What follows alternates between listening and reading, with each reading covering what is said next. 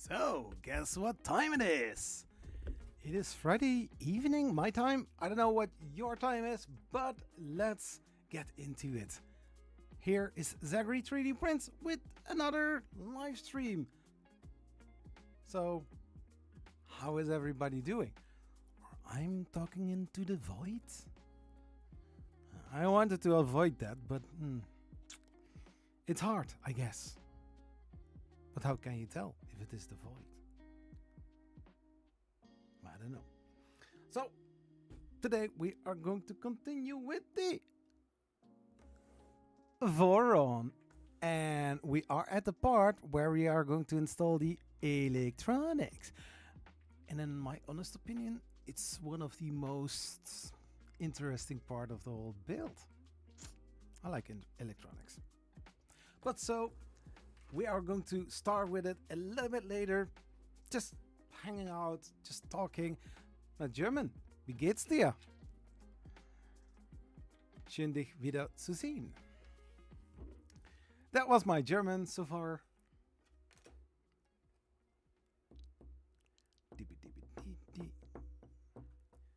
So yeah, my Voron is getting very nice. Need to get...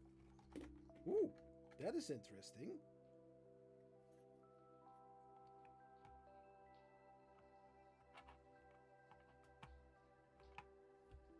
Ooh. Oh, and this broke.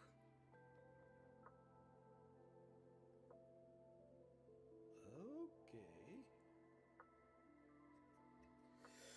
That is very interesting. This is printed with... I think I need to print this with...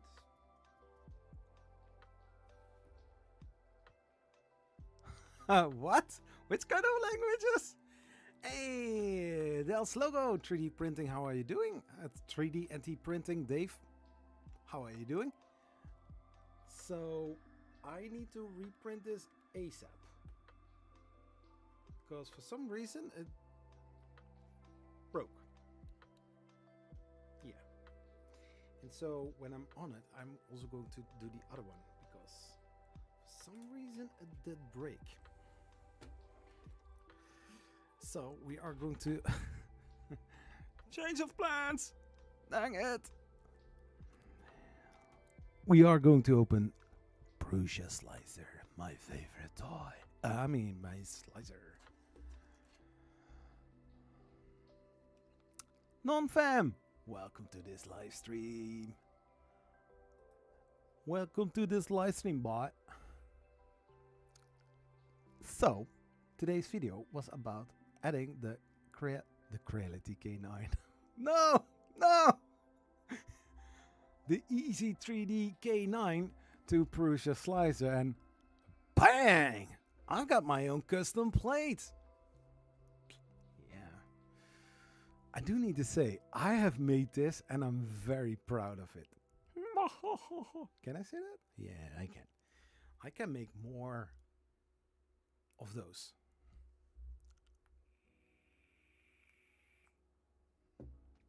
It's a 10-minute print with a 20-minute of heat up time. Well, I'm going to print on my Prusa because there I've got my Prusa Pet G Gray. I'm not going to give Bamboo some time.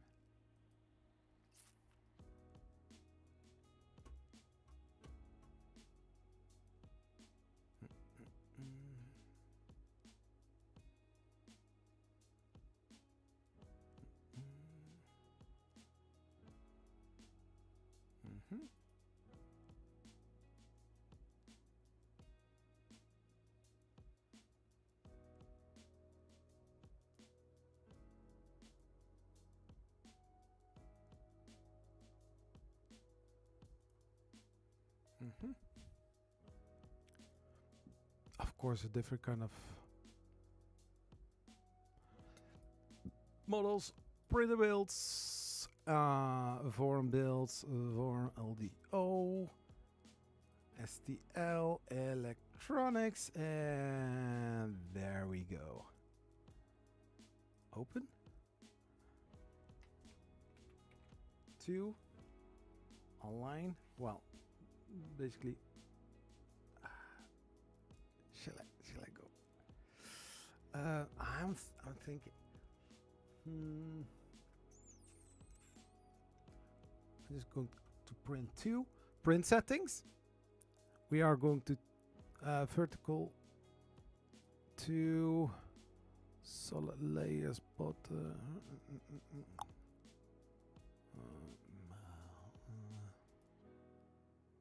yeah, infill. Not that that really matters, but anyways, oh.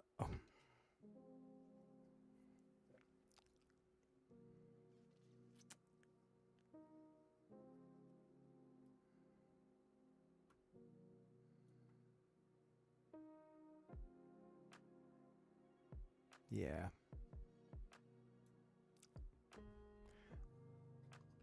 Put it in there.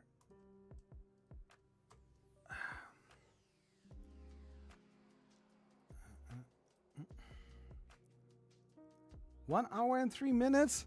Fuck. If I do just one, how? No, wait, cancel. Hold your horses. I'm going to print just one. Okay. And wow.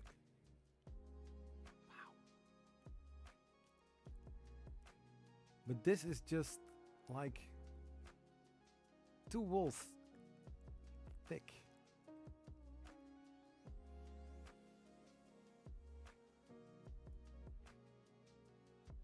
Yeah.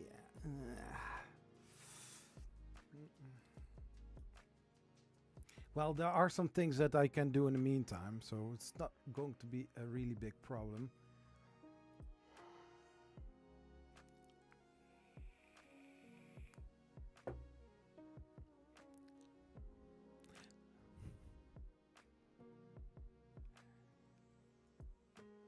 Yeah.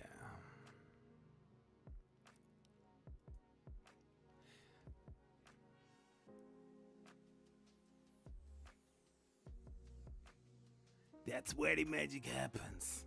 No, but I mean, like, if, yeah, today I released a video about how to do a slicer or slicer setting. Yeah, it's fun. I mean, like, you mess up here, it's going to be messed up on the printer, I guess. So I'm going to take this out.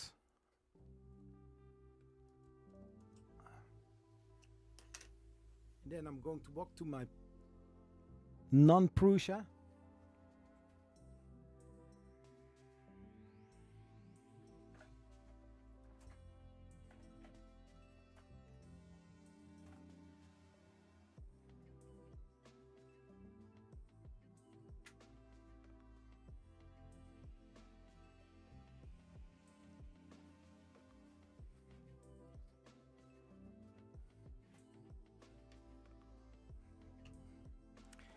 I mean, let's be honest. There's also another way to do it, and is removing this. Put some VHB tape on it, and just stick it to the plate. That we can also do, because, in my honest opinion, if you saw me last week, it's flexible. Mike Jones, welcome to this live stream, man. Good to see you. Nothing starts to print, huh?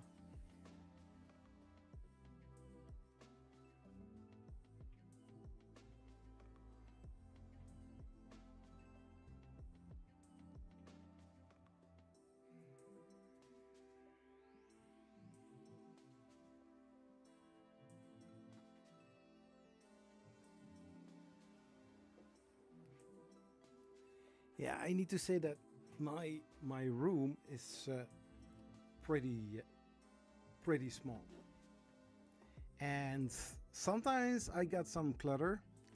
So here is trash bag with a laptop bag on top of it, and then some empty cartons that I need to dispose of on top of it, and a hoodie, and also something else. Hey Tim, the Wit 3D Canada, how are you doing? Welcome to this live stream. There's here a SR from FL Sun standing behind me with some tools on it. I have here this little toolkit from LDO. I've got stuff everywhere. So yeah.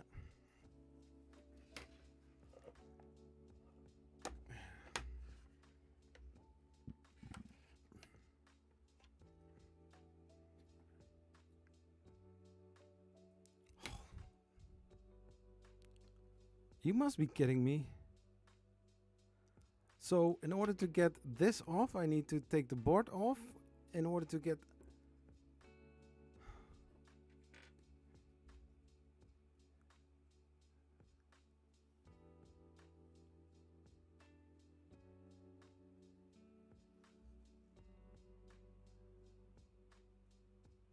Is that not something that I can put behind it so that it keeps, you know, closed?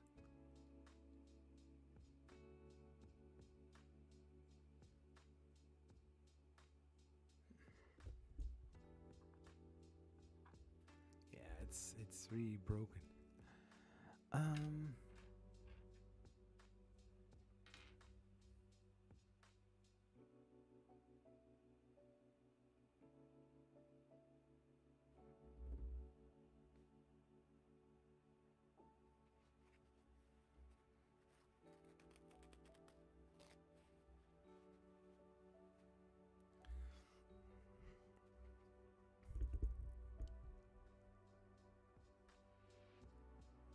Okay.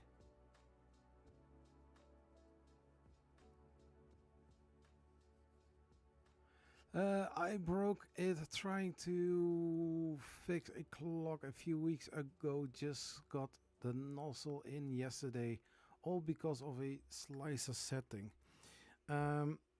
When it is getting clogged, there can be multiple reasons. One could be indeed, as you state, a slicer issue. Then your, I think it was flow rate can be too high. You need, which kind of slicer do you use? If this bamboo, I'm not going to say if it is bamboo, I'm not going to help you. Just a second. I'm MacGyvering this a little bit.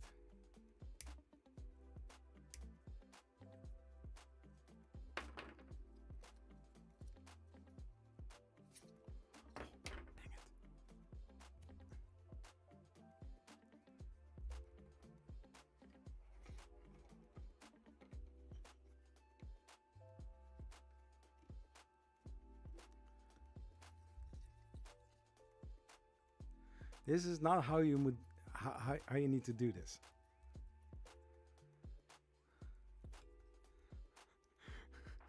And later on, I have a really hard time to get it off. Well, actually, it's it's stuck. Nice. How did you do that? Well, I took some kitchen wipes and I folded it several times and then pushed it in between, and now yeah. Can still get it off, but I mean, like the connection. Wait.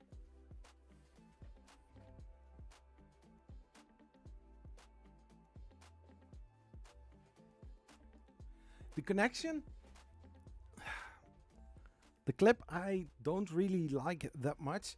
It could be a little bit thicker, but if we are going to make it thicker, that means that the screw holes are going to be wider or ellipse form. So we were talking about the slicer. Well, within the printers, I think it was machine settings here. Yeah, I've changed it into normal mode. Normally I have expert. Yeah, extruder.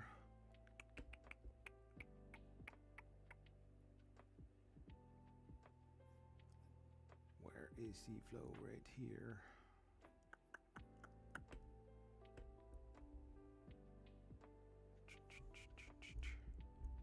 Yeah, these are all fine-tuned for the Prusa. Yeah, so here you have the high flow nozzle. It's not selected. That's cool.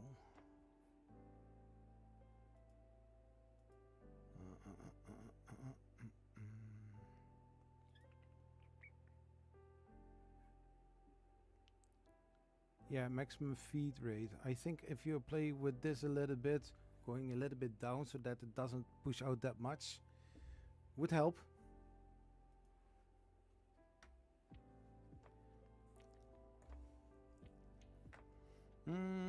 Cura, but about going to Orca. Yeah, a lot of people are switching over to Orca for some unknown reasons. For some unknown reasons, I don't know. Maybe. I watched a video where a guy upgraded to all metal hot end and has some issues. It really was the extra long retractions. Got a Bowden setup and they are long to begin with. So Bowden setup instead of direct drive. Yeah,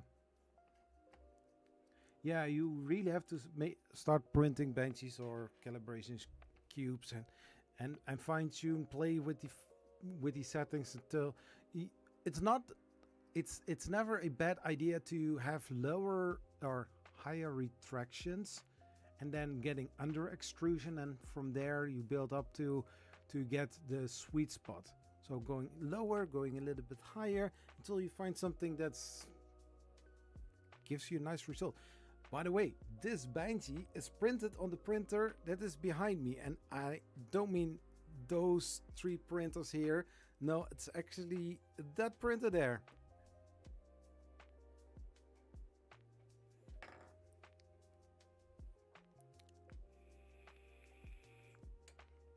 Hey, Ops Crafts Shark, how are you doing? Welcome to this live stream. So today we are going to continue with the Voron V0.2 R1 from LDO. Jason was so kind to send me one of those kits. No, I don't have the turtle box or the. No, I'm not one of those people. No. I'm saving my money up for a Prusa Core 1 kit version. I'm not going to reveal anything what I'm going to do with it, because if I'm spilling the beans now, some other people might get one before me and I'm going to do the same thing, and it's not original anymore. And no, I'm not going to do that. No, I'm just going to shut up about that and just do my thing here on YouTube. Is that good with everybody? We are not going to start complaining here about things, how they go. How things do go. This is part 12 of the build. So far we ended up doing the electronics. And now we have this amazing board. And this was just after the video for the... I was talking about the Bambu Labs P1S and the controller board stuff. Was that the video from last week? No, that week before. What did I push out just last week? I don't know. Yeah, two videos a week does do that. Yeah, good idea.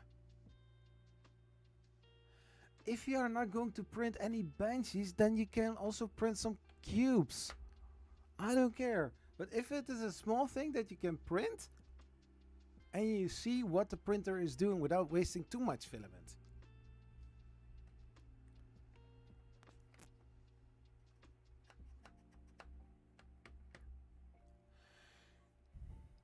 I mean, whatever you do, it's your choice. If you don't want to print benches, then you are going to print something small where you can test and see if the model is as it's supposed to, or that you have to fine-tune it.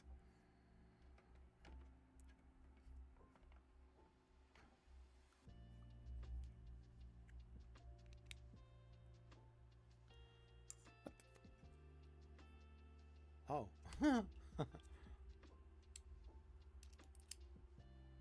Oh, that's how the cookie crumbles.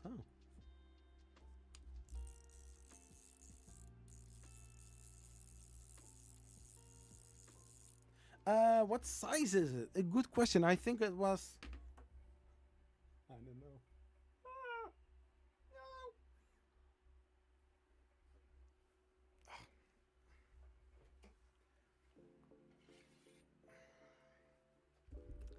The build plate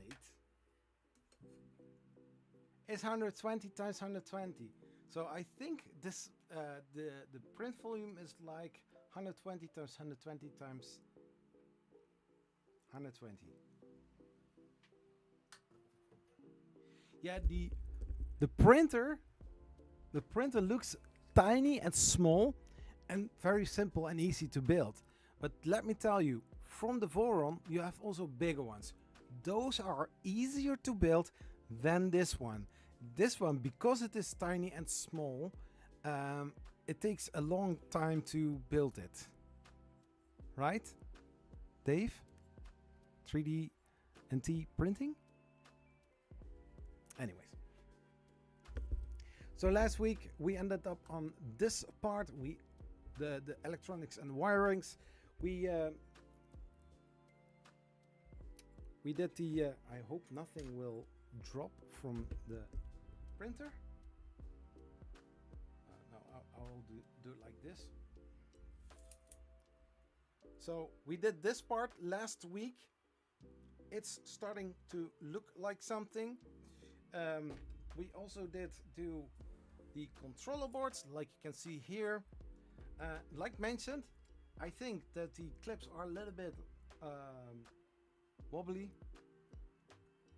and also from the tool head the controller board there as well.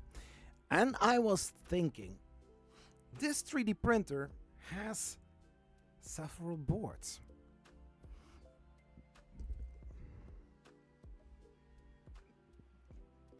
So it has the controller board, a Raspberry Pi. Those two both are connected to this board, and this board is connected to this board. So we have 4 boards that are communicating with each other. Well, I was thinking last week, like,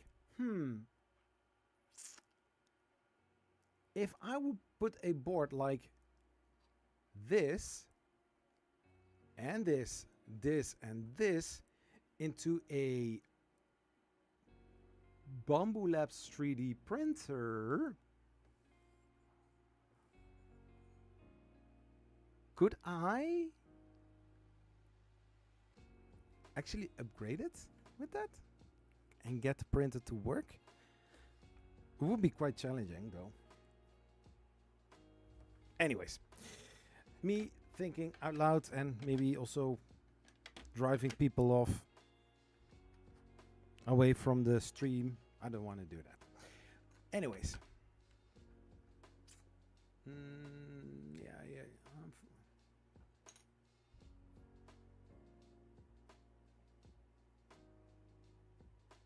Unfortunately, the gems only show up on longer prints after a lot of retractions.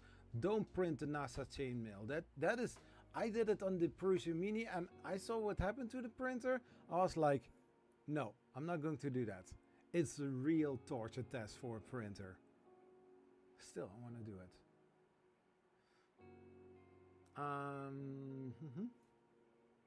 I got some carbon fiber lace PLA. I want to start printing parts. Maybe just one Benji. Printing ABS A100 260. Oh yeah. But did you have to go with the ABS 260? Like 250 would be sufficient enough, I think.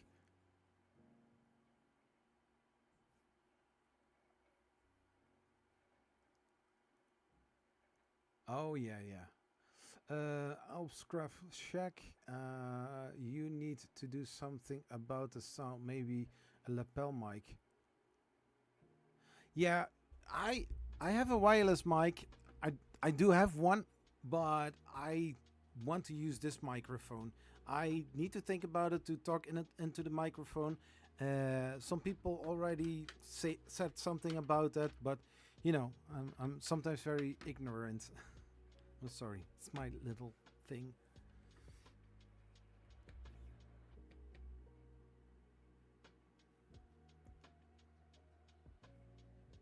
Because if I'm going to set up the mics now, no. I was just testing the all metal hot end. Its limits, I think the ABS. Okay.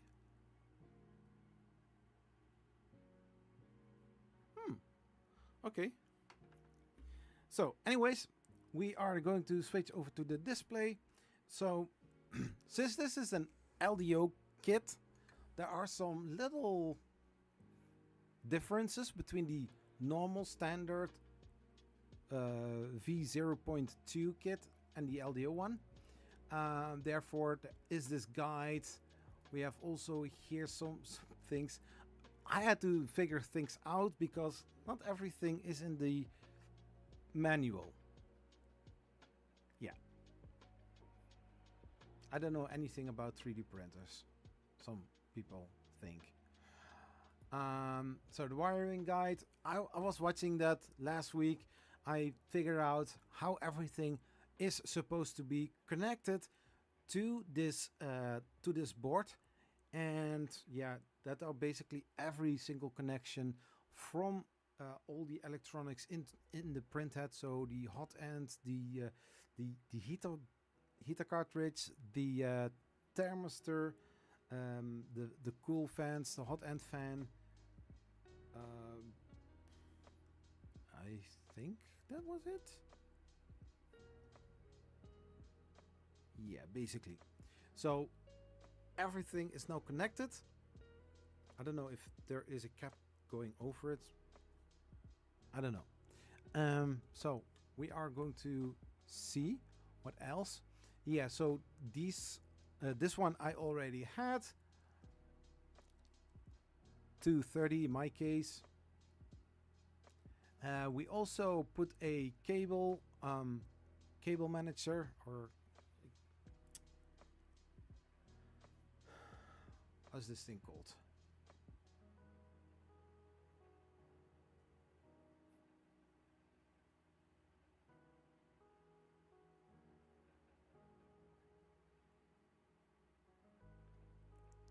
Yeah, at least through the cable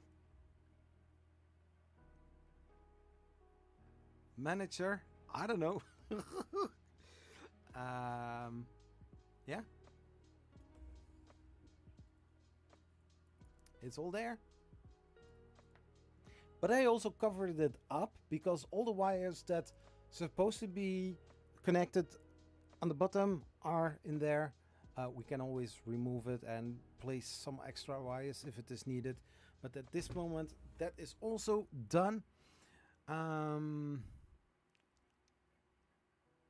Then it says how the power supply is connected to the through the cable chain.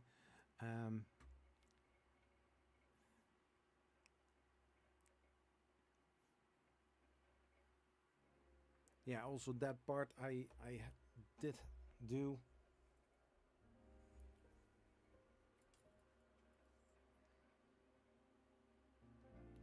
So here we have also the wire going in here and then like this to the controller board. And now I also need to connect the picobellical wire as well.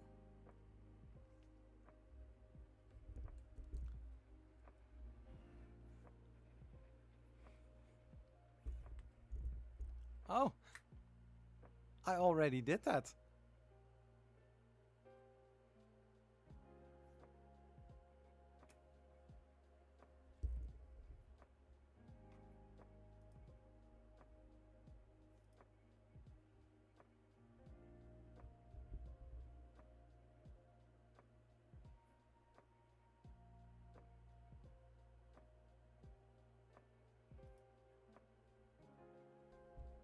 So that is that.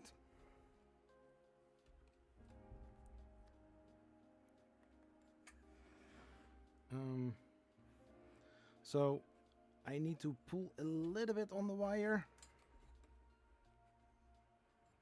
so we can remove the cover a little bit.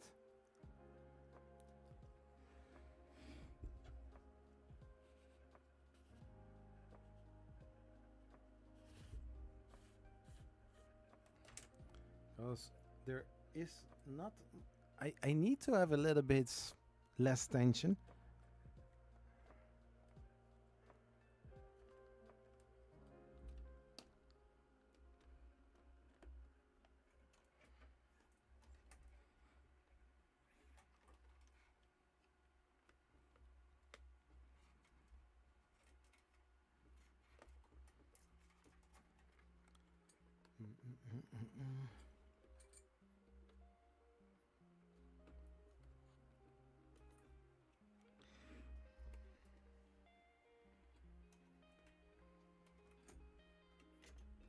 So I've got enough.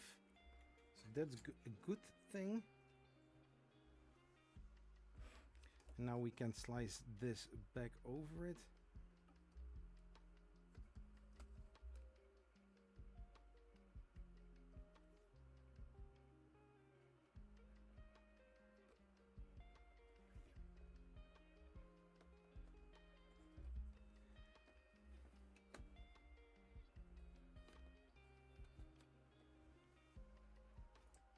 So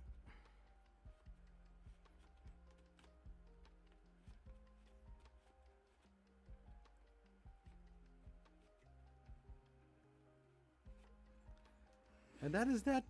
Look how nice. And now I've got a little bit more wire. I see there is something black here. I think it's for a later stage in the build.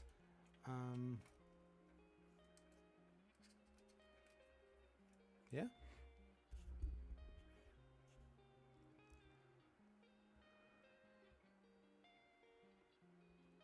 Here we have also close up how it's supposed to look like.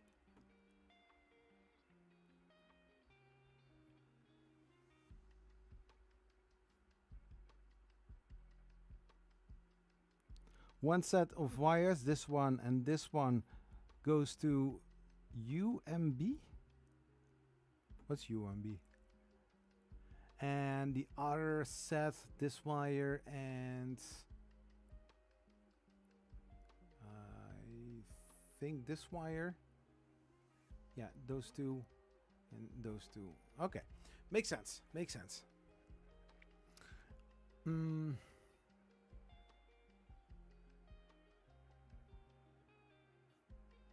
I see here 3 wires.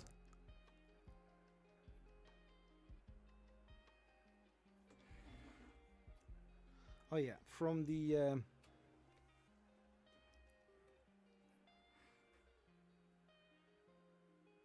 yeah, that one is also there.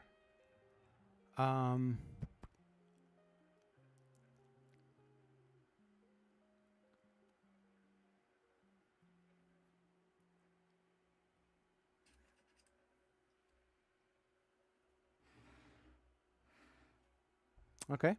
Further.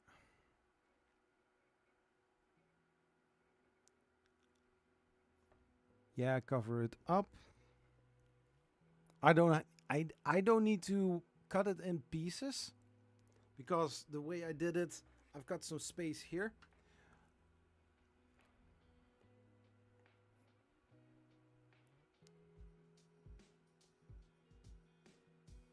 And the SKR Pico has the same hole pattern as a full-size Raspberry Pi. So both mounts are being the same, just like we saw last week.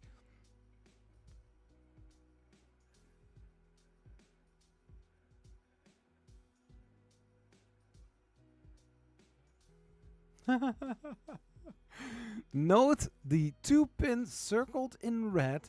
This is the USB power jumper. It should not be populated with a jumper. So don't put a jumper on that spot, okay? Which one is that? Ah, this one here. Should I put a jumper over it? No. Let's not be annoying.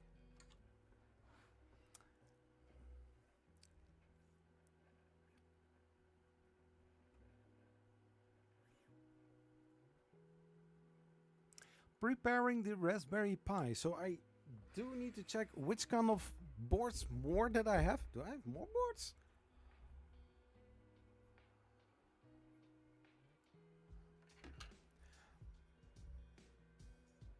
Oh, wait. If your kit includes a Raspberry Pi 02 watts or 2W, it will come with a USB expander PCB. Print this mount, designed specifically for the USB expander. Okay.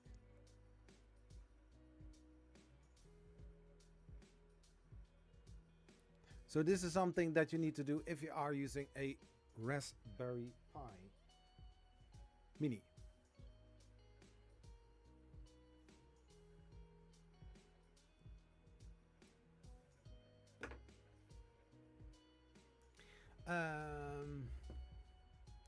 Preparing the Pico umbilical.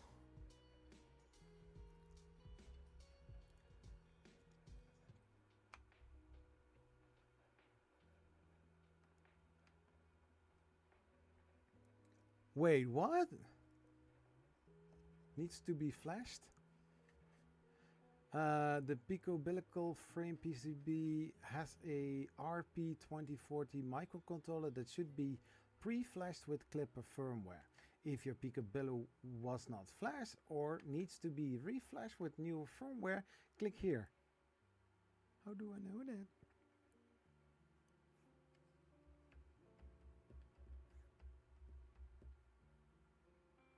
Oh, and that connector.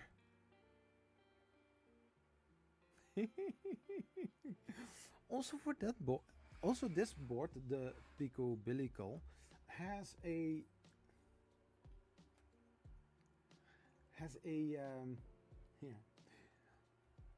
jumper or 2 pins that that should not be connected with a jumper.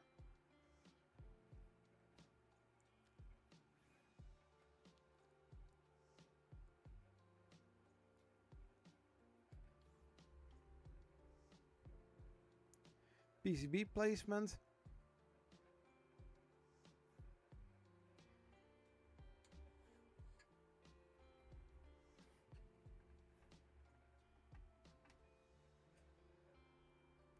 We got room to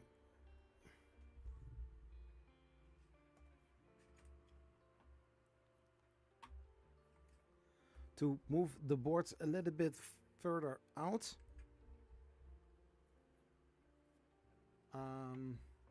Yeah, that looks all right. Now we are going to connect all the good things.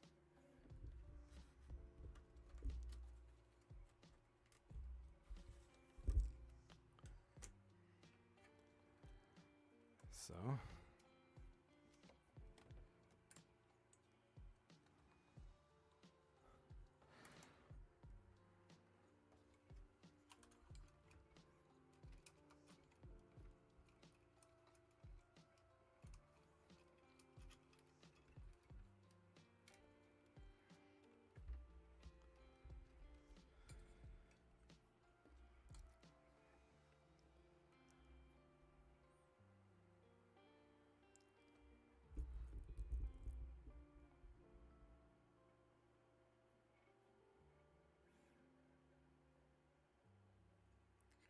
So we have here the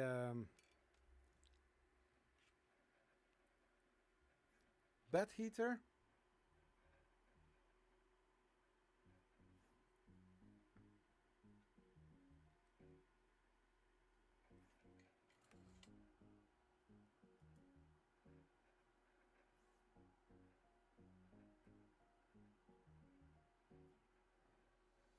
So, okay.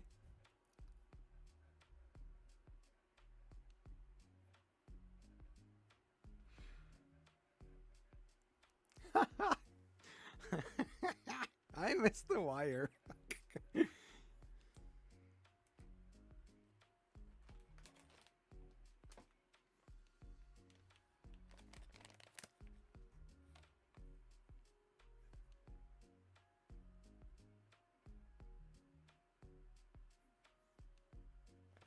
Yeah, so this wire that I have here is not for this board. Could be used, but I've got also here a DC wire.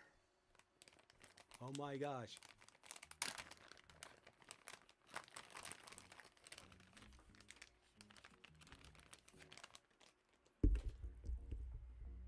So this needs to be removed.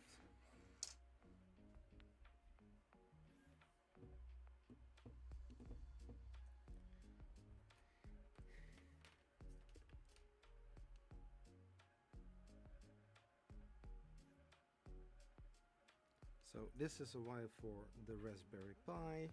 This is for a stepper motor. This is the famous cord. And then we have this. So this end goes into the power supply, the PSU.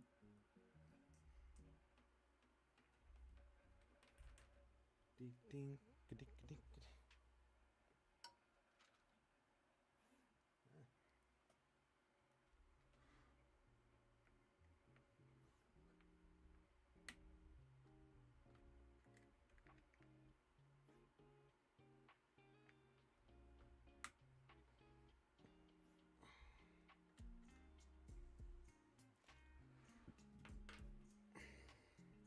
So with these I'm going to connect it to the power supply. Shouldn't be that hard.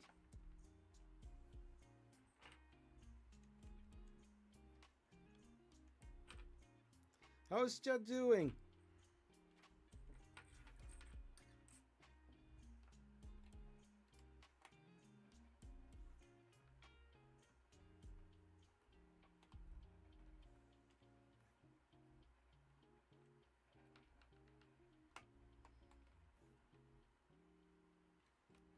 That was one.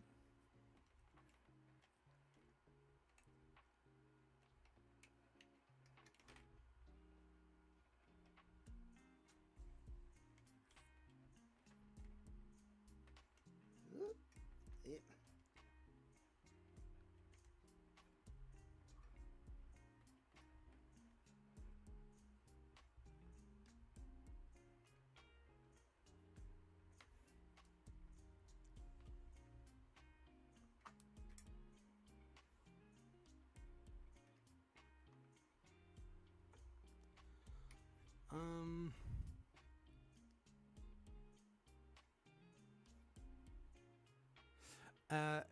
It basically does extend it, because yes, you are right. There are so many possibilities on this small board that why would you need a separate board? There are some connections we are going to make between the Pico and this board and the Pico. You don't see it, right? So we are going to make connections between this board and this one, but also this one with this one, and this one with tool head. So everything is going to be connected, even with the power supply, of course.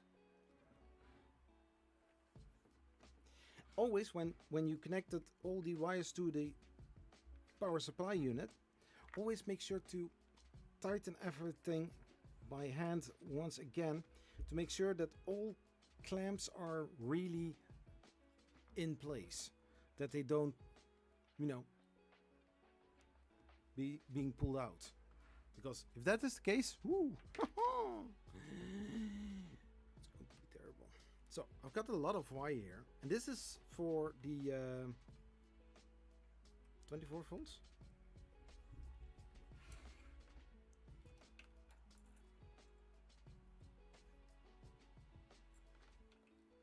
Yeah.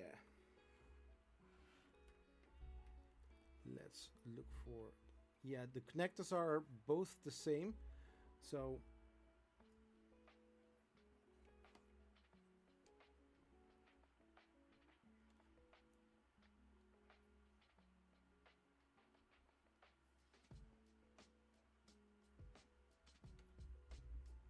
yeah, both look the same. So we are going to put this in here as well.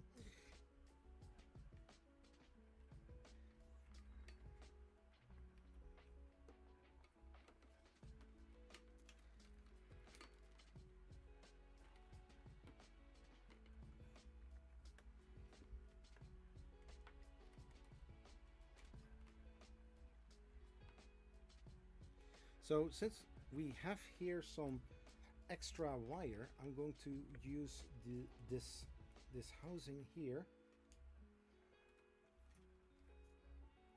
to guide the wire, so that we don't have too much wire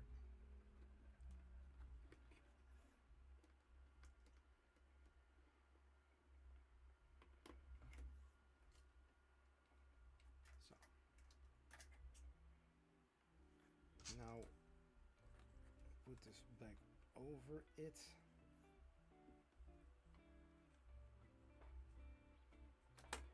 Yep.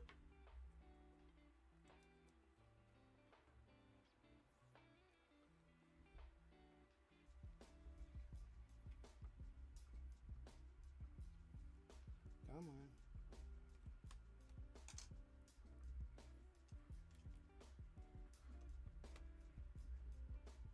So.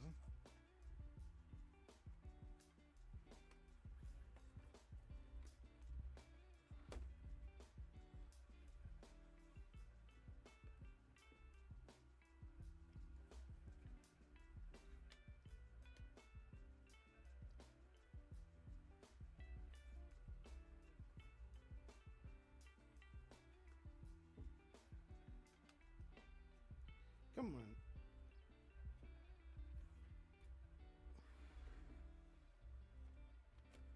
Yeah.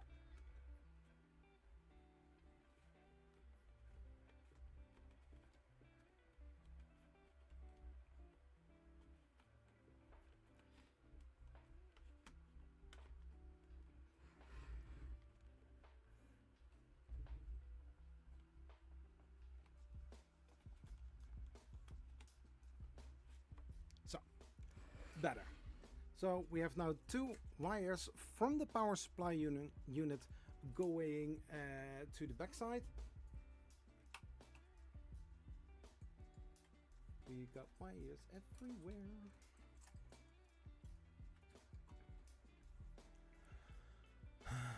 See what I wanted to you just connect it to the COM bus if you use the motherboard. Ah. Okay. Yeah, because there is one wire. It's very thin. I think it's still in here. And this is this, you know, paper plastic-like strap that you most of the time find with Raspberry Pis. So that is that.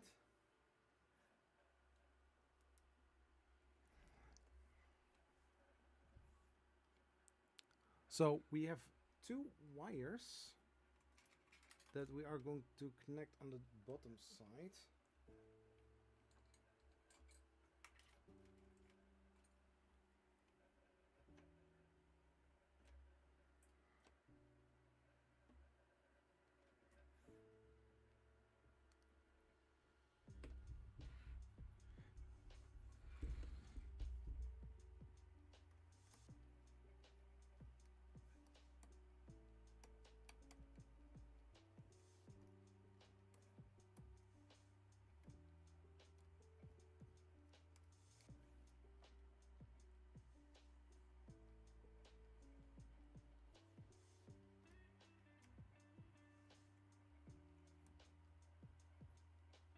Yeah, but eventually, if I'm going to connect it, I cannot.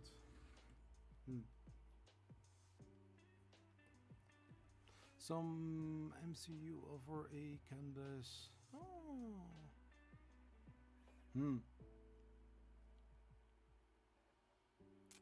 Yeah, I have heard of those canvas systems, but it never really did do anything with it. Maybe I should do it in the future.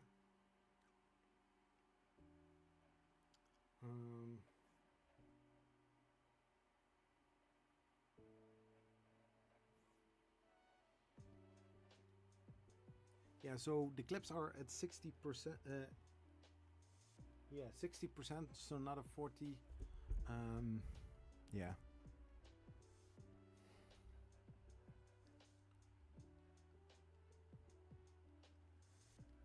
Yeah, I'm going to connect the wires and I will see.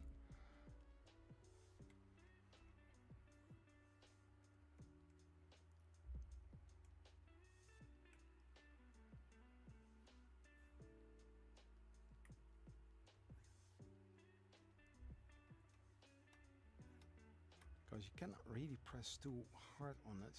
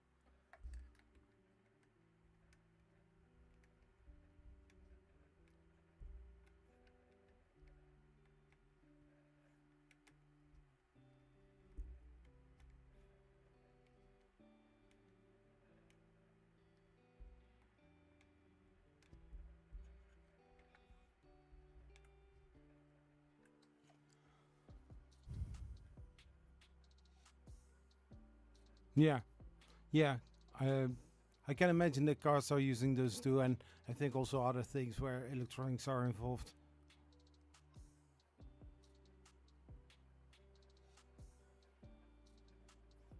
Yeah, I can imagine that.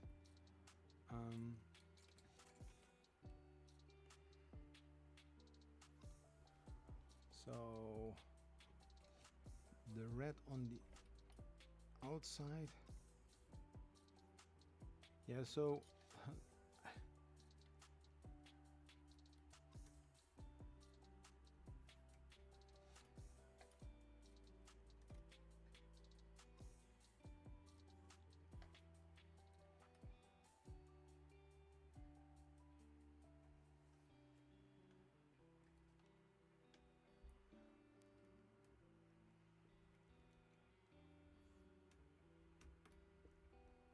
yeah, I mean, I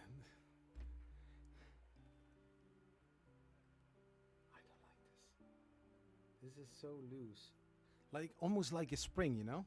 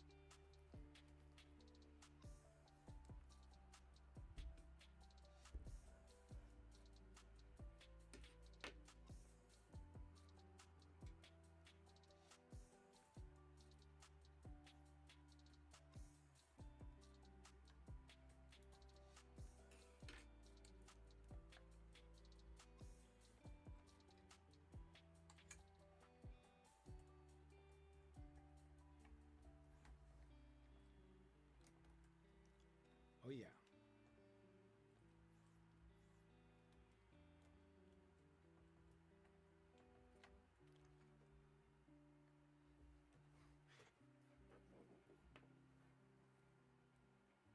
And it's all your blinky LEDs with canvas. That's nice. Bleep, bleep, bleep, bleep.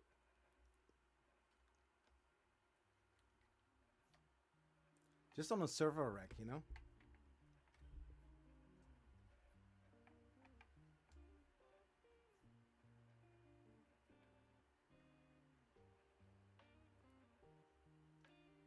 Come on.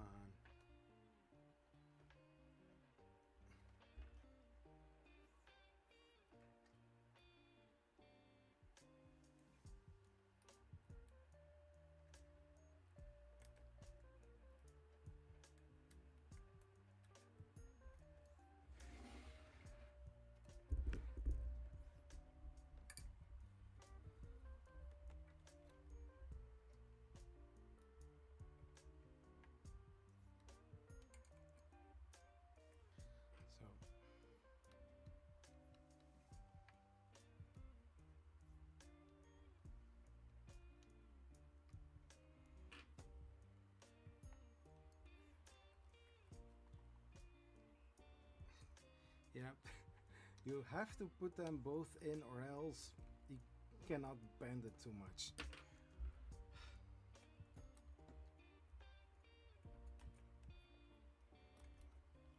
Now, both are going in, so that's good.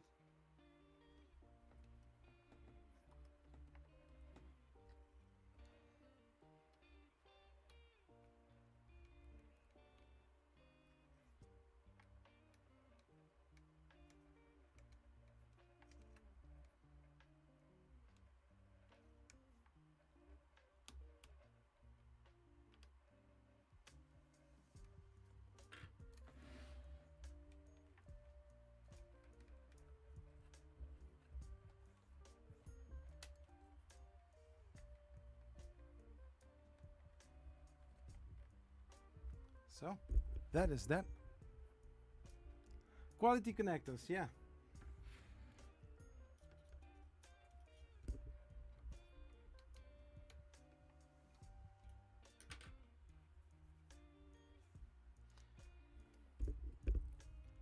And then the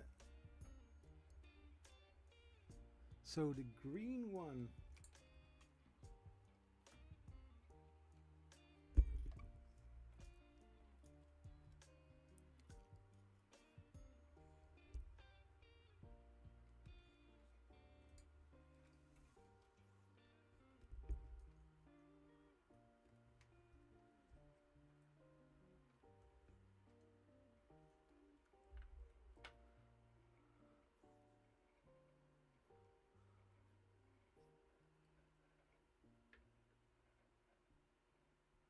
but better Mr.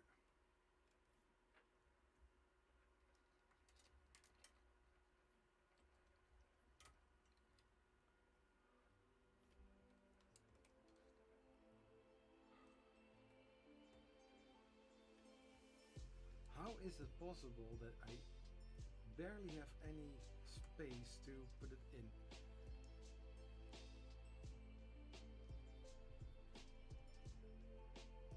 So weird.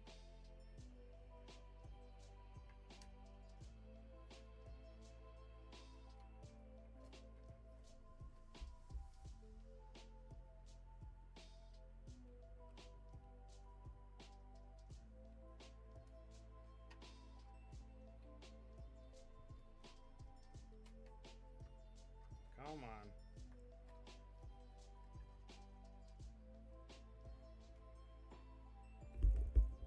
And then we have the RGB, which is funny, that has a way longer, and that one sits right over because the images.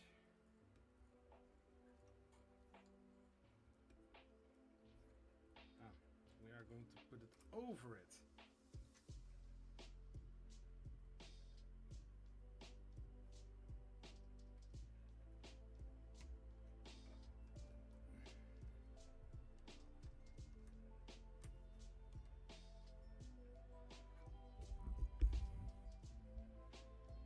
So then it looks like this. Thermistor for the heated bed, the RGB, because there is RGB in there, the heated bed wires, the power supply unit wires, and yeah, basically it. Then we have stepper motor A.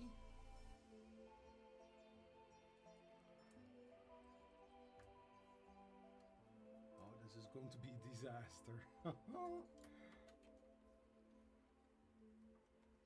Because at this moment I have no idea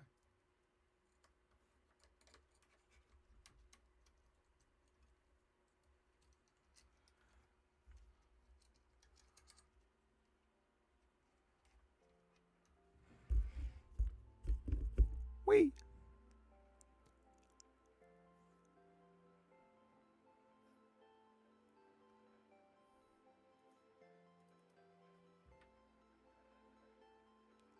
So the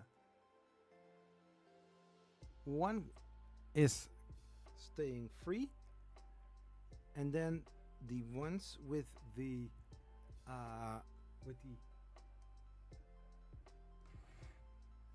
this cool plate. So stepper A goes into the middle.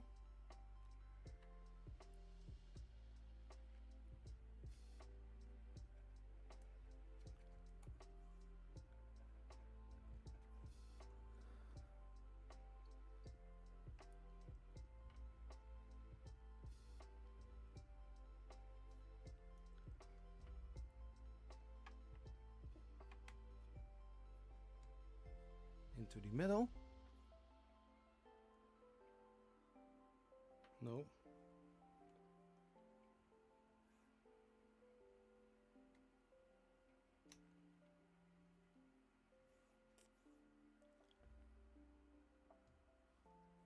Yeah. Then this one goes. Oh my gosh.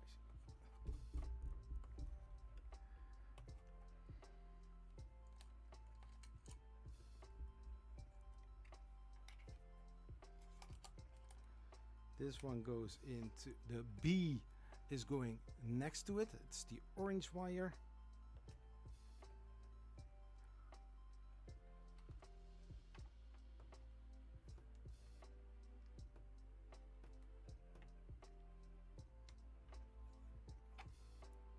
So, and then we have a stepper wire.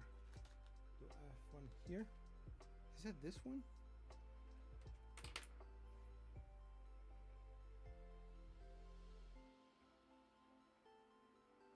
Oh, this is for the E step.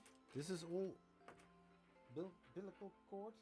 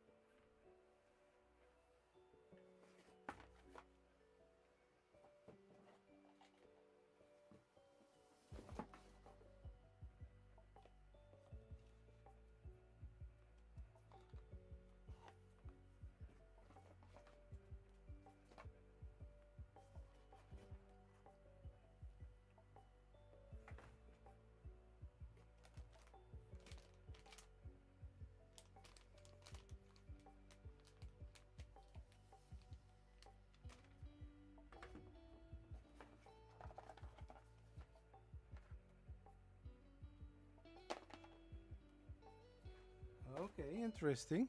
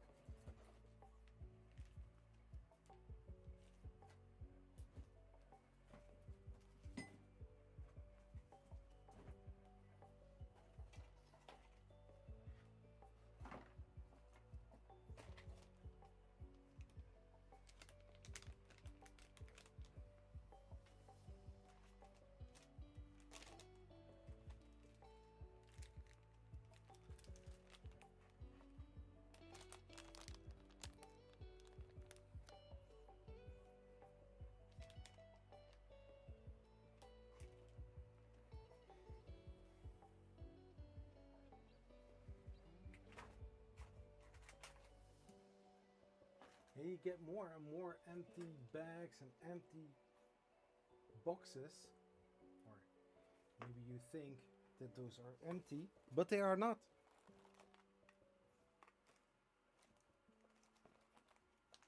And I can also not remember that I put the cable in there. Where is the stepper motor wire?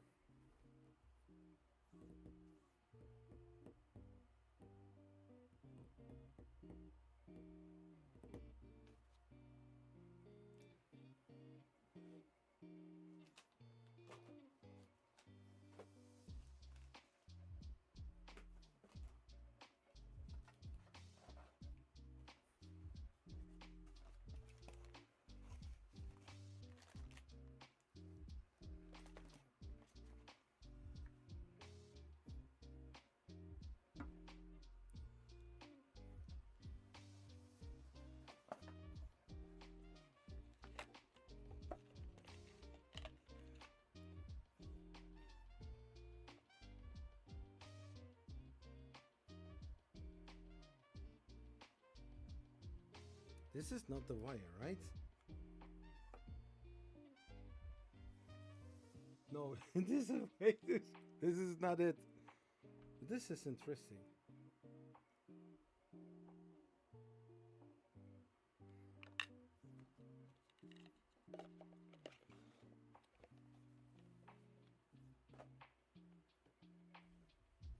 I know I had it somewhere.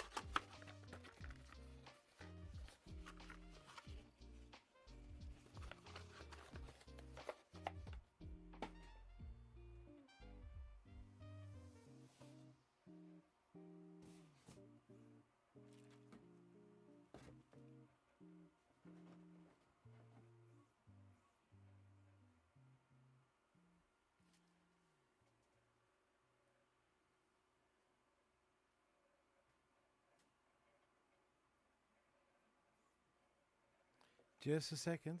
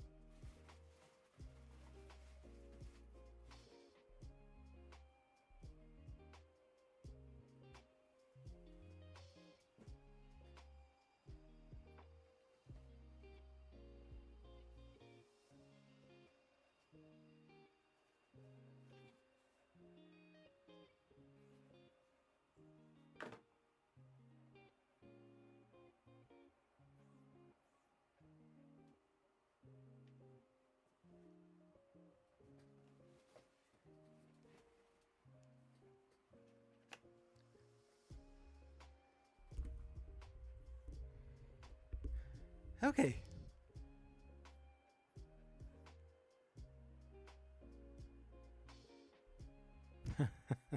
You escaped. Well done.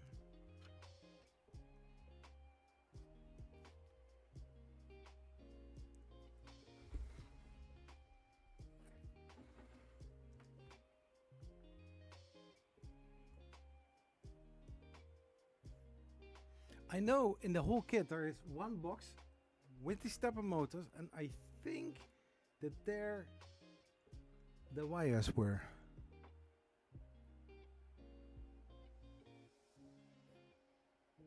But I'm thinking, so if here it says e-motor, but the thing is,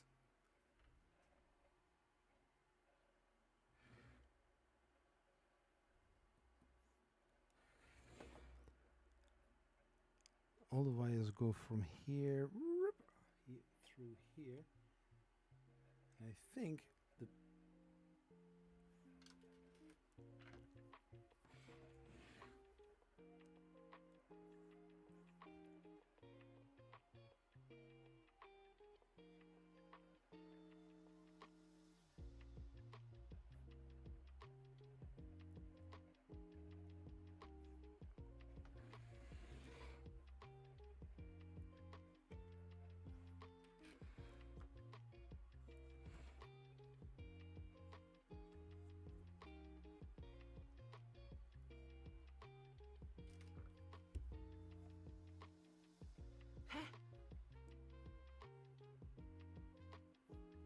what is this then?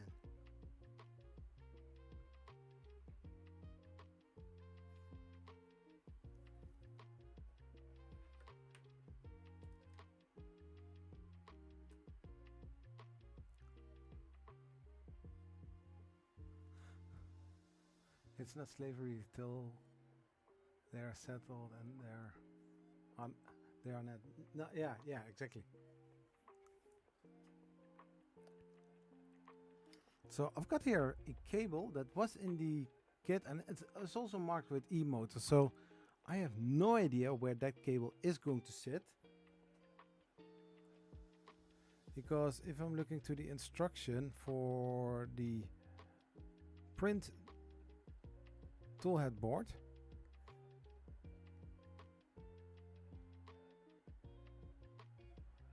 right here it says e-motor. So the only thing that I can think of, that this wire goes from here through this little thing here. This has also such kind of connector. What? No. This is a different kind of connector.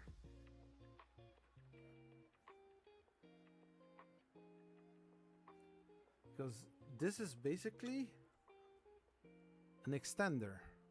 You see that? It's looking different. It's not 1 4 and 1 6, you know? Usually what you see.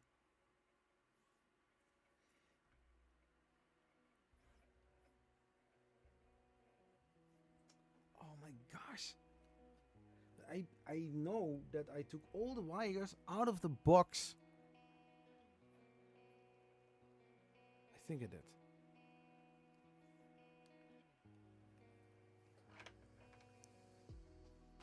So it must be somewhere here.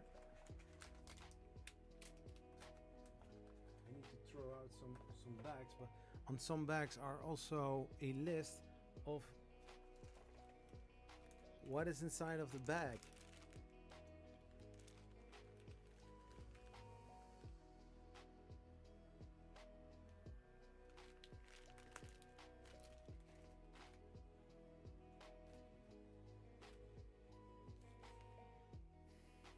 Origami bed mount.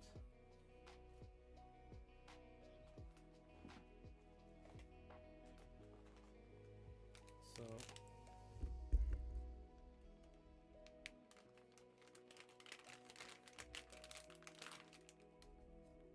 we have here this little tool board.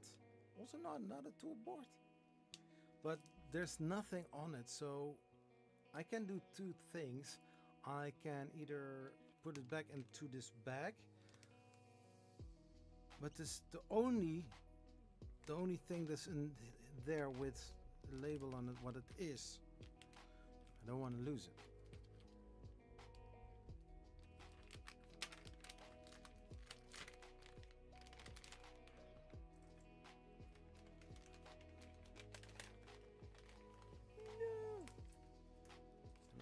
this wire. I'm going to put all the picobellical board items in here, making sure that I have everything for that specific tool or the thing there. Everything is where it's supposed to be.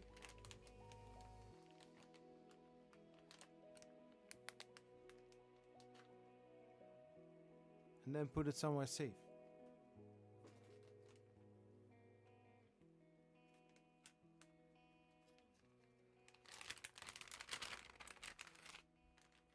Then we have a USB and this tiny wire.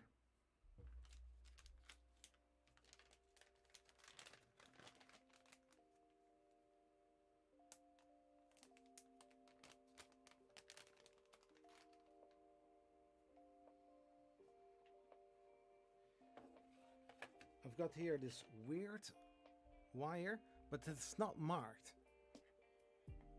So it can be a big 3-tech kind of connector. I think I had one in my box as well.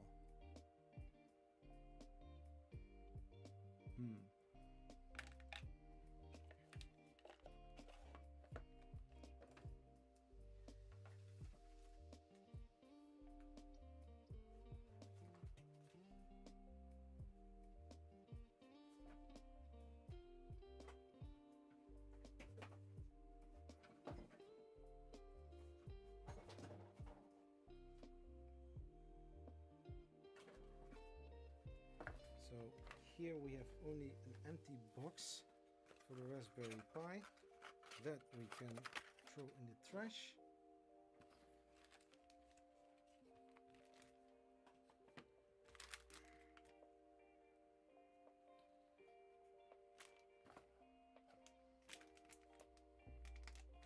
So this is for the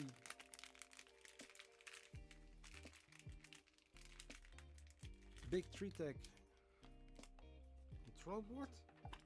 I'm going to put it right in here so everything is on one spot.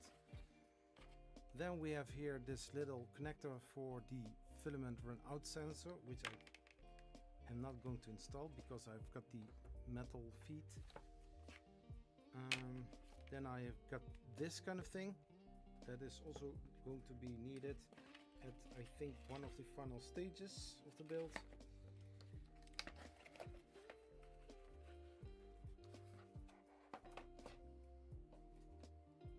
This is empty. Also empty.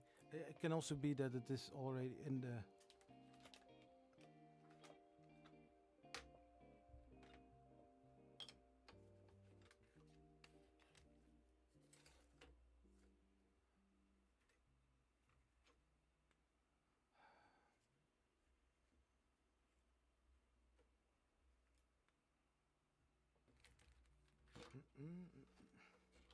so much stuff on my desk, and I also need to do some normal work here. It's kind of crazy.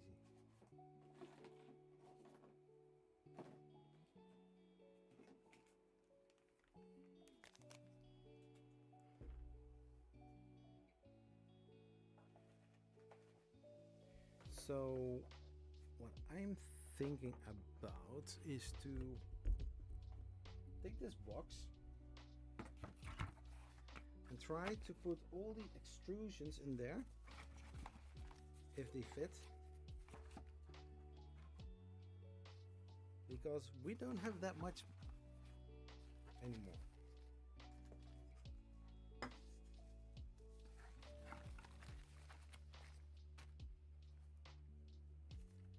Those are all empty.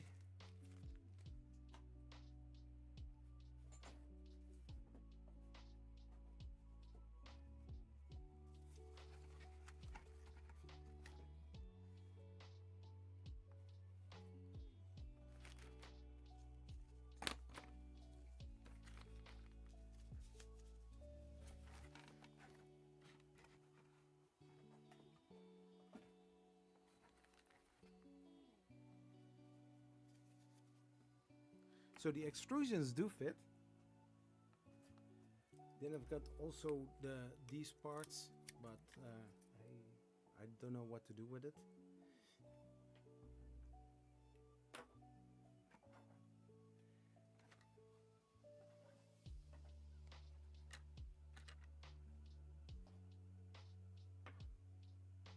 So the parts that I do need, I will put right in here.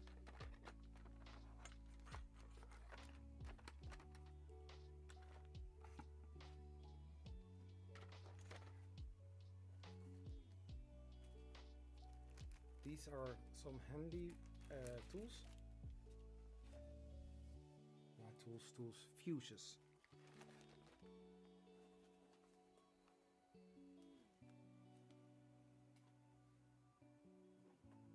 My whole life in a nutshell. We're in a box.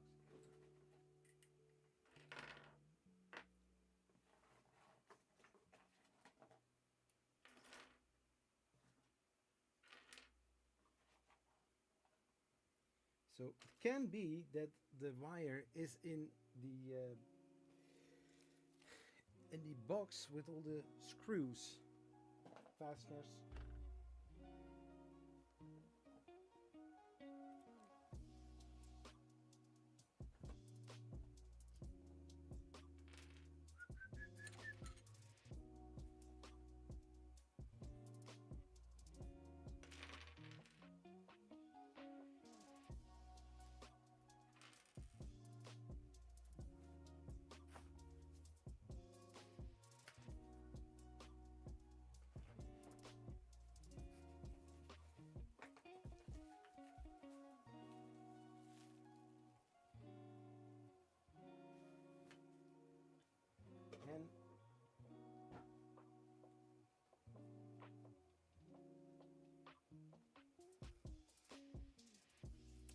And this box is completely empty.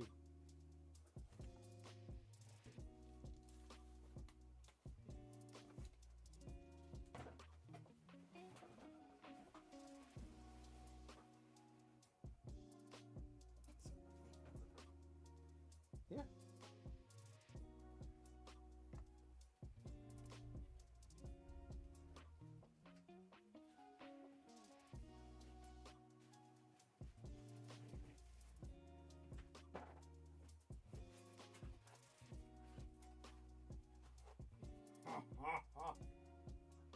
Got him, boys.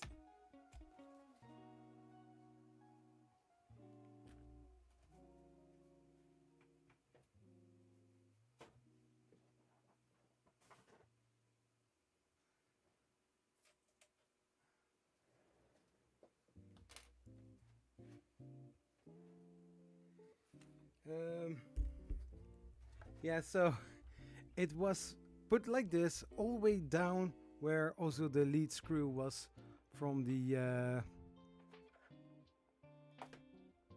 step mode. So I've got the wire, but I got also some labels. How attentful.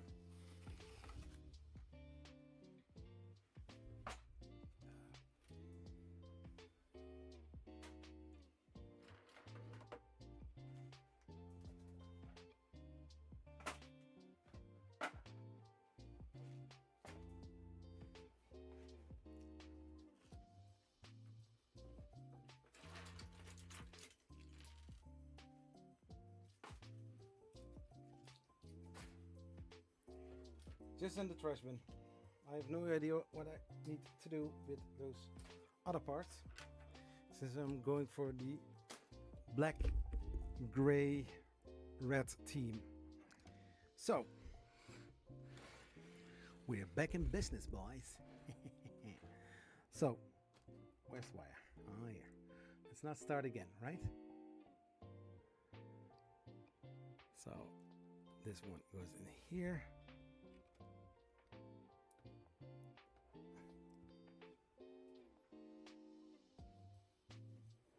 Yeah, I have been printing and Swarm in here. I'm going to go downstairs within a few minutes, and then I'm going to get some cool beverage.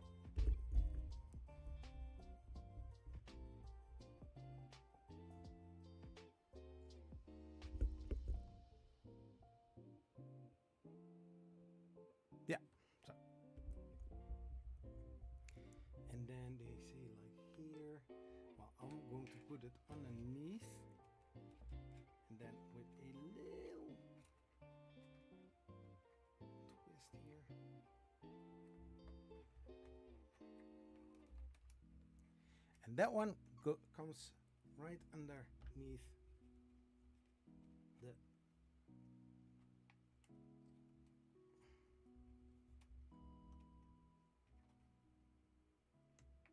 just like that. Nice.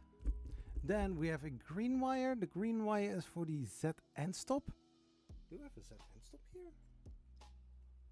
Oh yeah. Huh. Huh. So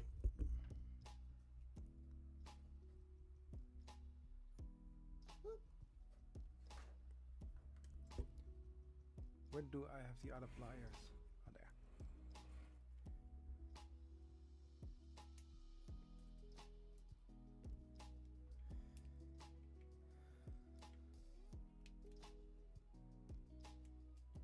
So, this is so nicely done. They have everything well packed together. There are even some connectors on it, pre-crimped. And then you have this connector as well.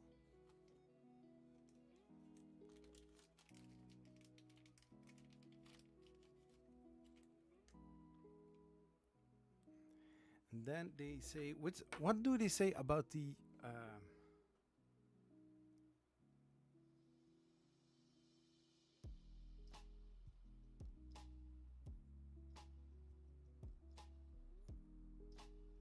so white on the top.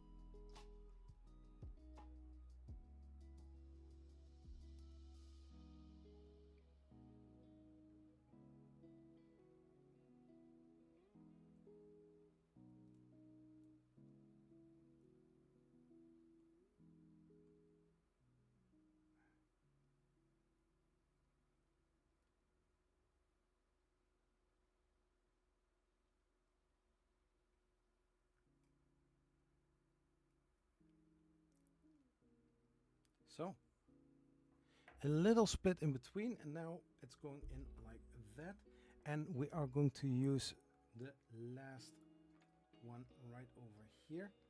Just fold it like that.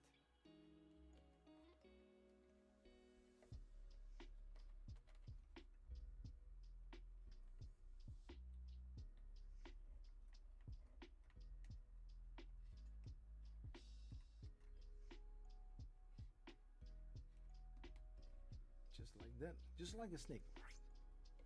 Hey Tsunkai, how is it going? Well, robot rides going to be tricky, I think, in the future. Really? Are they going to do that?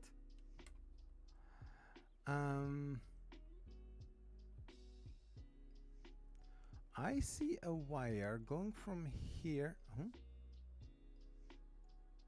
Which way is this? Hey?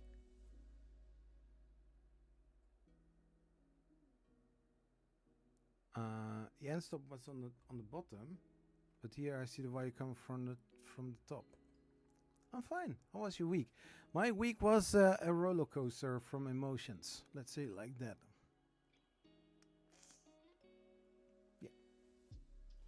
Now I saw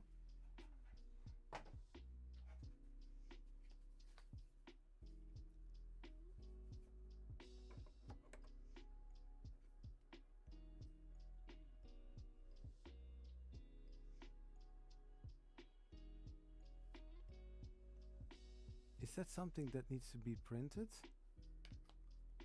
Don't tell me that. I'll pak one with duct tape, jongen.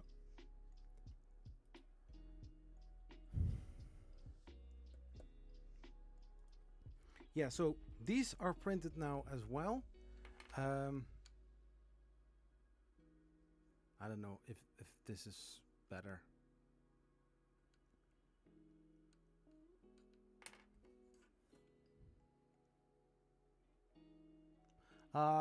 You know, let's say it like this. If the weather is rainy, my mood is swinging badly. And it doesn't matter what you say or what else happens. If I have some happy moments, then I'm happy, but yeah, it's what it is. 46 years old. Never thought that something like that would happen.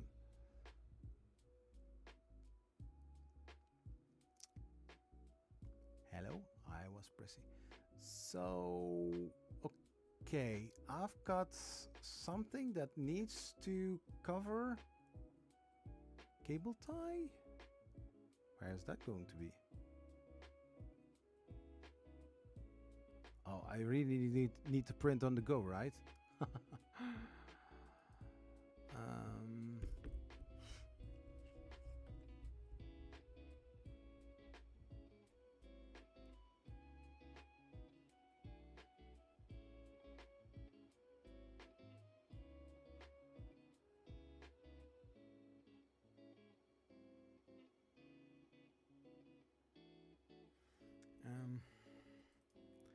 So this is all for the top hats. Tools. Let's change this into this. T-net mod tool. Why? Tool heads, skirt. Let's check this in images.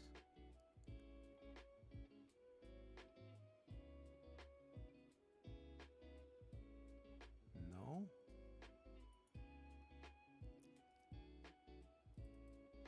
Panel mounting.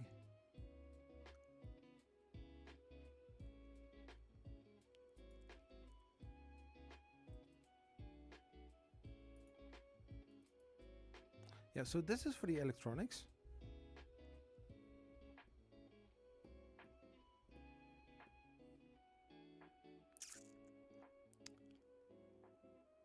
Cable tie. I don't really see where this is going to be. Could be all the way here on the bottom.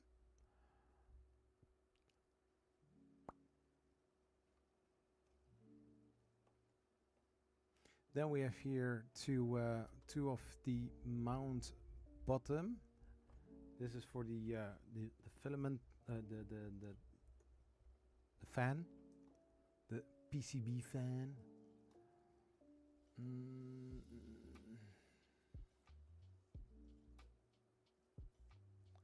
Yeah, it's some bad luck as well.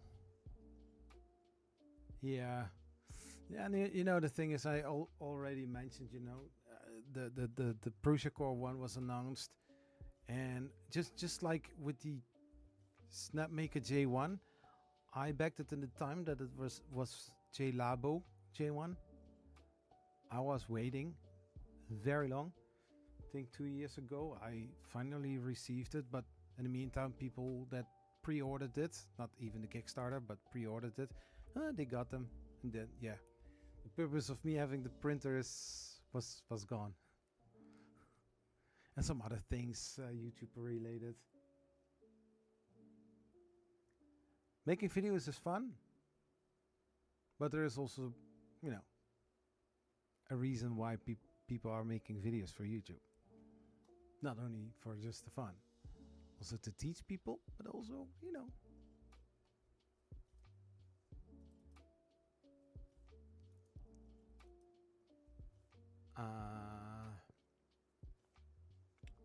So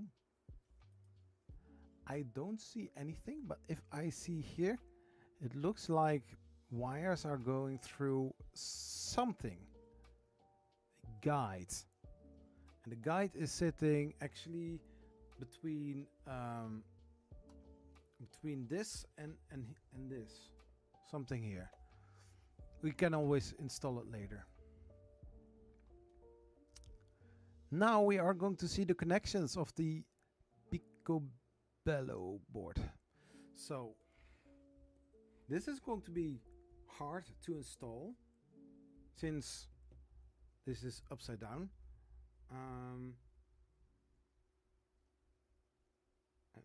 Can I come? Okay, so I need to install here something, here and here. That is not that difficult. Do I need to do more? I think. Is there nothing crazy is going to happen? Then I'm good, actually. Ooh. Interesting. What? So, yeah. So I printed all the necessary parts for my cheap Mark II. Oh, nice. Last week. Rebuild the printer for most of the part, waiting for my AliExpress package. Couple of the fingers crossed, man. That is, you know, if you ordered some, I need to confess, if I order something on AliExpress to work on a project, and you know that it is going to be arriving soon, you're all like, oh, I want to finish it. I can turn my head, look a little bit up, I see something sitting on something that I have ordered to actually make my third Mark III's even.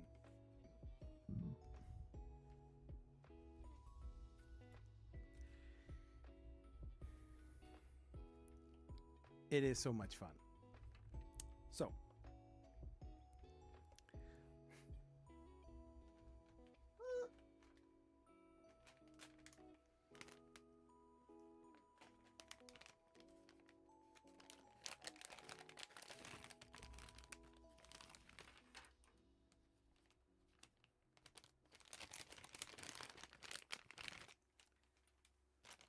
So now we take this wire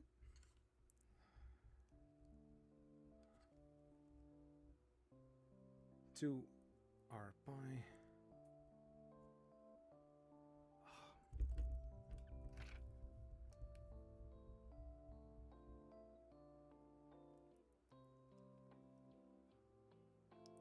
Yeah, so this is actually funny.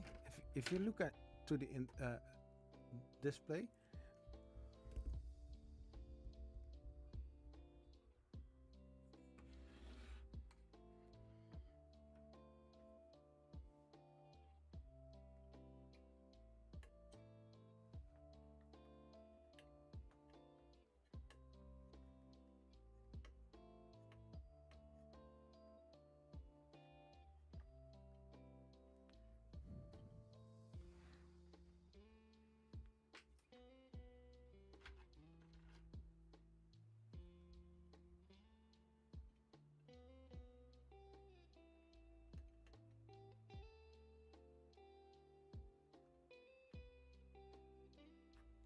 It's not even turning.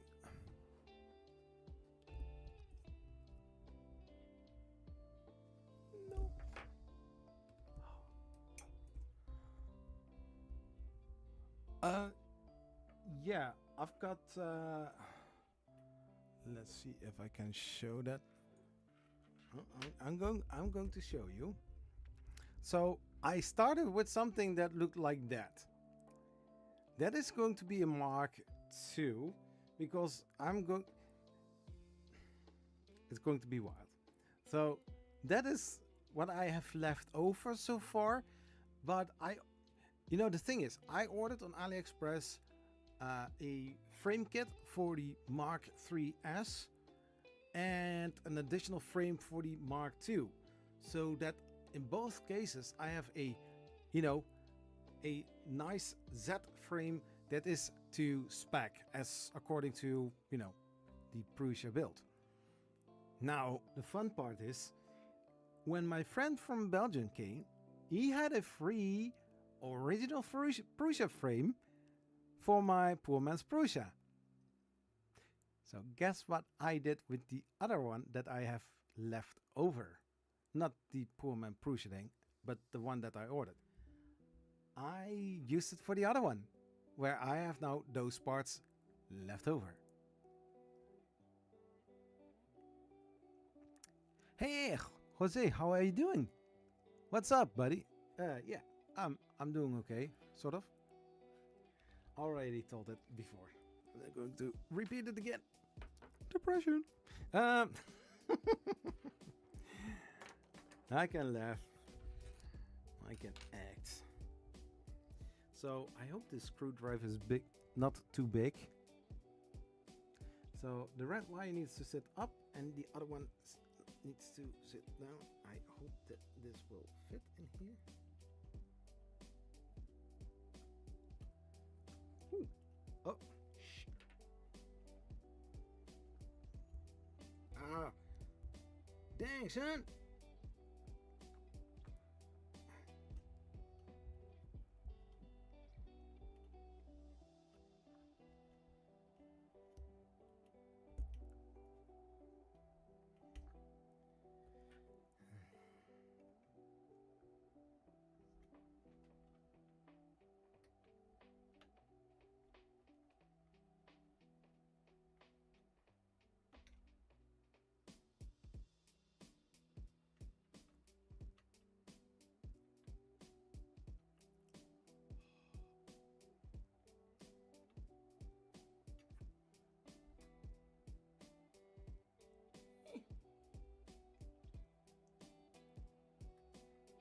I need to put pressure on it.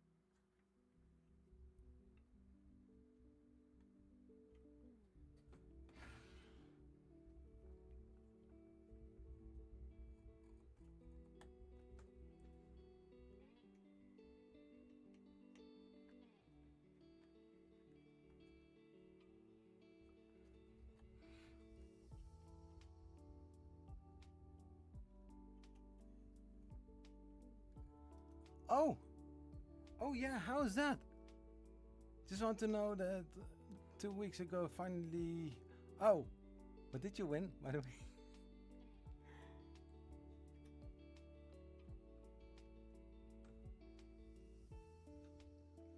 Yeah.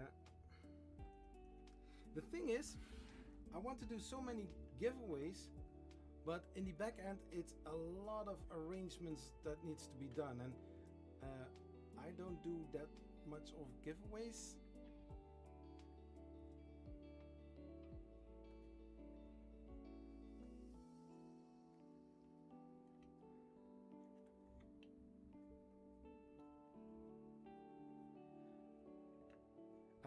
Did you win one of those G10 build plates?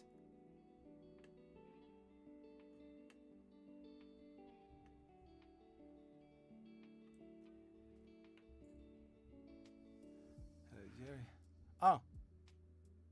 Yeah, the thing is, the website isn't clear how you need to clean those plates. Can I touch it with IPA? Can I touch it with soap? Do I need to put some glue stick on it? What do I need to do with it? And if I have this question, I can imagine if I'm going to suggest...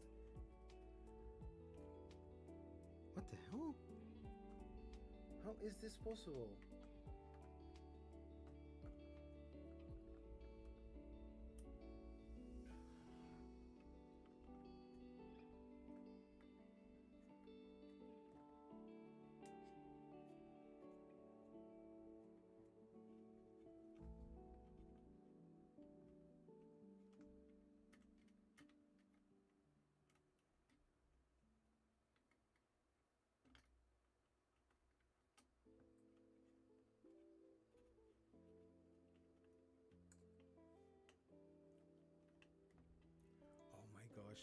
normal screwdriver that is electrical.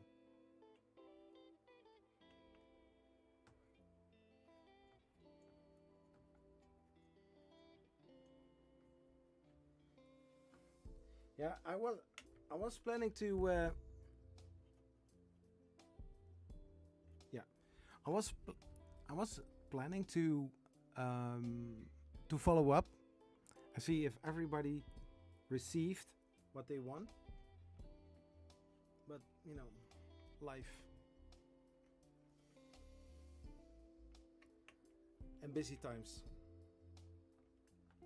and watching YouTube analytics. Basically.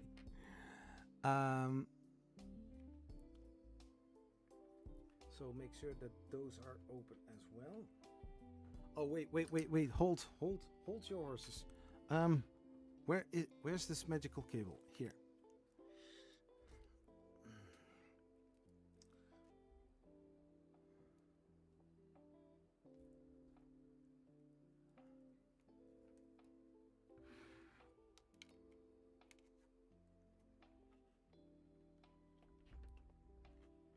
So, and now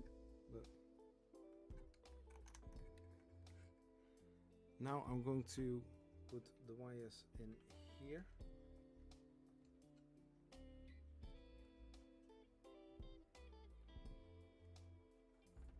I'm going to try it just as it arrives. The thing is, it looks really great that they are packed inside of a printed part. But in my honest opinion, it's a waste of plastic.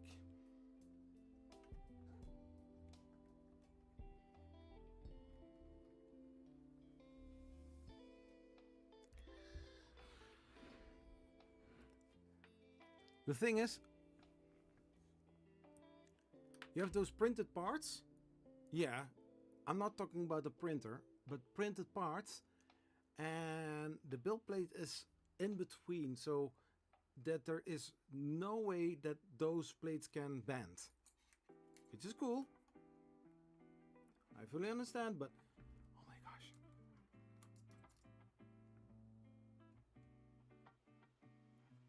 Yeah.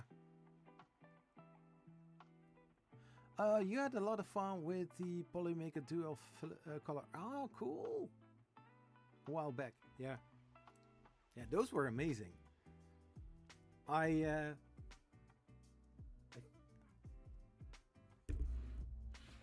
no. No, this is the other one. I think I also ordered that same color. I don't know. I have a brain fart at the moment. So on the bottom there needs to go the red wire. So this one goes like that.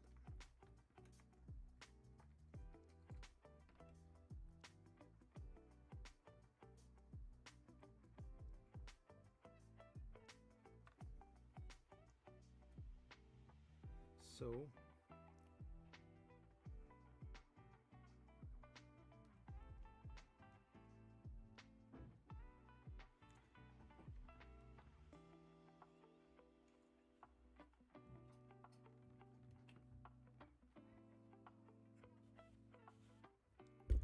now I need to pull a little bit more on this.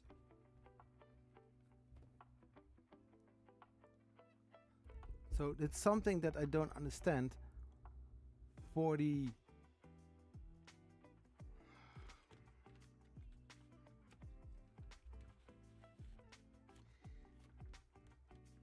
it's so weird. For the Picobello, you have a wire that just barely fits lengthwise, and for the PCB you have a long one. Yeah. So I hope that I can get this to manage. It's going to be a very tight fit and a very steep, sharp angle.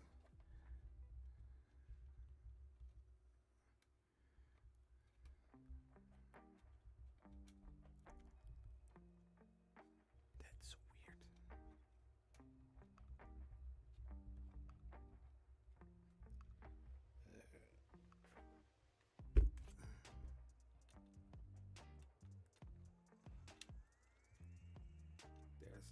so much tension on it.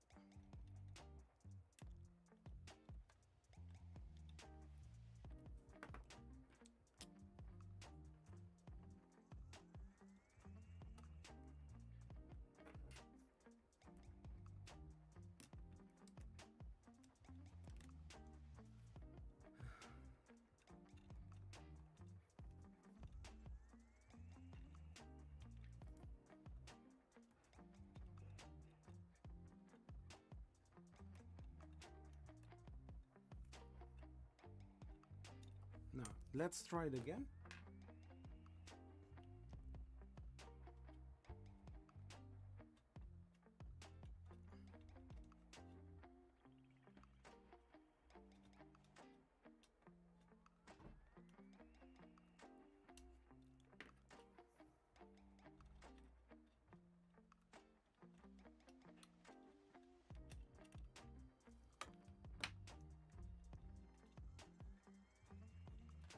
Basically, you have to press them both in.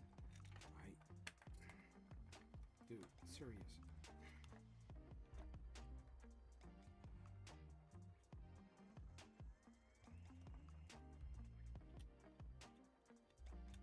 A freaking long, sorry, I'm going to yell a little bit. A super long wire for the mother board. And a short one that barely fits with a picobello board.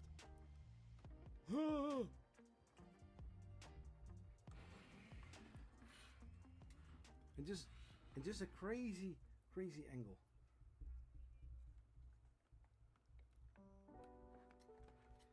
Somebody just press one time hard on it and then it's damaged. Yeah, yo.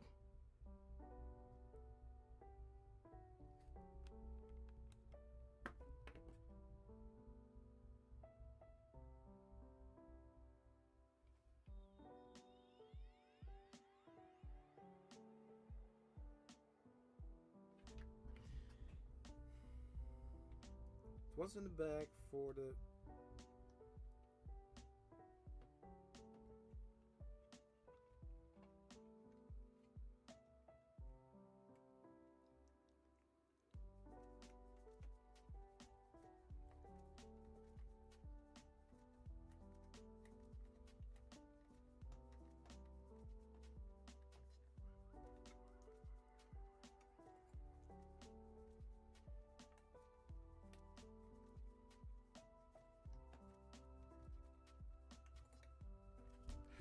Oh no, that one is totally out. Oh my gosh.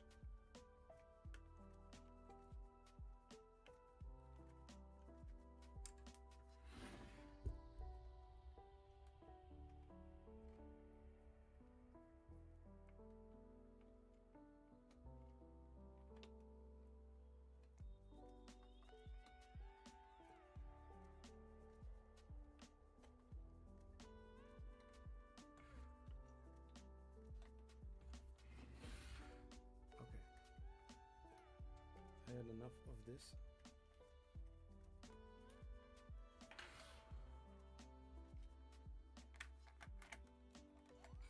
Freaking bullshit this.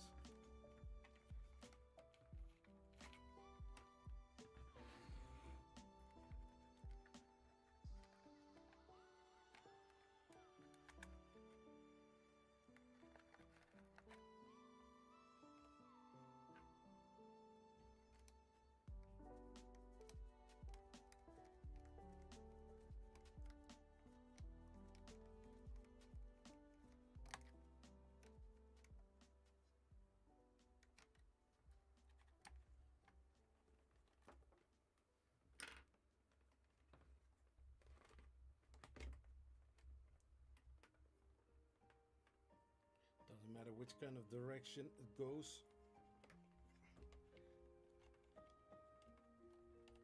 This one just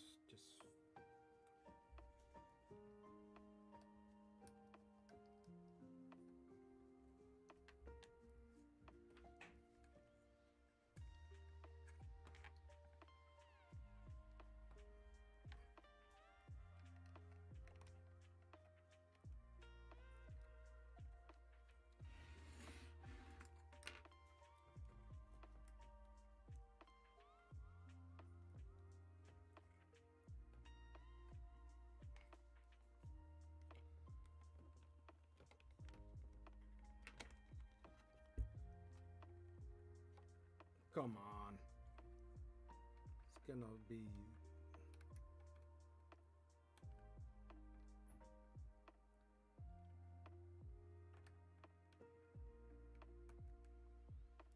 Oh, ferals are cool. Mm-hmm.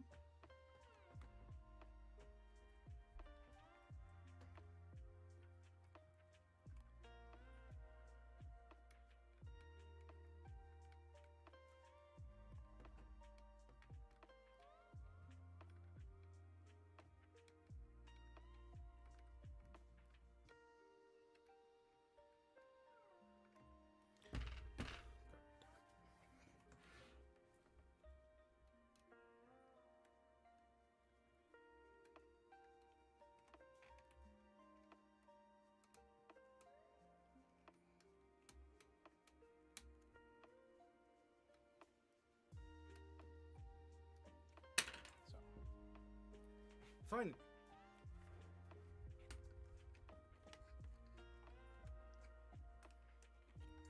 What a lovely 3D printer we have here.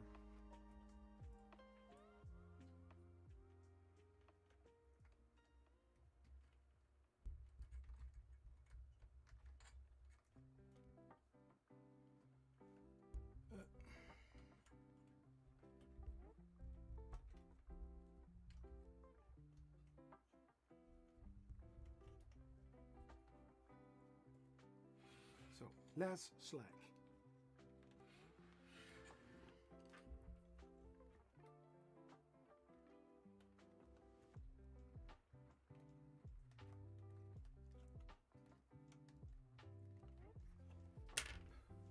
Or do I have that freaking thing?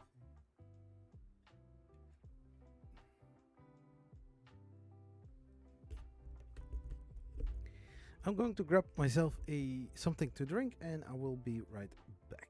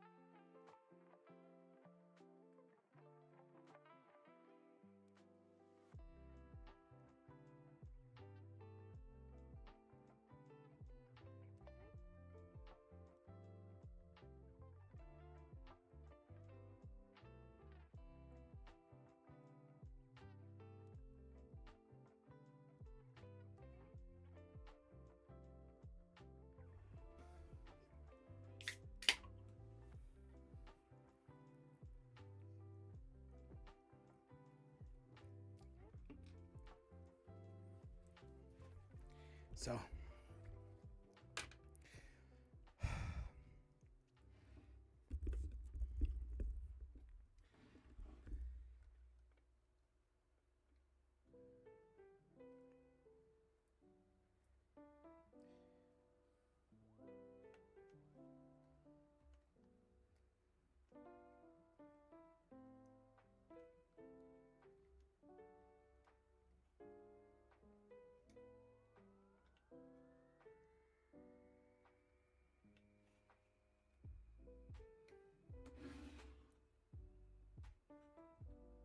this one is also not connected again.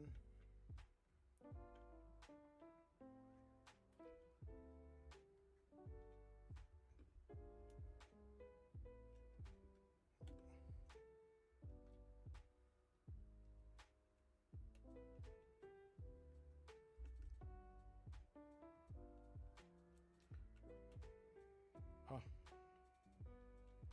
yeah, all affiliate links are basically broken because I post all the time. I post affiliate links and none of them are working as it's supposed to.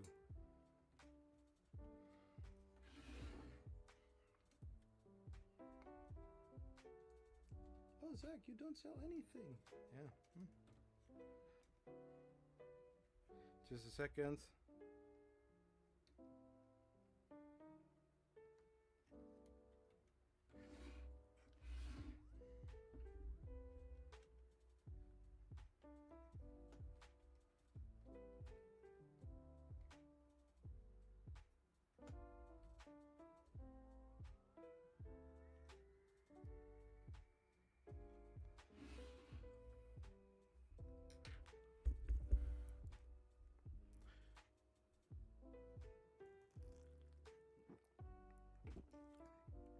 You are living in the Netherlands, right?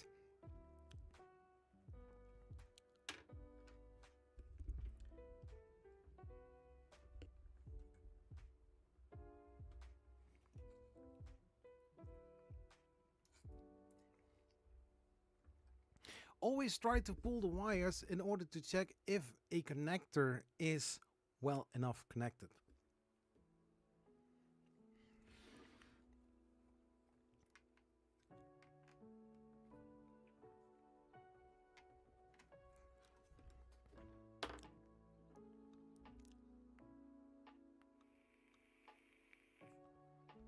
If you click on it, which kind of message do you get? Because the thing is, the Netherlands doesn't have Polymaker store for some stupid reason. I'm a little bit frustrated. Can you hear? So what do we have? We have now this one connected. We have this one connected. I checked the wires. They are tightened.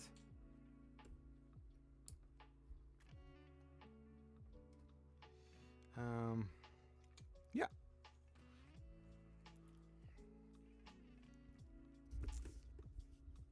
So here we have on the display. We have all the connections. So this one goes to which kind of power?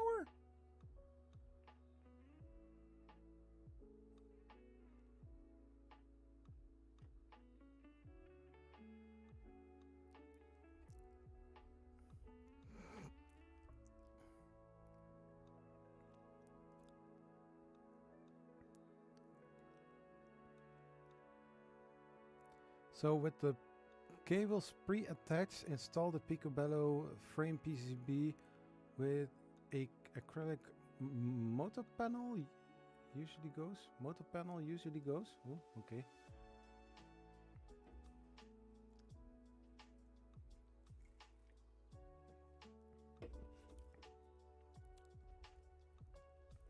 So this wire. And this for the E-stepper motor.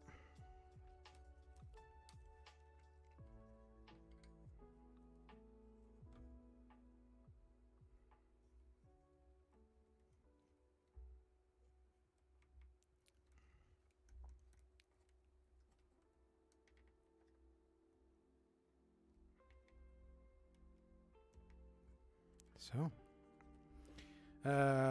I don't get a message. It seems to work, but only if I copy and paste the URL.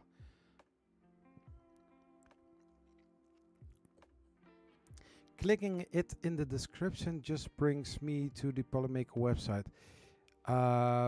Yeah. Oh yeah. The thing is, let's say it like this. I think that's, yeah, I was losing money to Honey as well. Even I never promoted Honey, yet I gave them money. Because I saw in the last 4 years that people are clicking, but nobody's buying. And I was like, am I so bad in selling products? Not that I really sell, but you know, I say like, hey, this is a really good printer, you know. And then more and more people are installing Honey. Yeah, the more likely, you know.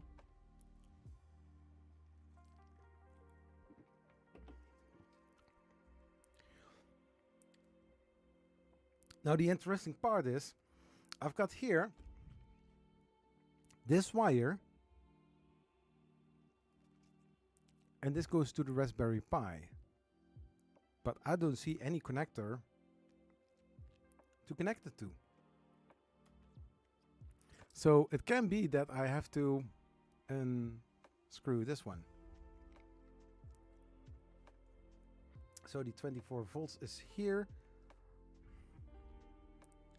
We have this one, that one. We have those two. We have almost everything except this one.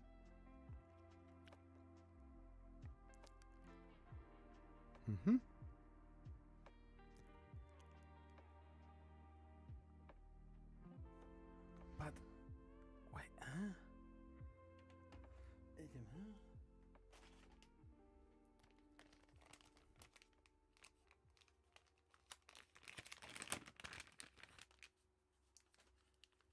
which kind of board is this then?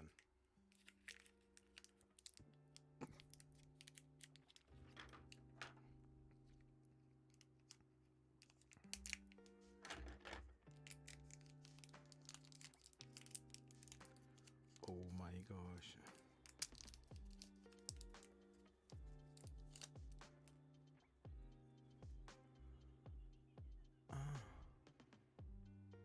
What is this?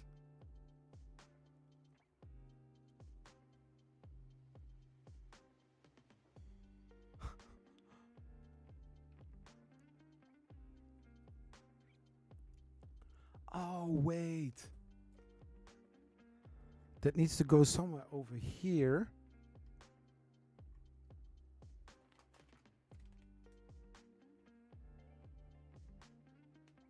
No.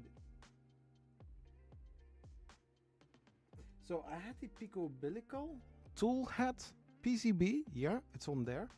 Then the Pico Umbilical frame PCB I have. So this is the ADXL Pi head. The Pi. Oh my gosh, this is the Pi head? Because I do have those wires here, but it doesn't make any sense. Where do I need to install it on a Raspberry Pi? Yeah, there's a USB-C running from the board to the Raspberry Pi.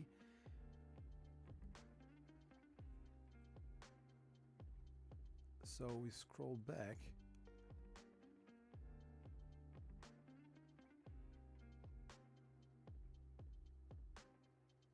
Oh! You see it?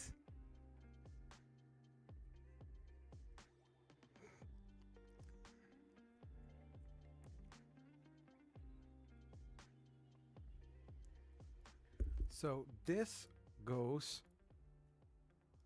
Oh!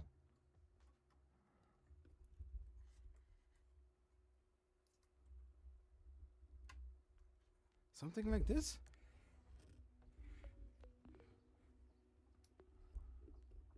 Stick the...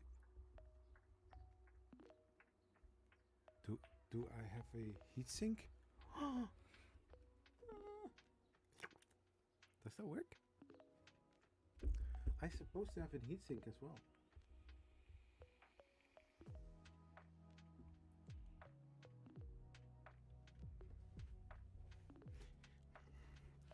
We are going on a quest to find a heatsink board or heatsink. No, that is just a...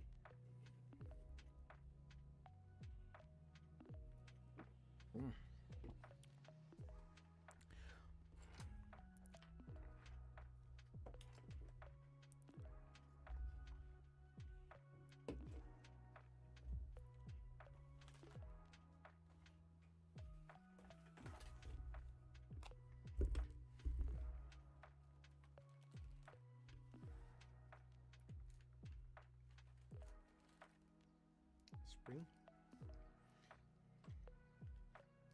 Screw.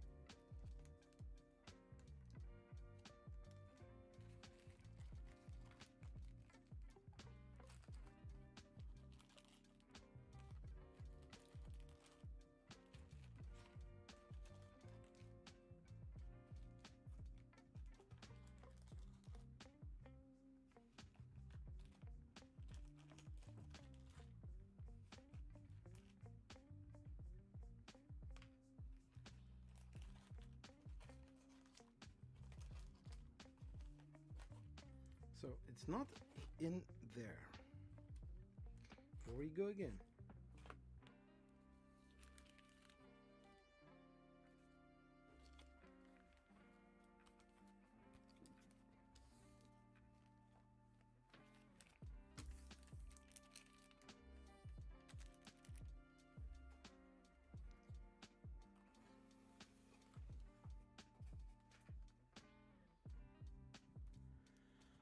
I already look in the bag.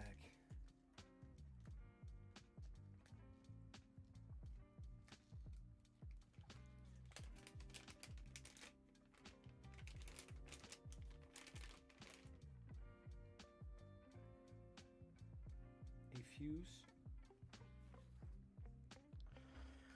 Well, seeing the nature of the urgent or the do I have here? No. So I will put this in here as well.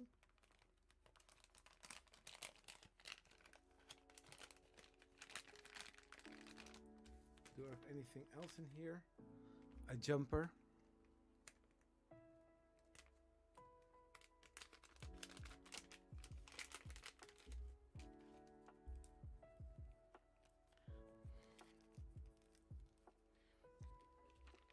The smell of those bags are really smelling like electronics. Like, oh, there was a PCB in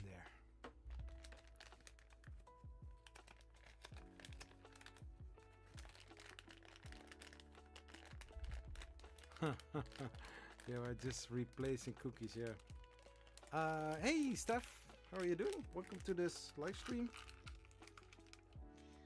So far it's going excellent. We have nothing to complain here.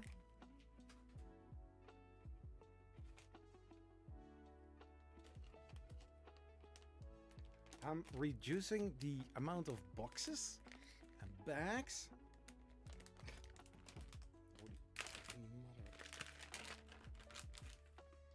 So we have here some parts for the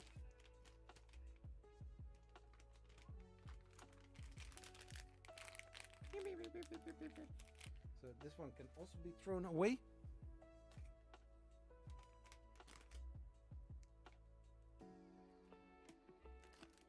So this can also go away.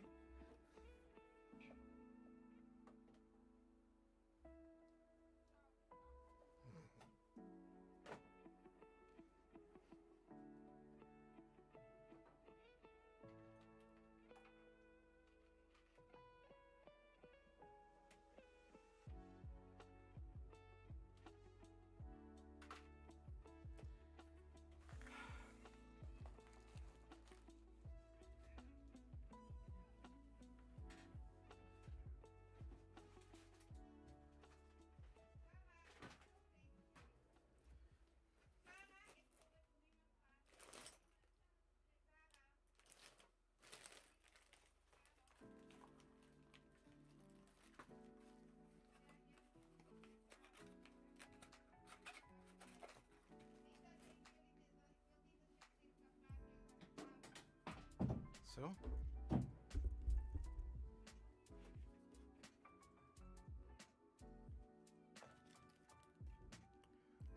these are more fuses.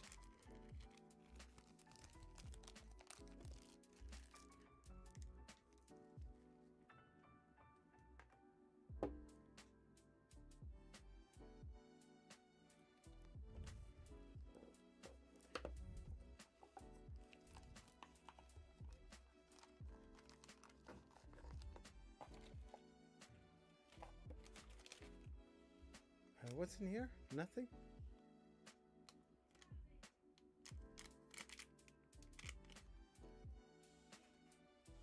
Just a second.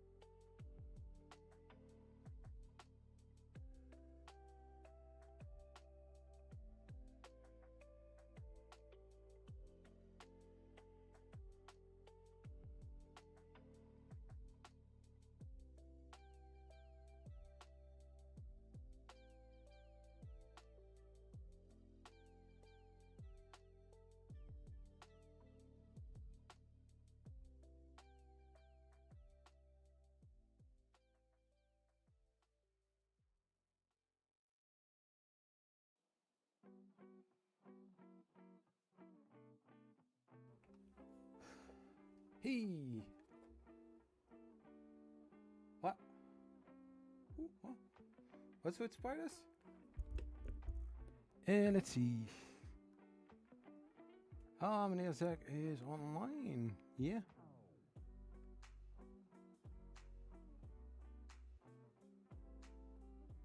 I'm printing my end. Oh, yeah. Nice.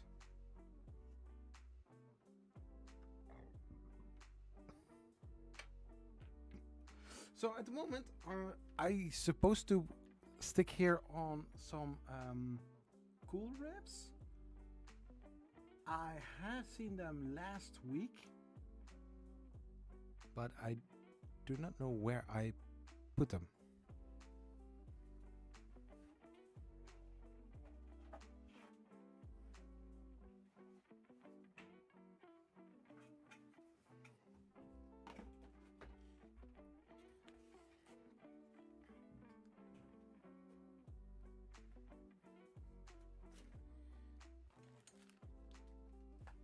Yeah, so I cleaned this up very well. So the only place where it can be is in this box.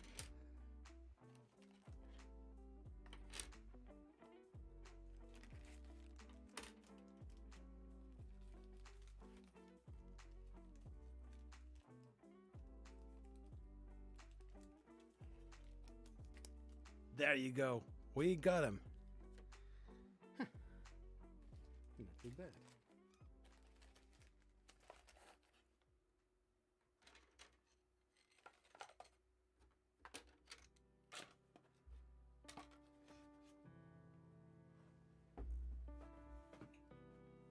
I thought already I have seen it before. Well, not the action, but that I did had him. So now we are going to put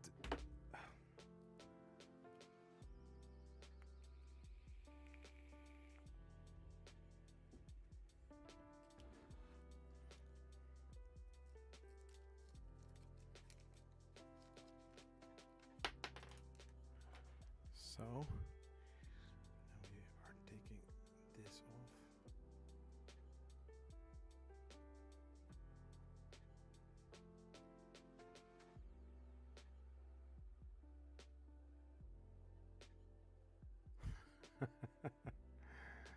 Yeah, that's true.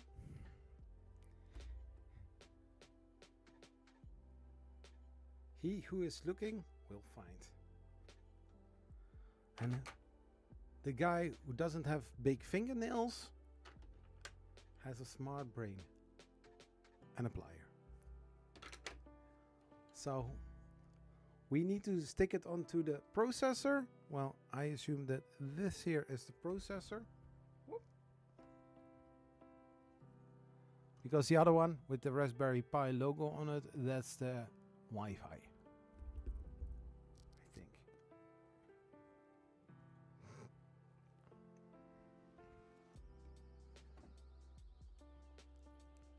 So what else do we have here? We need to scroll all the way down again. All the way down. I really don't like how loose this is, and I have the idea that this is maybe setting too low.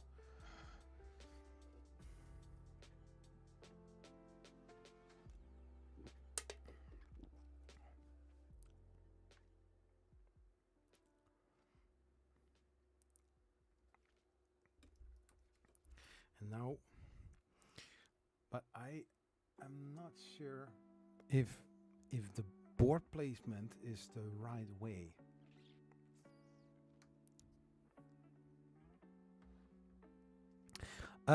You're upgrading at the moment? No. I'm actually still building it. Oh, you have to go. Hey, Tungai. Nice having you here, and I will see you next time.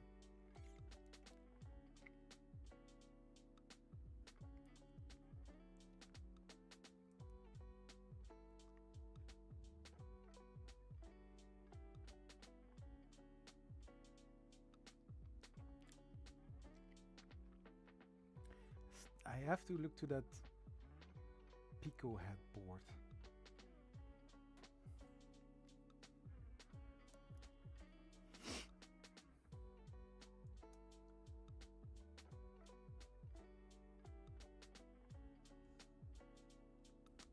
Cause oh my gosh.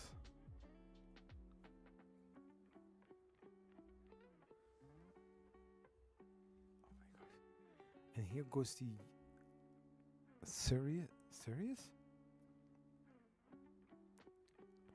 Yeah, continuing. Part 12.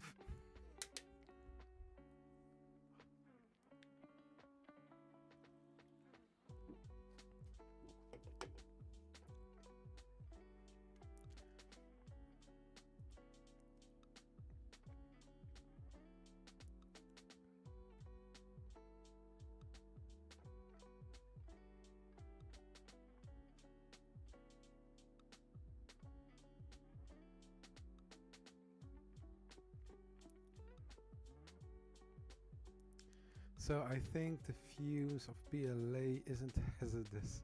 I guess no, it's not.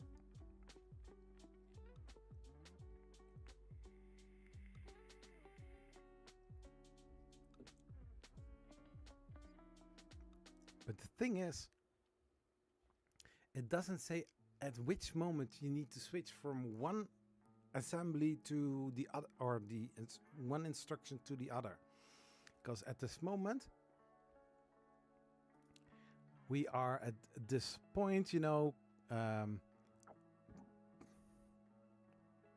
here we have done this part. We are working with live or with some mains voltage. We are installing the power inlet and switch to the power supply unit. Then we are going to connect it to our control board, to the Raspberry Pi and to the fan.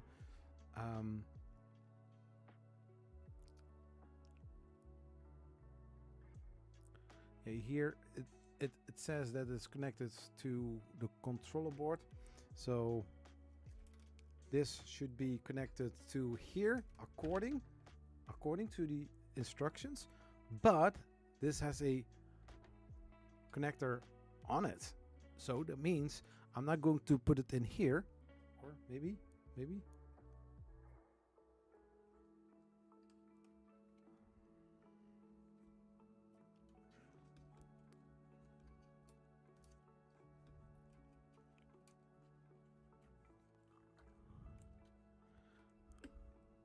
I ain't stupid, bro.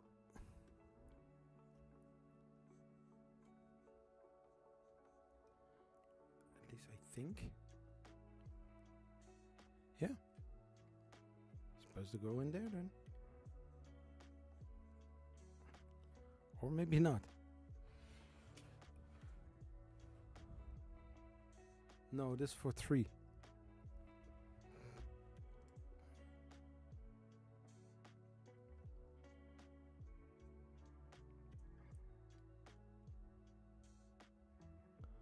Yeah, so basically all oh my God.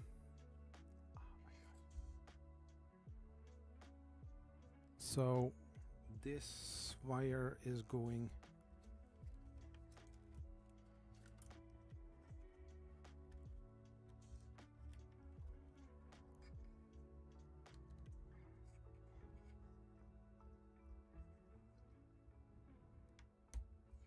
like that, I guess.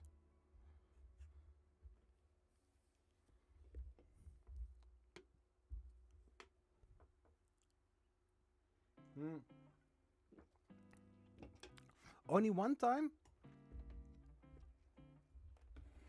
There's only one time in the whole the assembly of this that they refer to the Kirigami bed. Everything else, it's just a wild guess. Because here in the instructions for here wiring the Kirigami bed and then wiring the Picobello tool head. This is basically everything for the wiring guide.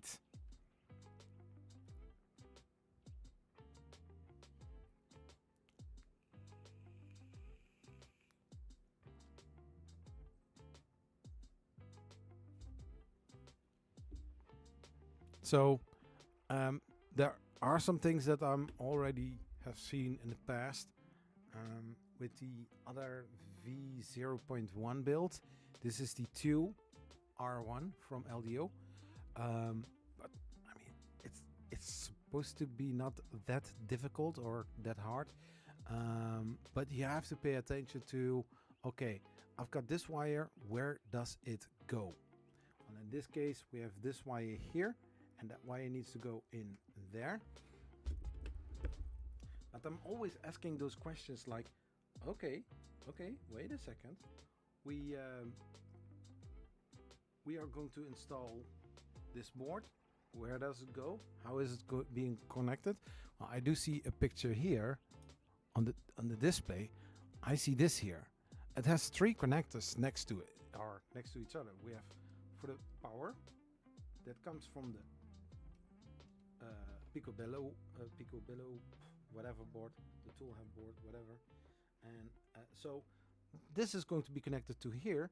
There we have this thin connector here, which is also on the tool head. There's this wire, sort of. Well, this is a long one.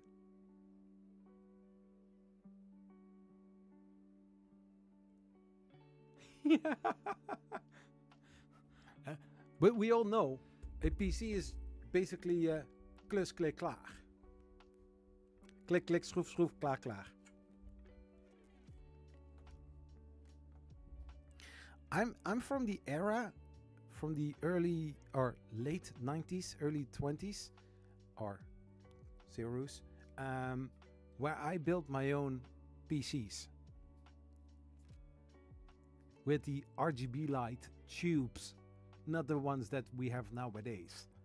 We had liquid cooling way before the better ones.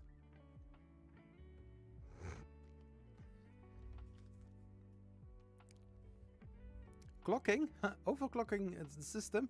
Oh yeah.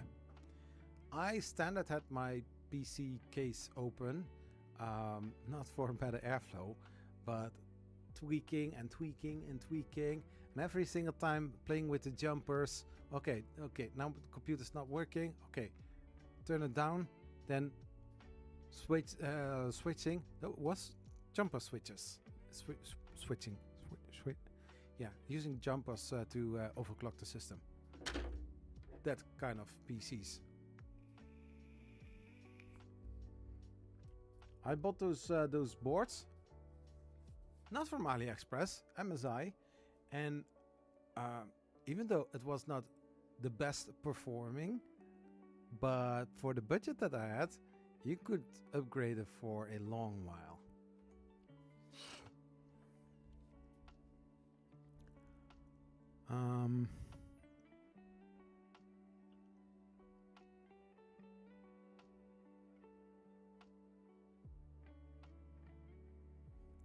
Yeah. No, but those were fun times. But we all knew as well, you know, the moment you are going to start building a computer, it's already old.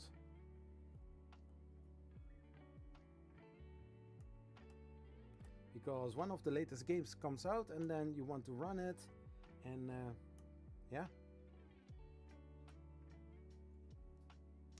There was also the time of Command & Conquer Generals in the last decade.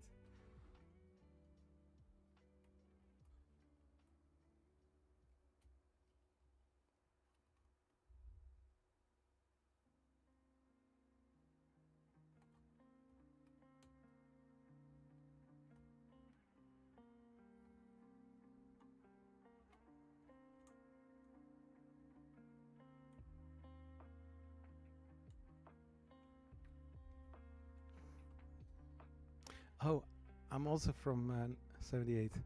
I grew up with Basic Lotus, the Apple Macintosh. Yeah, I wasn't that big of a fan of Apple back then.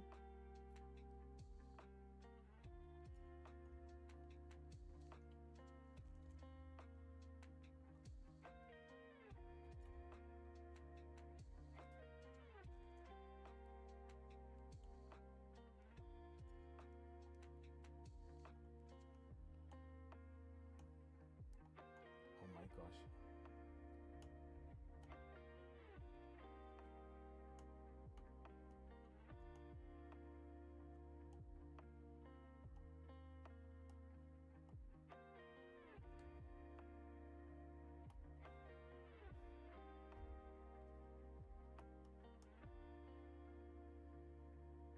So that is that. So that is looking nice. Ta-da! You missed it, but ta-da!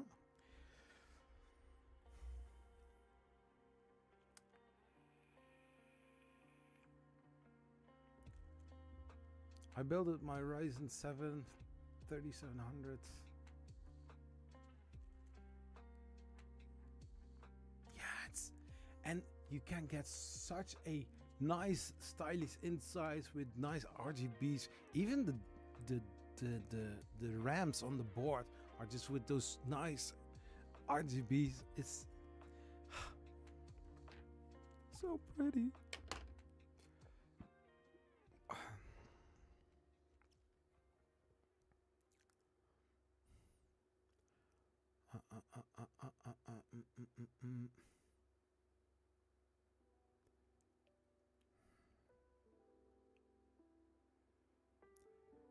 Yeah, so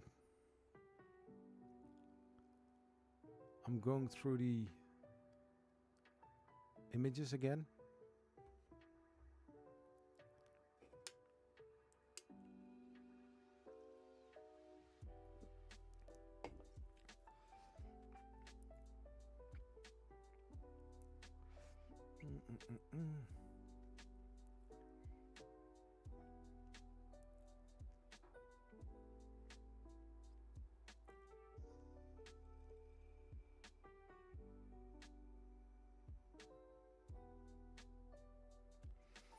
So this is now the situation. I see one wire going here, but that one is going in here. Then we have a USB cable, wire cable.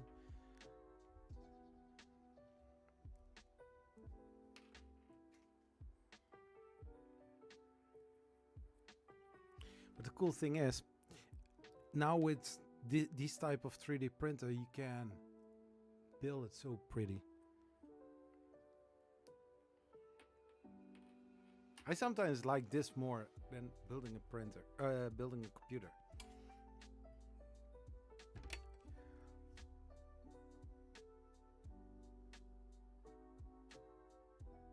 I see here two red things. What is that?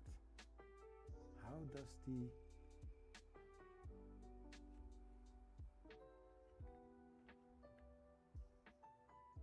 Wait, what?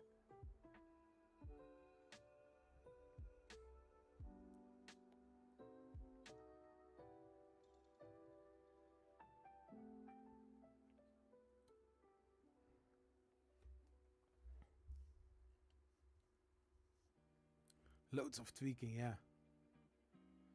I'm on 64. My first MS-DOS base Windows. We are getting old. Yeah.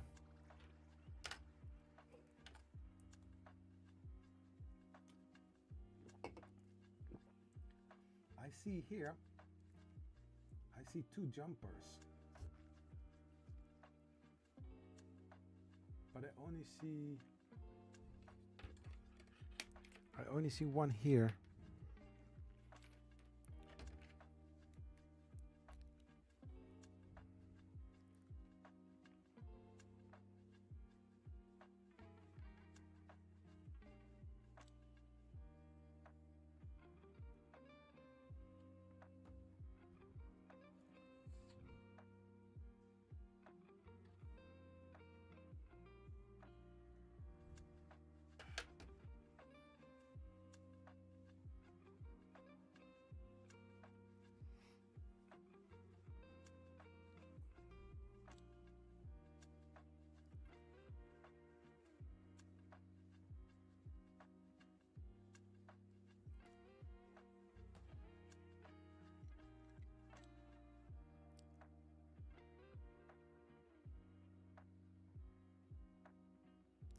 Installing the USB cables in the stop, we will connect the USB data cables from the Pico umbilical and the SKR Pico to the Raspberry Pi. We also will install the PCB fan.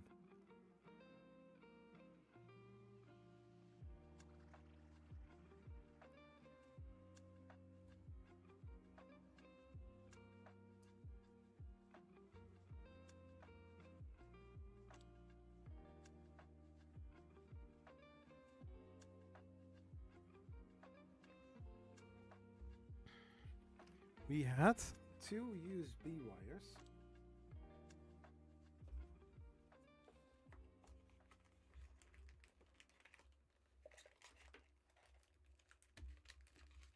And I think we also going to need this wire as well.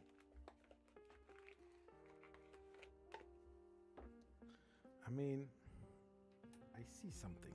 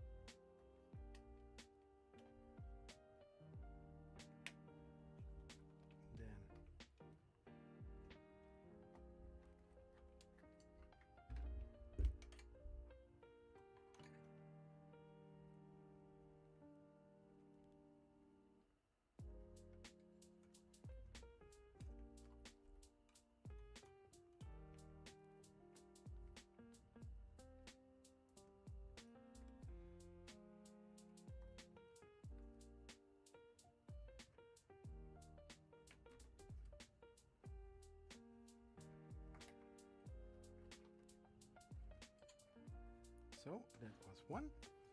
Now the other one goes in there as well.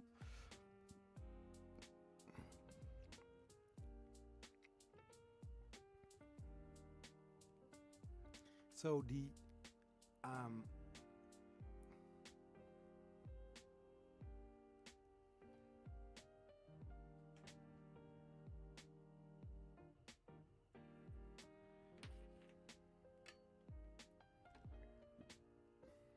yeah, we have some slack here, so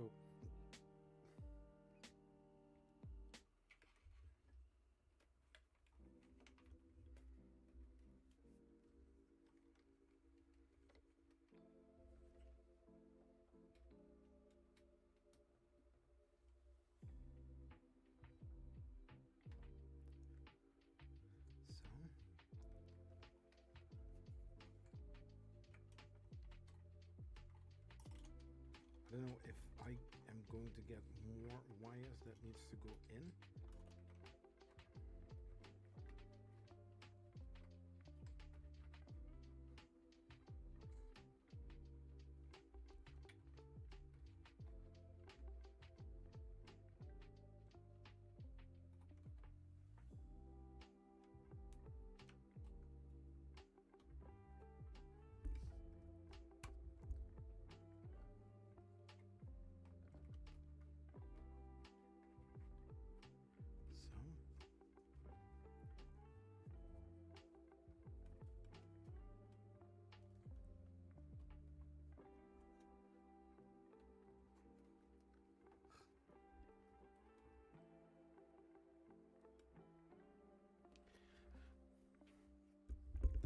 But let's see. My first internet connection was ESDN. I used 2 lines for it. That's €750. Oh my god, that's a lot.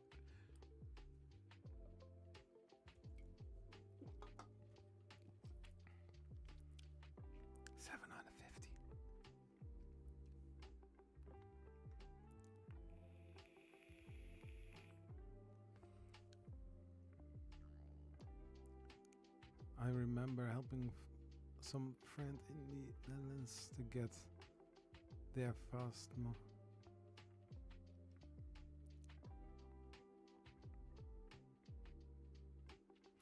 yeah, I went to a meeting where Zico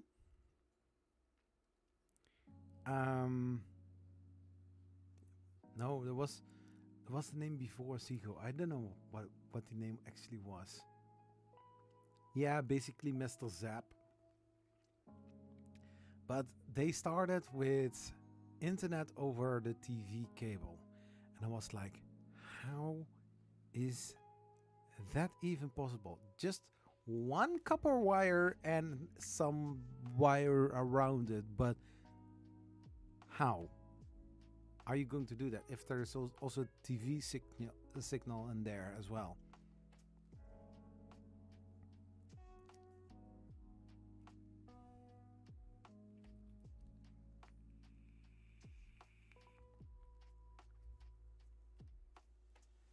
So we have that connected. Then we,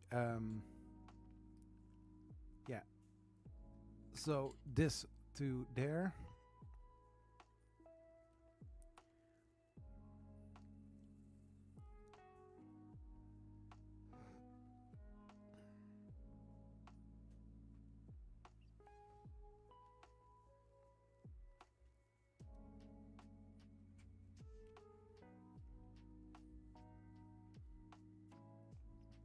So if I'm going to check the whole setup, we have connected this.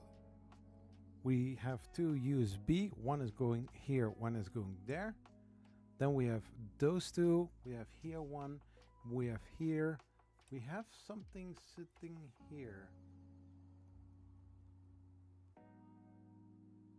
PCB fan or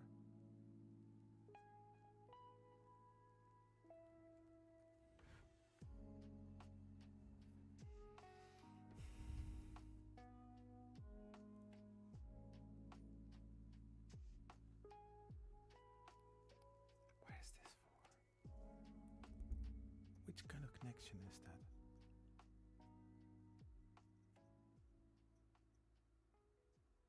PCB fan. But when I'm looking here to the display, you have here one connector. You have here one connector. But I only see here a red and a black wire, and those are going here. So I don't know how that exactly works.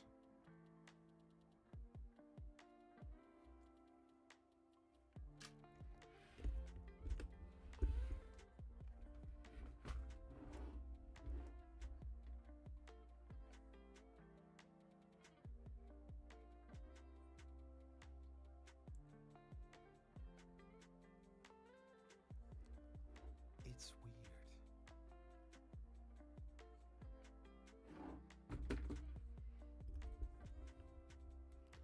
What says the manual? Yeah, here controller fan, and then we have here a parts fan and a heater. Yeah, so the hot end fan. Oh yeah, hot end fan. Huh. Oh. And power to the Raspberry Pi. Yeah, we have a different kind of way. Here.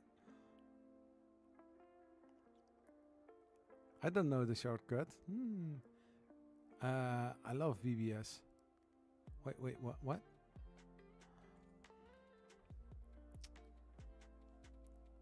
Or the ping orbital modems.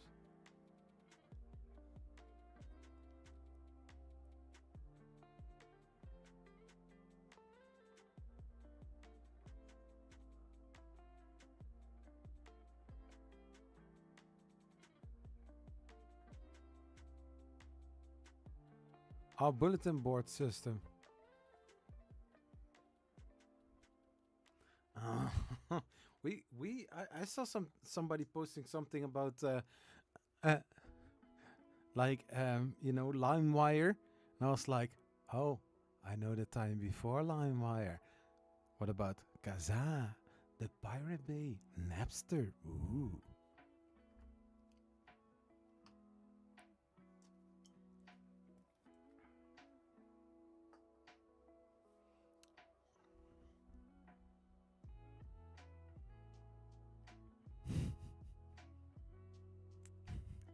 Yeah, nowadays bulletin boards. Yeah, we have some other nice systems.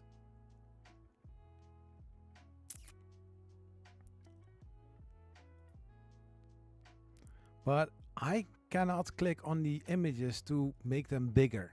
It's a little bit sad. Am I looking to two of the same? Oh my gosh. I have two of these. Never mind.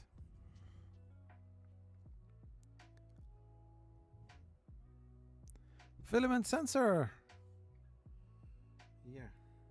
Something I don't have installed. It's sitting basically there. The problem is it's supposed to sit in somewhere of the feet.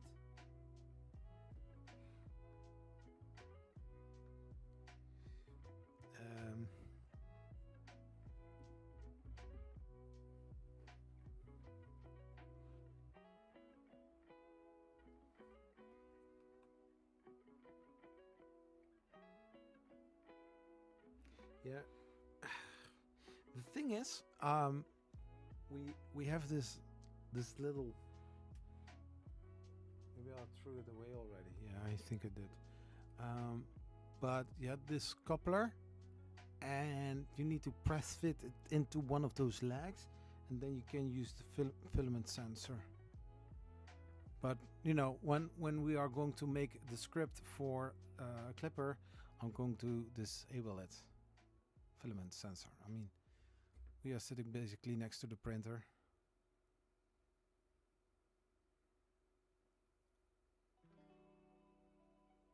Yeah, maybe I need to find something for that. Yeah, then it's looking like that. Then we are going to finish line. And then it goes here to the software.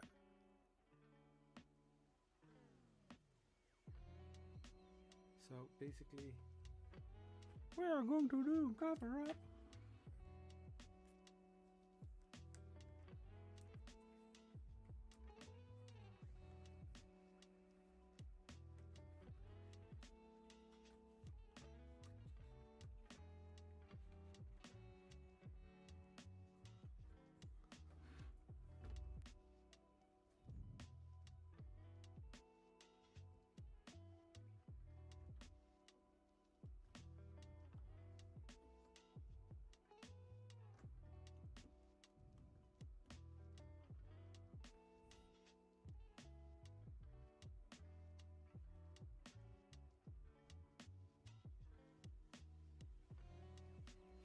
So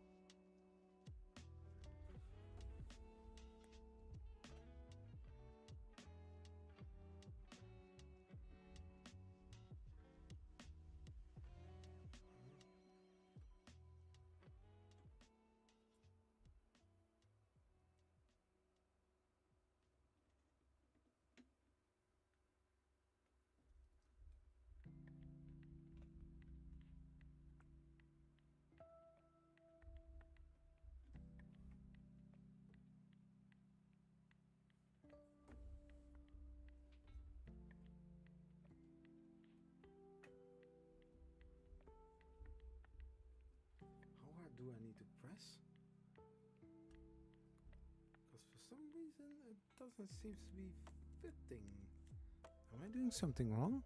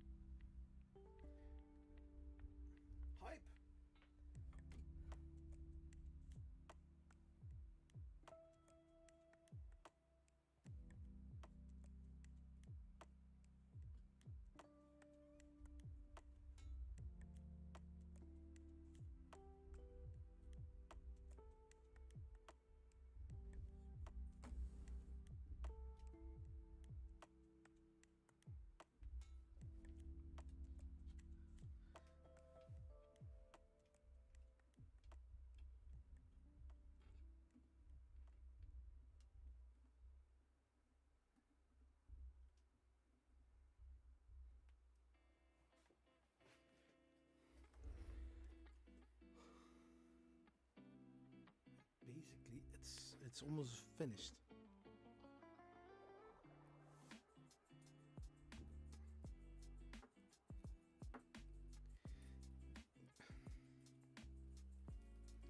And then we have this thing.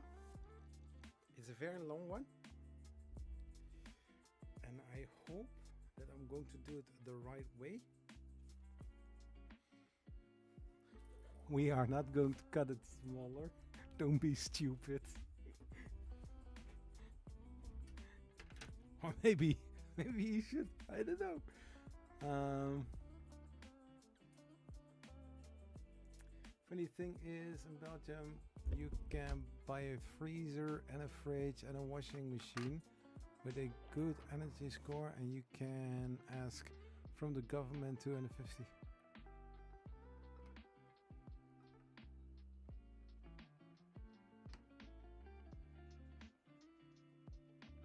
Huh.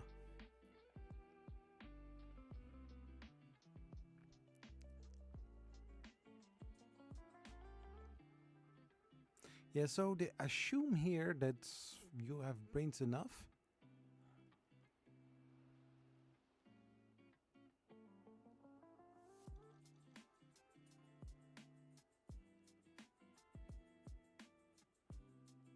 Because the image that I'm looking at, this is basically the board that I have.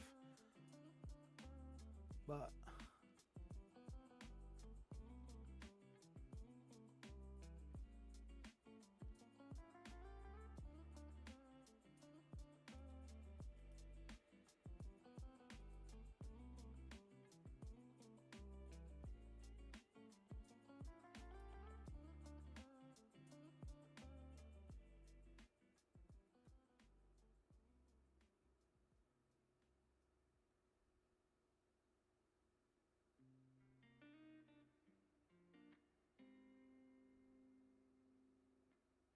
oh.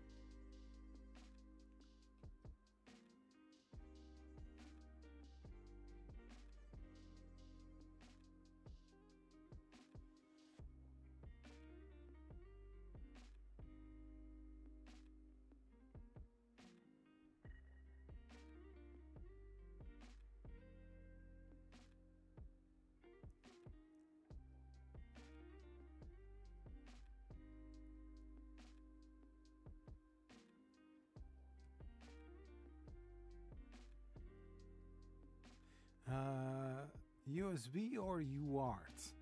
You can substitute the USB cable for a UART connection using the TX and RX pins on the Pi.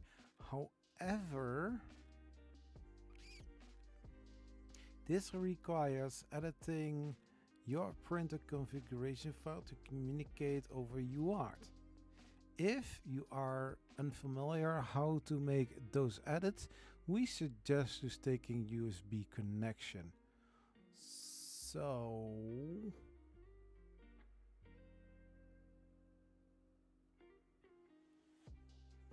they refer here to install DIAC jumpers for X and Y.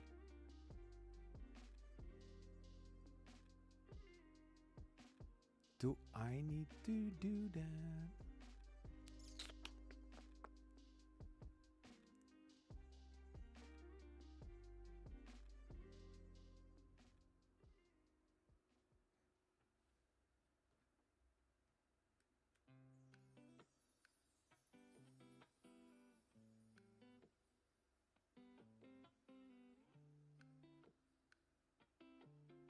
That's so weird. So all the connections that I have here are going over this wire into here, and then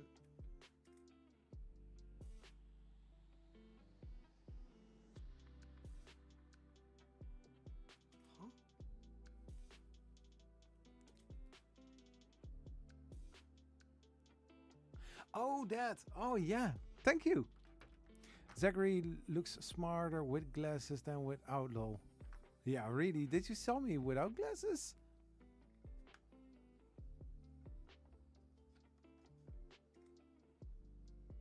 Yeah, it seems that people look smarter. And that's the moment when I was, instead of working harder, working smarter. Yeah, nowadays I'm working in an office.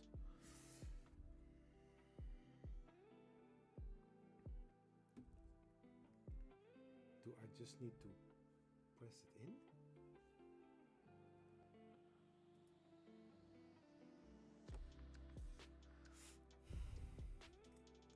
It's the thing people say. I know.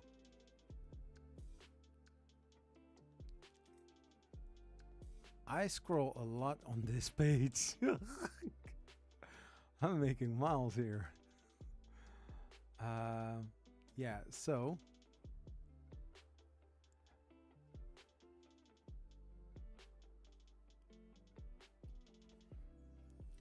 I've got this wire, piece of paper wire, plastified wire.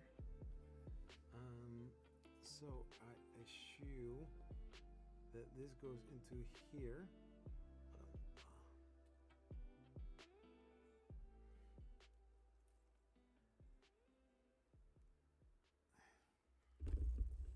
And I need to see.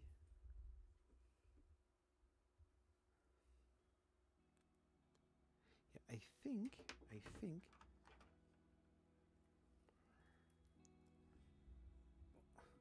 So from all the connections that we have here on the tool head, all are going here and then there and then to the Raspberry Pi. And then we have this kind of thing that I need to connect from here to there with plastified paper. Why?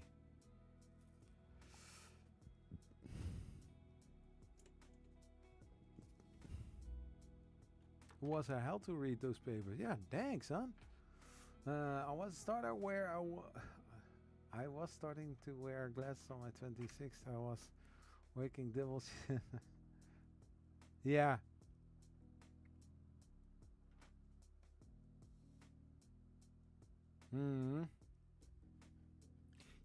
Yeah. I can imagine that.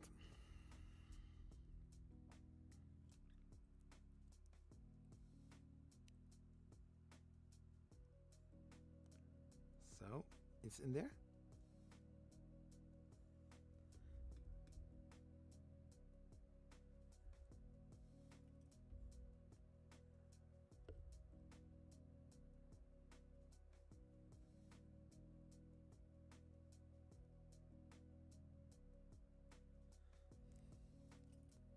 Yeah, I have to.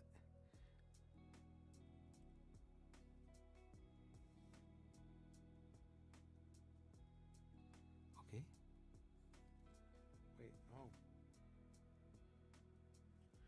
Is that the moment that I need to use the... Oh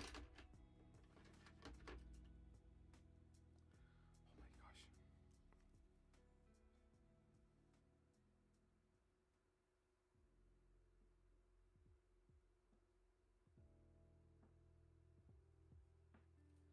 Yeah.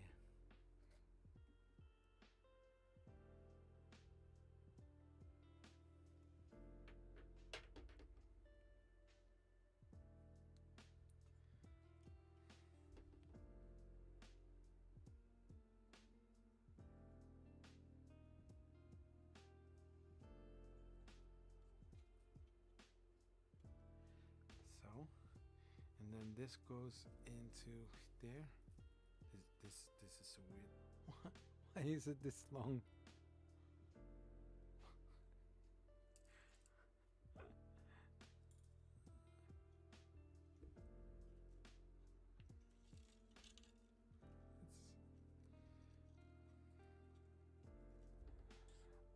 I almost would want to say just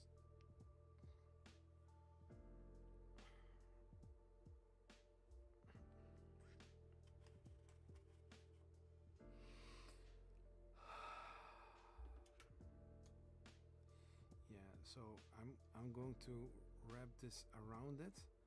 Maybe I should have done that like that.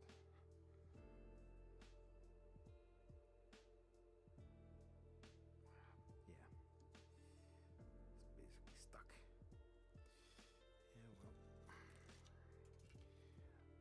I don't know if I'm doing this as I supposed to. Then I don't have this long wire anymore. This is on the tension. It's.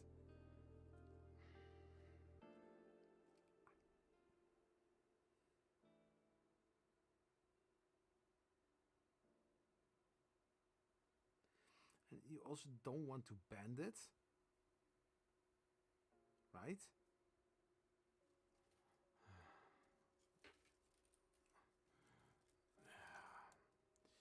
So.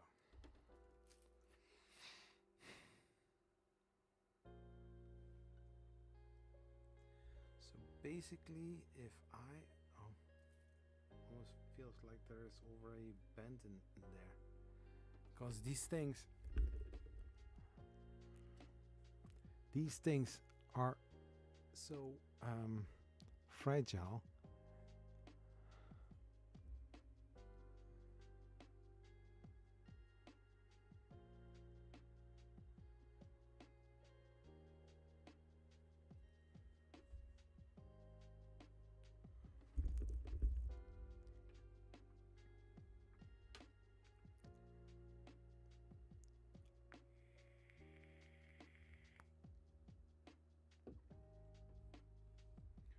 So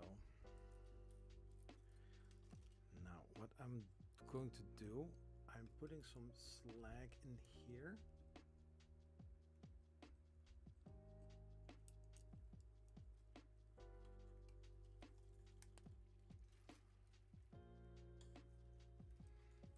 I have no idea. I don't know if I'm supposed to do this, yes or no.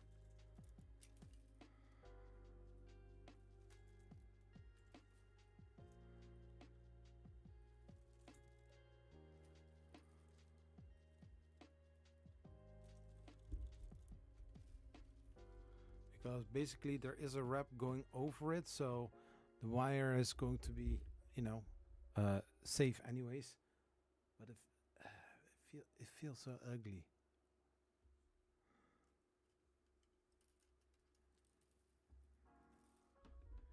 Especially with nah.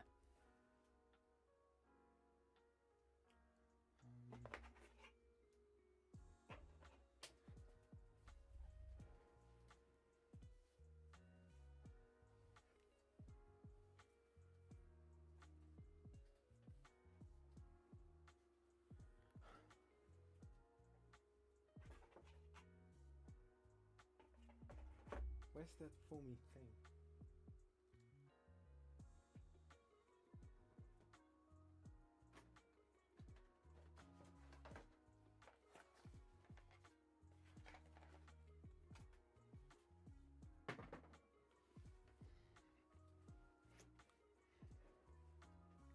And this is also very long. I don't know what they were thinking.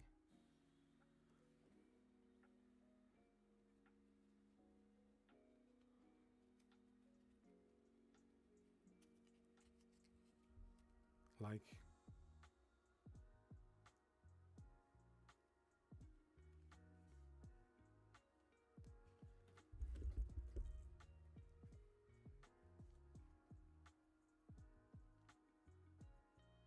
because this is going to be covered and then you cannot access it. I also need to put a micro SD card in there.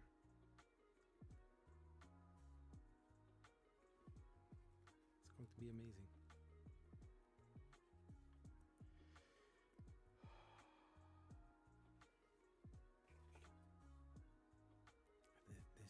This is so ugly.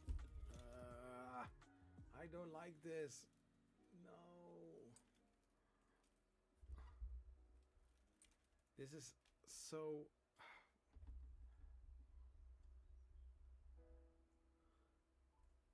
Because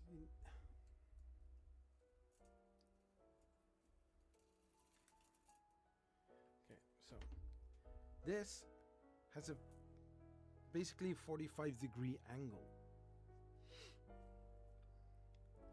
I would almost say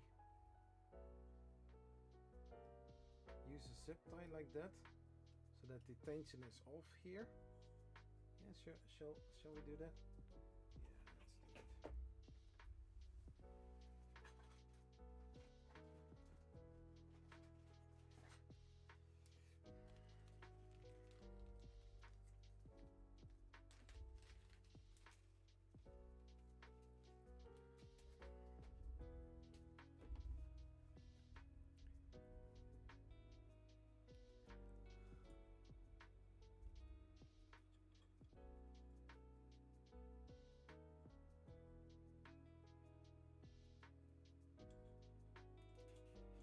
Yeah, and there is also the possibility to connect it with so.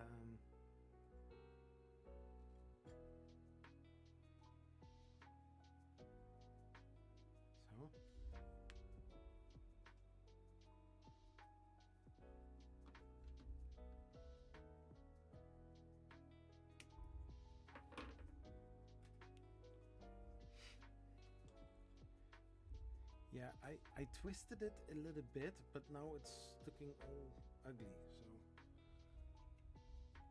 so I don't know if I can. I don't know why it is so tight in there.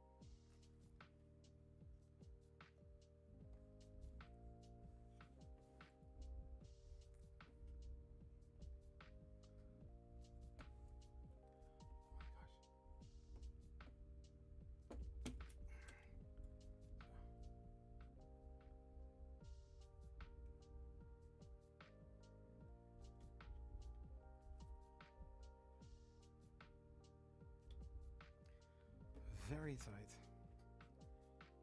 And now can I twist it around it? Shall I do that or not? It's not a cable wrap, huh? No, it's not a cable wrap.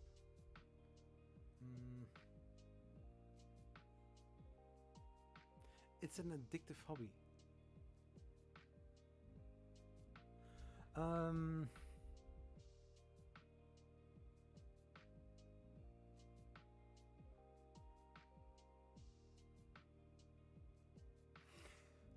I think that the schematic is a lie because I can read part fan R and part fan L, and though why are those fans not subscribed to your channel? Or you're a fan but no fan part that doesn't exist. That's a good one. And that problem I didn't have with my Bumble A1.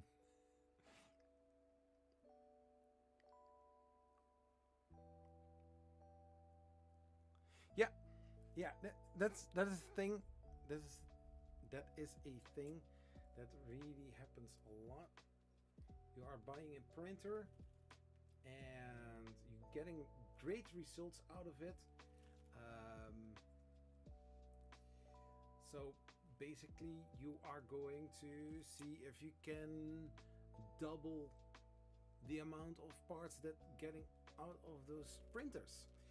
So basically buying a second one, buying a third one, because you know if you do that you will get more and more parts in the same time, or when one is printing, the other one is being cleared, and then you can start the print again. And in the meantime, you are doing the thing that is helping you with getting some customer orders out if you are doing it for something like that. It makes a lot of sense.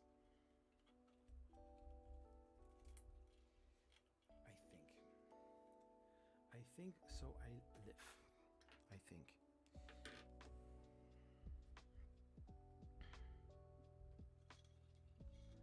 Oh my gosh. You need to keep attention on there.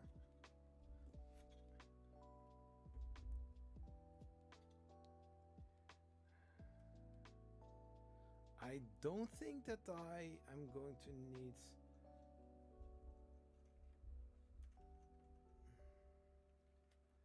I don't know if the PTFE tube is cool.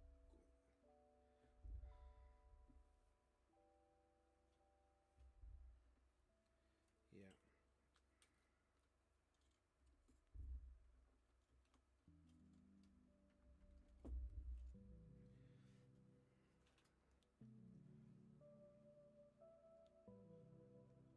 So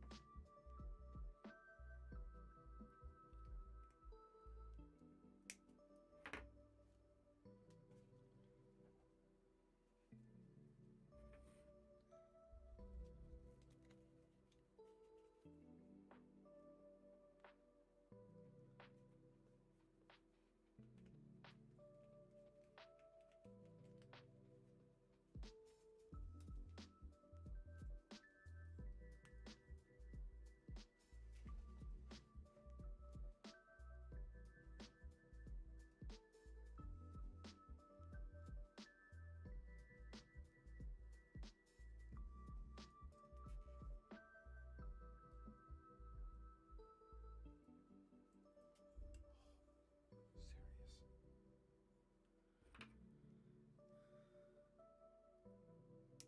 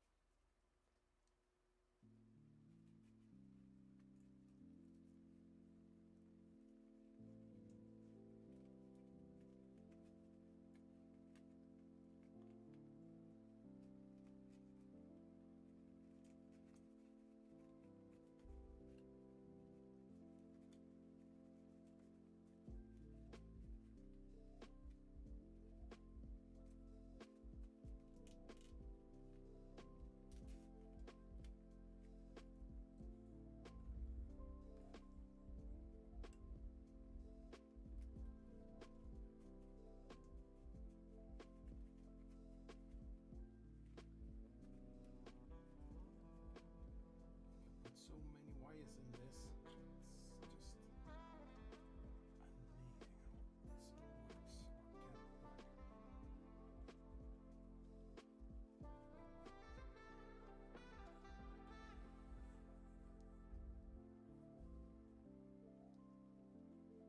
Now I need to make it a little bit shorter because it is too large.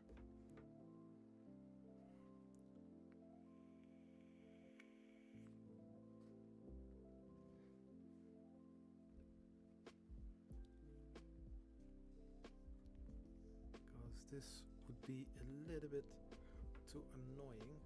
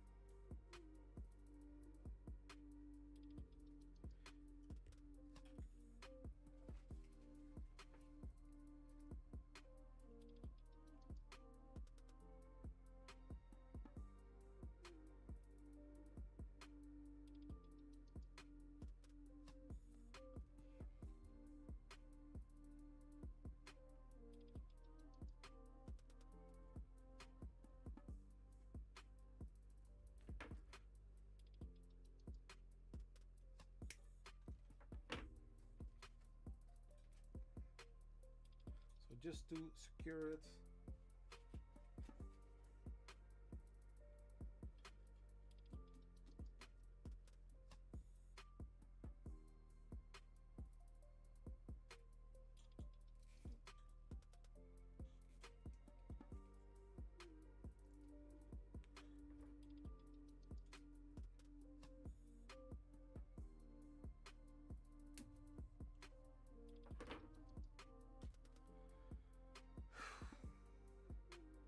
So I've got a little slit here on this side.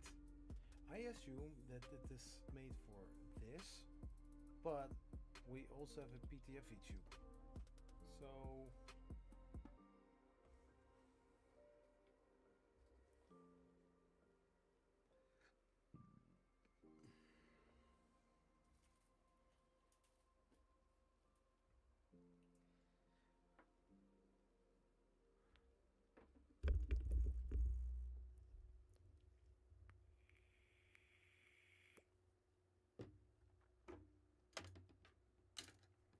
So what do we have?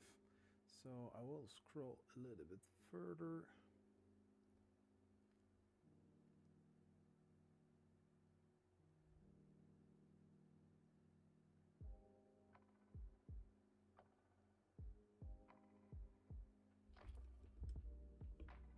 It's getting nice indeed.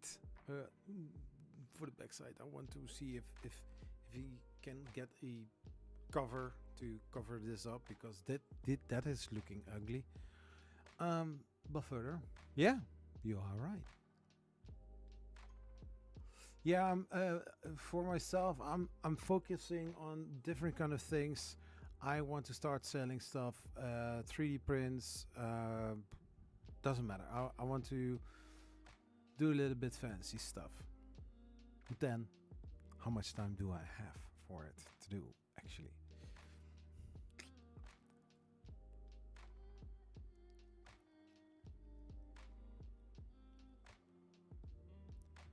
A 3D print is like Pokemon. It can evolve. Yeah, that is right.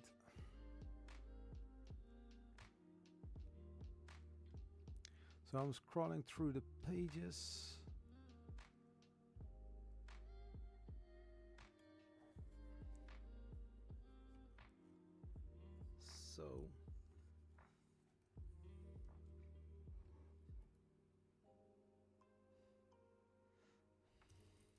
So the way it is, it feels like there should be a hole somewhere else as well.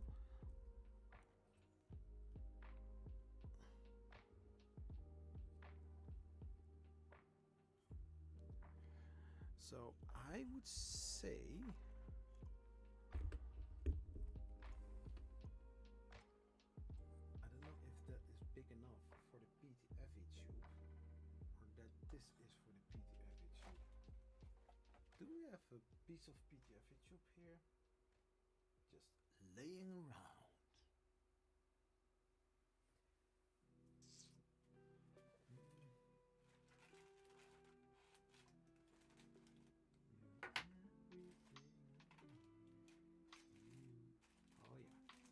So I've got here PTFE tube. I've got here PTFE tube, and so if I would stick it in there, it just barely fits.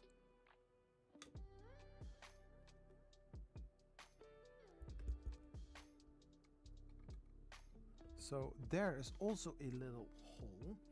So I would say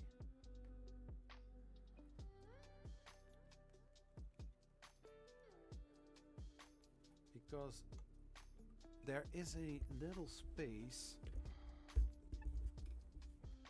there are some holes here where you can put a zip tie through. True, it supports your hobby. Yeah. Yeah, basically business. Because with YouTube I earn money.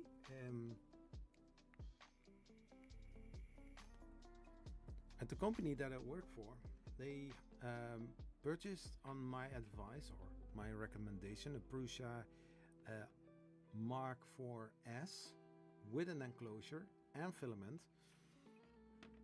So yeah. And suddenly Joseph Prusa were a business partner. So I would say that this one would go into here, because this is very fragile and this is very sharp. Yeah, they spent some money, and I said if this deal goes nicely and they are satisfied with the printer and they see more reason for having printers at the company that they work for, then they might purchase 2 or more from the same type, or even the core one.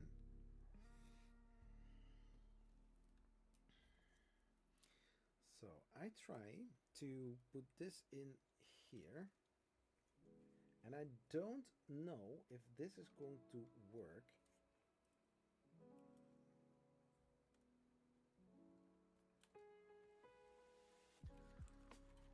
Because this goes in for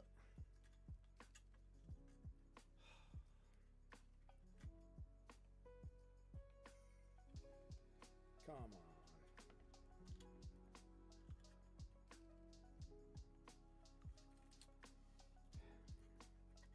So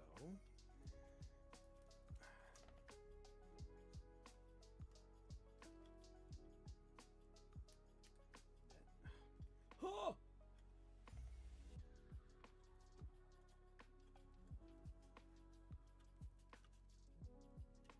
At an Eddie. Did you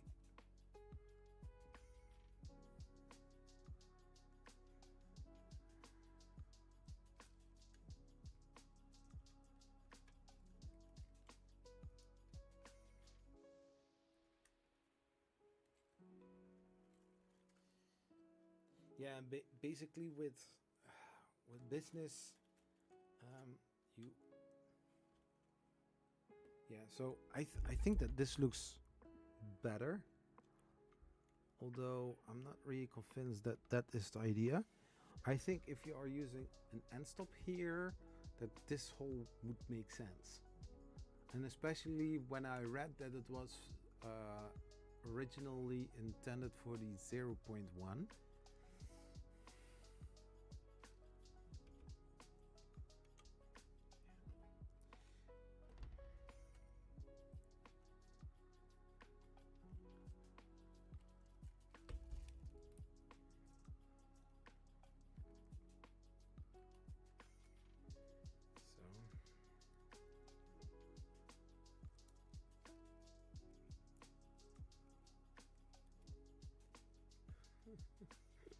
I don't like this.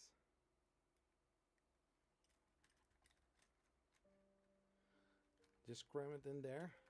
It will be all right.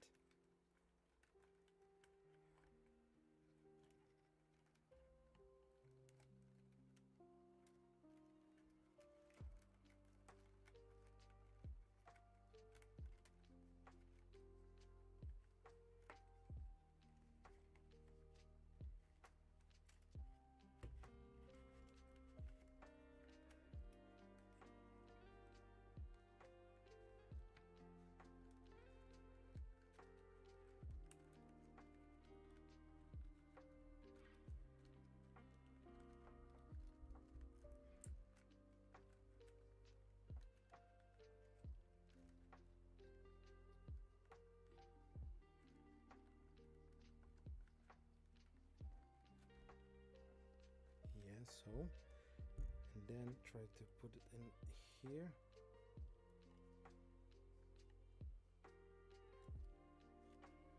So, but I still find it weird that we have a controller board on the right side and we have a Raspberry Pi on the other side, and the Pico board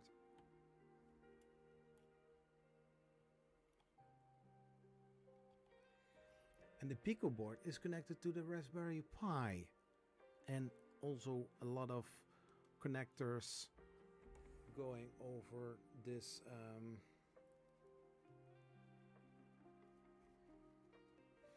and so this is the current situation. So we have the tool head, we have all wires connected to the tool board. Those wires are now connected to the Pico board, and the Pico board is connected with the extruder to this side. Yeah. It's connected to the mains, to the 24 volts. One wire is going from here to the Raspberry Pi for power. There it is. Yeah. And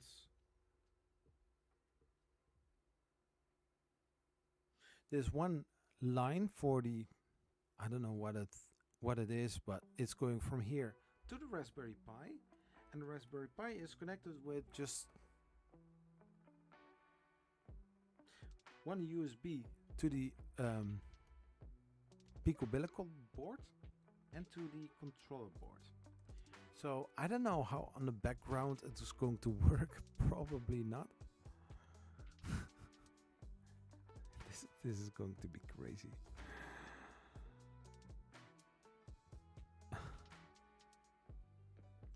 Because all wires are shorter, meaning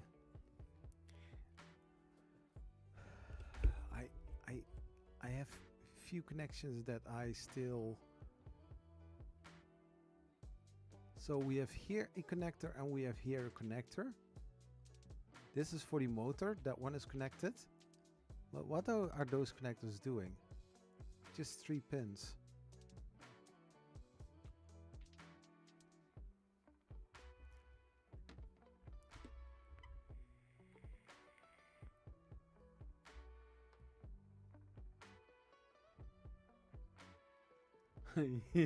Oh, that's a true fact. He can make faster money with 3D printing than mining Bitcoin. I used to do Bitcoin in 2013 when it was like 400 or 500 euros per coin. Back then I was like, who would pay 400 euros for one Bitcoin?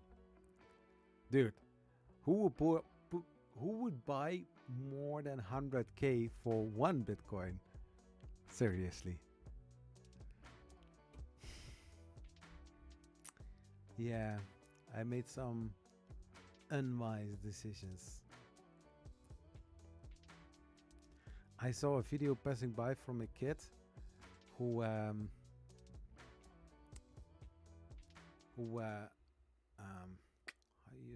how would you say that? Yeah, he was basically talking about that Bitcoin was at $8.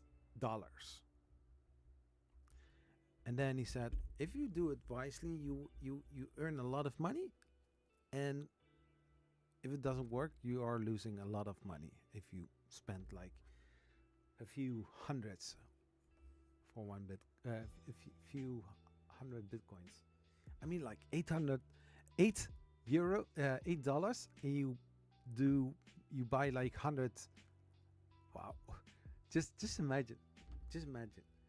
You bought Bitcoin for $8 and you bought 100. So for $800, you buy 100 Bitcoin.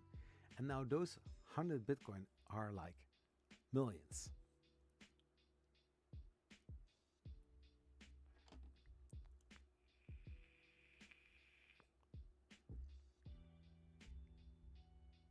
So that is all right. We have also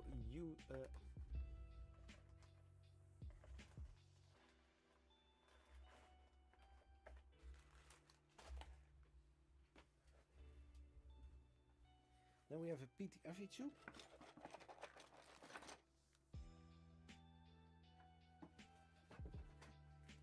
Now I don't know how this is going to run. Where's the other small tube? I had it somewhere.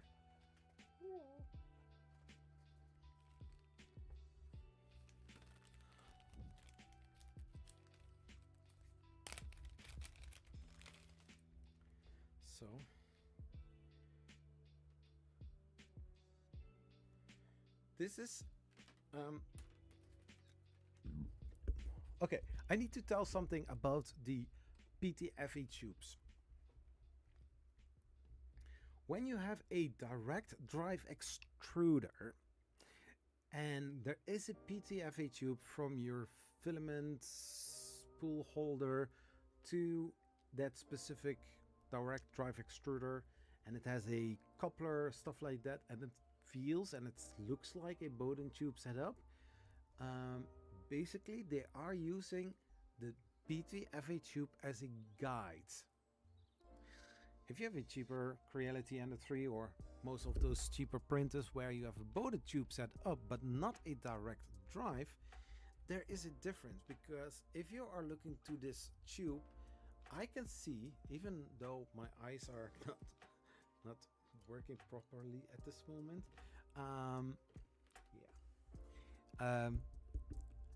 I don't have a, I have somewhere a piece of filament. Where's filament if you need some? Just a second.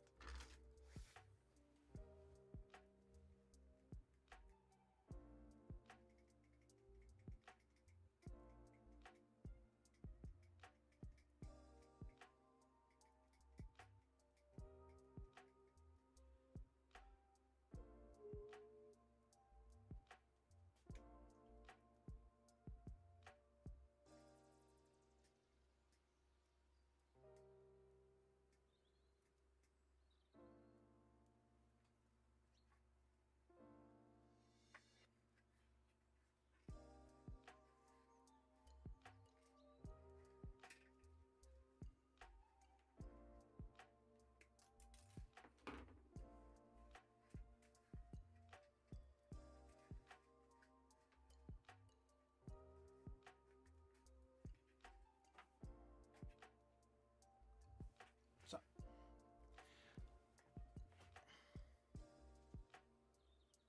I know that I had a piece of PTFE tube. I don't know where I put it.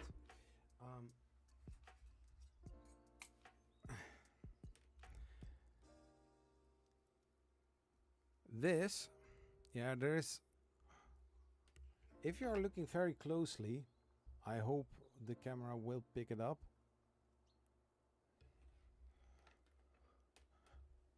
This is the type of PTFE tube that is just guiding the filament. I don't know if you can see it, but there is a lot of play in it. These kind of PTFE tube, from the outside, they just look like the normal standard PTFE tube for the Bowden tube setup. But Bambu Labs is using those as well. You can switch over to the Capricorn, but it is a upgrade that you better not do. Oh, damn it. Because this is just to guide it. There is one little piece of PTFE tube inside of the whole tool head. It's the Capricorn. That one is actually to guide the filament from the after the direct drive into the hot end. So there it needs to be more tight. So this is just for guidance. That it's here. You can also wiggle with it. This is just normal PTFE tube that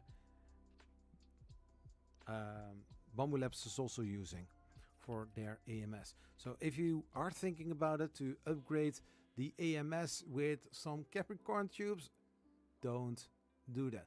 Or you have to be sure that it is just like this, a guide, not a Bowden.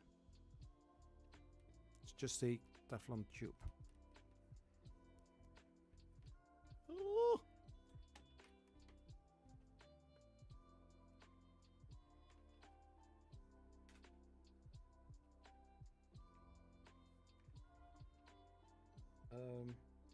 So I've got a hole here, but I don't know how I should guide the filament.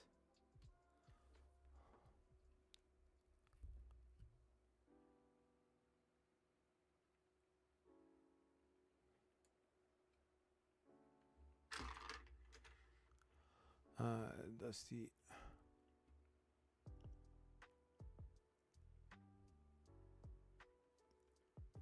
don't stop, wiggle, wiggle. Yeah, so I've got a hole here. This fits right in there, so that's good. I don't know till how far that. Yeah, here you also don't see it. Do I see it at all? Oh yeah, here we are going to do the skirt. Yeah, basically then it's already... Oh, I really want to have a display for this one. Just this tiny display.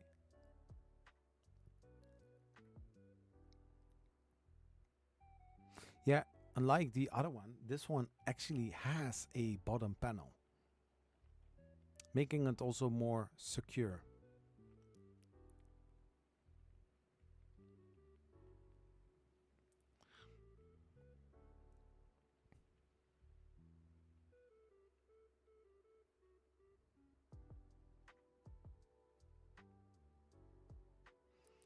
Yeah, so basically what they do is guide it from here, but there is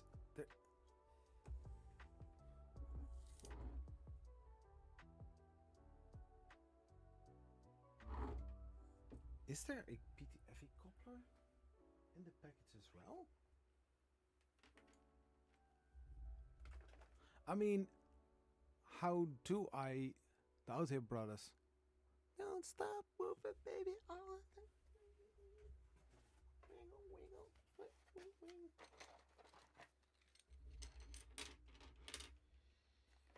Energy.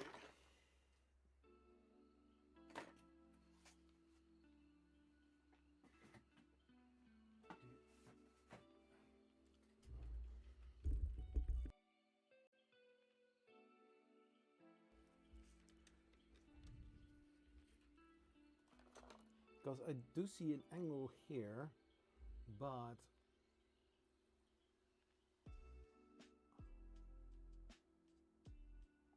do I need to...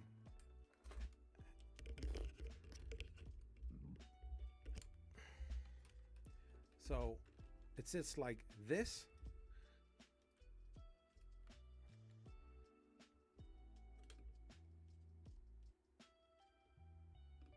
Can I...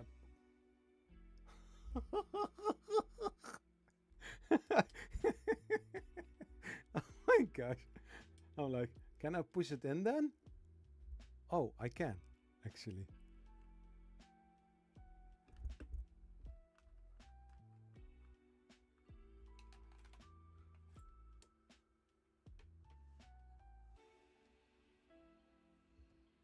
So just guide it through here.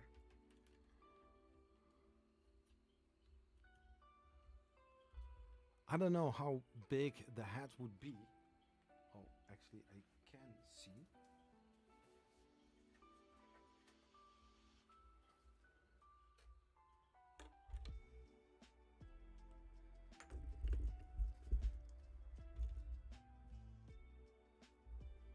And then zip tying it. I just don't want to bend it too big.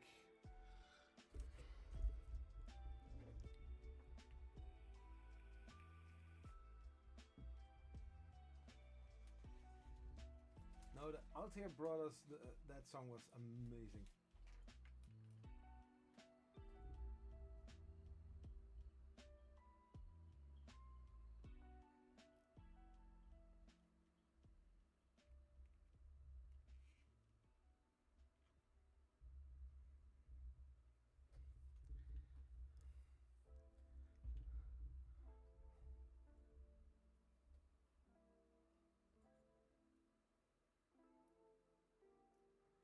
Oh, and who knows also Def Rhymes?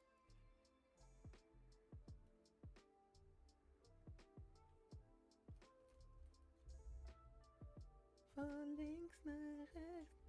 La, la, la.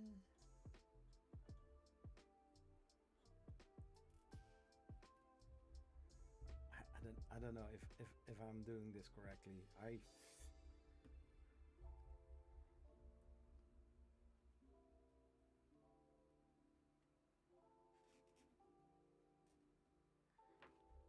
I've got at least I have enough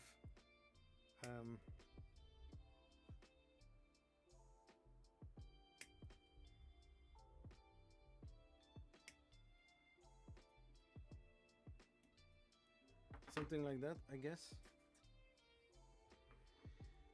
So,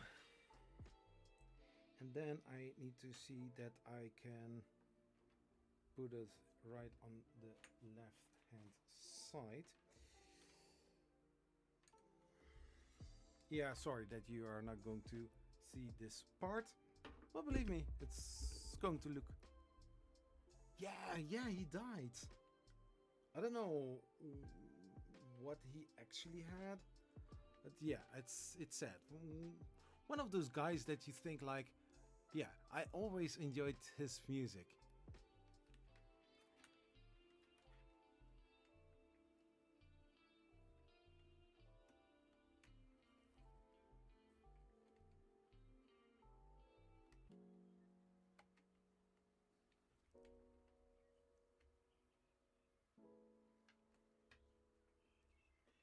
So now I have to be careful because this is I need to make sure that the PTFE tube doesn't run with any bands or so, you know. So this one I put here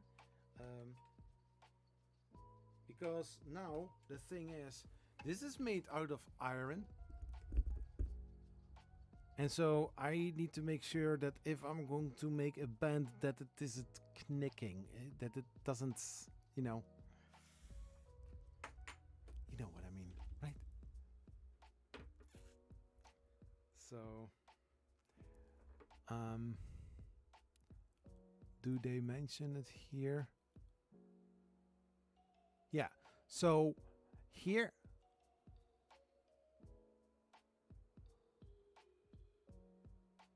yeah, so reverse Bowden feed tube.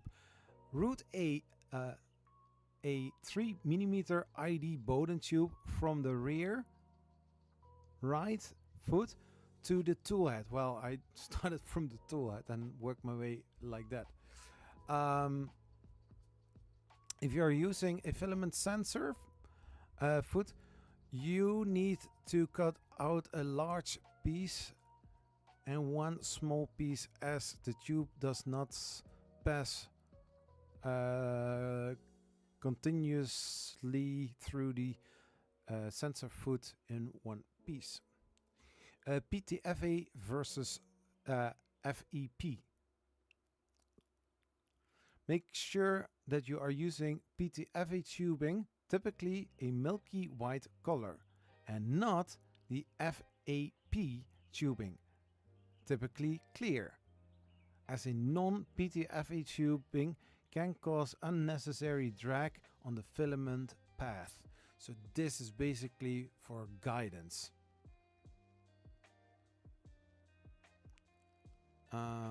So did I also print the filament holder? Well, I do have one. I still have one.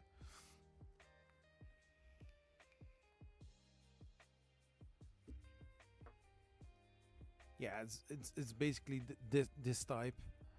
Oh, you don't see it, huh? Now you see. I see.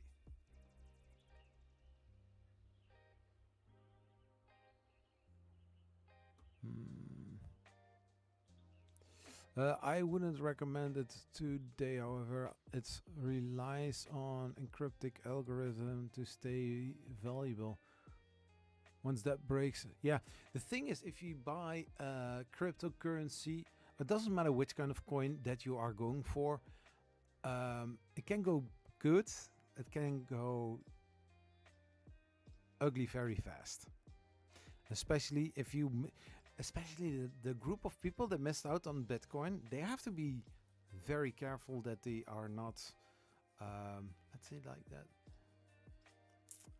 that they don't jump into other crypto that are very low in value and then hoping that it will go faster, that it goes up and that you are earning a lot of money. Let's see. A B stepper motor, the Z motor, the Pico Bellico board, Raspberry Pi. Yep. Yeah, so I still find this weird. Yeah, so I don't have a filament sensor, so I also need to make sure when I'm going to do the firmware for the for Clipper on the Pico board, that I need to also disable that. Yeah, I mean, like, it's so annoying that you missed out on Bitcoin and now you want to make it up for it. I mean, coins like Dogecoin and Ethereum and stuff like that, those were also going fine. But all the other coins, if a coin is going to be launched last year or this year, just go on the hype and then jump off. But most of the time with those pump and dump groups, people know exactly when to get out. But there's always a group of people know exactly what they are doing, grabbing money where they can. I would say like, that's smart. But then, yeah, exactly. But those cryptos are the most stable ones.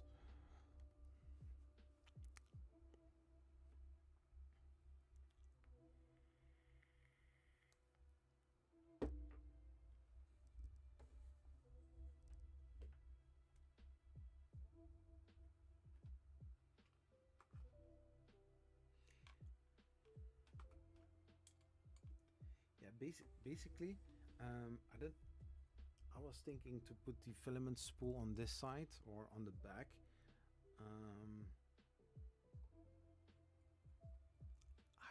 I don't know.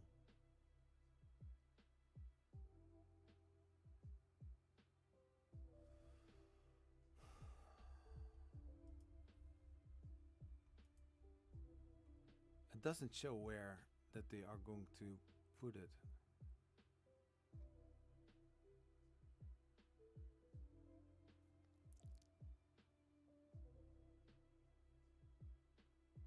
On the back side.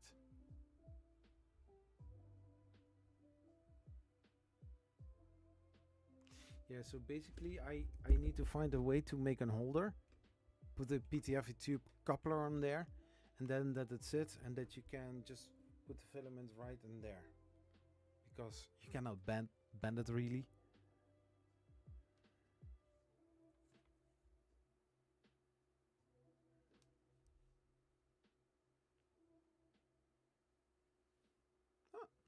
Starts to look like something.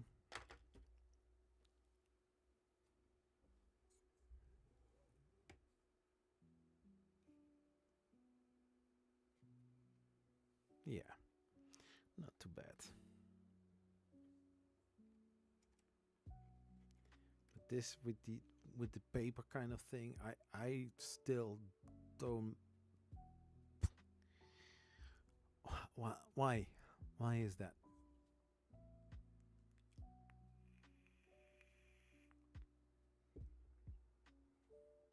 And basically with the panels, I can only attach the panels if I have printed those panel holders.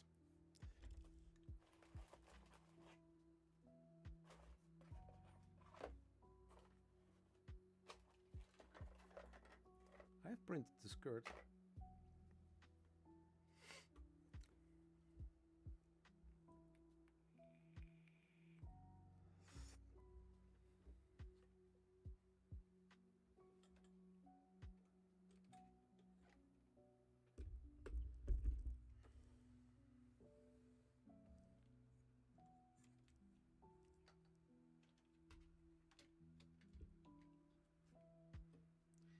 Something like this. I will leave it like that.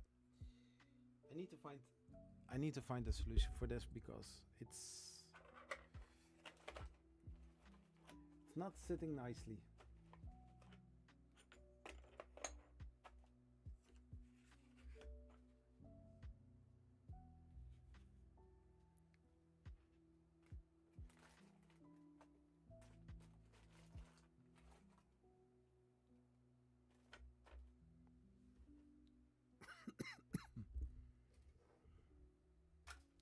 So that was that. Just did I throw away a piece of, yeah, I don't know. I'm just going to grab myself a fuzzy drink, and I will be right back for the last part of this stream.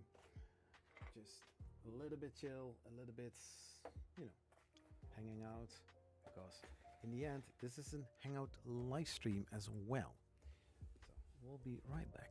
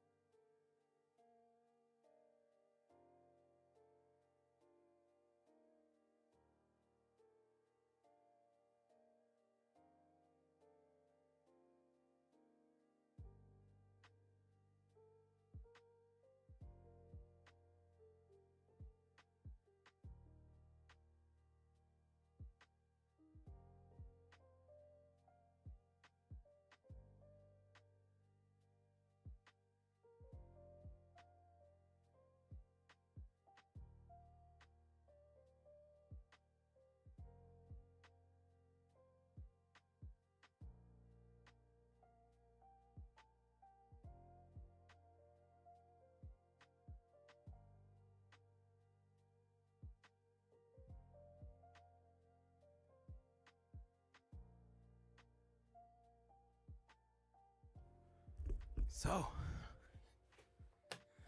there I am back again, risen from the ashes, or something like that.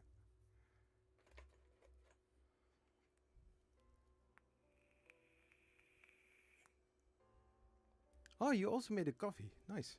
You want to stay awake.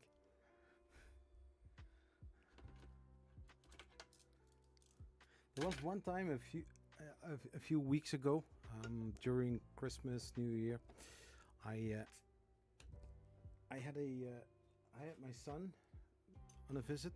We played Minecraft the whole evening. And the funny thing happened. I drank 2 cans of Monster during the evening. The last one was just, I think, like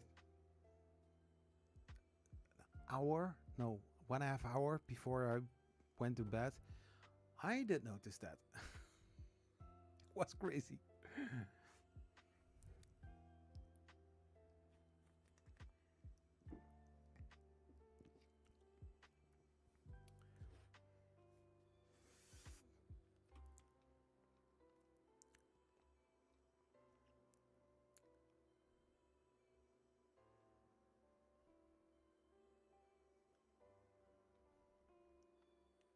So in the meantime, so tomorrow, if I'm awake again, I'm going to see if I can order a screen for this one. Maybe this bigger LCD touchscreen, you know, like the 7-inch instead of, I don't know what this is, but big one. And I've got the Panda Touch, which I can change into the Clipper Touch. Sort of.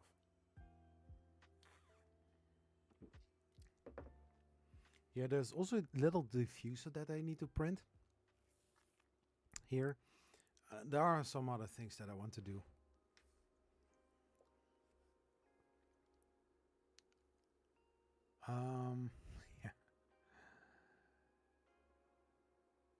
then I need to look a very transparent PLA if that exists. Oh yeah.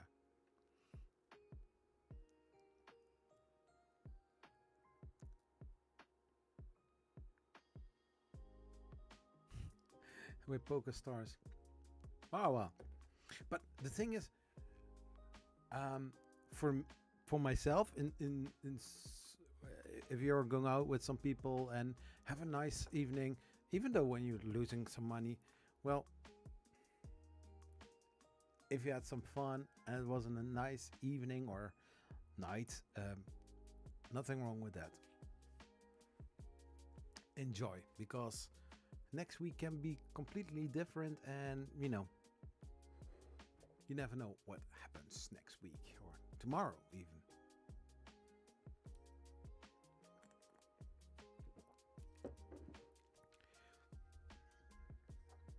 So how did the video from today? Because last time that I watched it was like not even 100 views.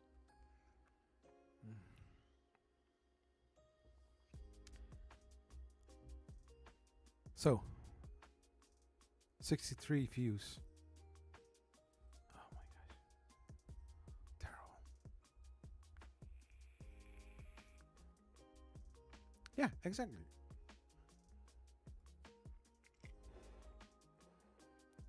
Nothing wrong with that. I don't want to say like do some crazy stuff and hurt other people, because people can also interpret it as that, like, oh, well, maybe I can do that, because you never know what happens. You want to give other people a pleasant time and not a hard, difficult time. Something like that.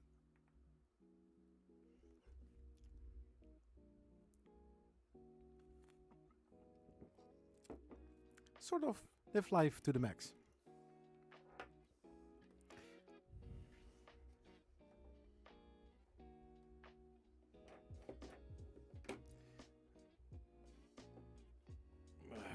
Oh my gosh. Come on.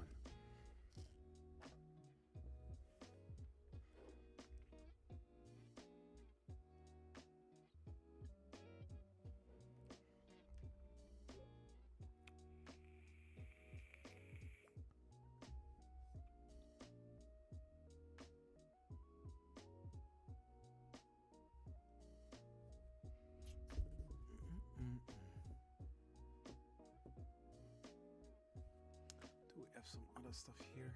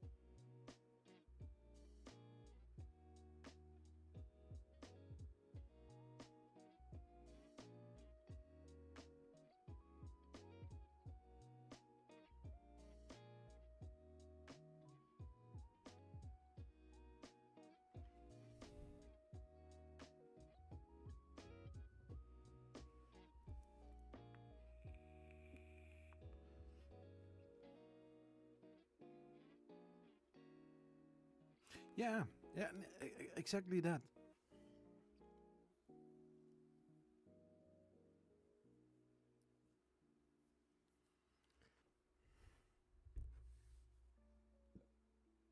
I don't want to do that. It's stupid. It's also the thing that you might regret later. Just enjoy. There are some amazing times that you can spend with friends or some good colleagues where you can hang out with. Even with Zach.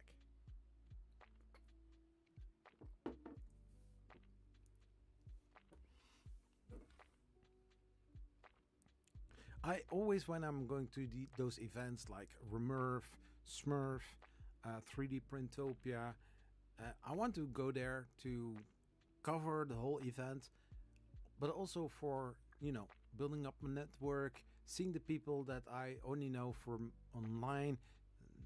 Yeah, hanging out, if possible, also in the evening, see where they are, if they are in a hotel or going to a restaurant, stuff like that.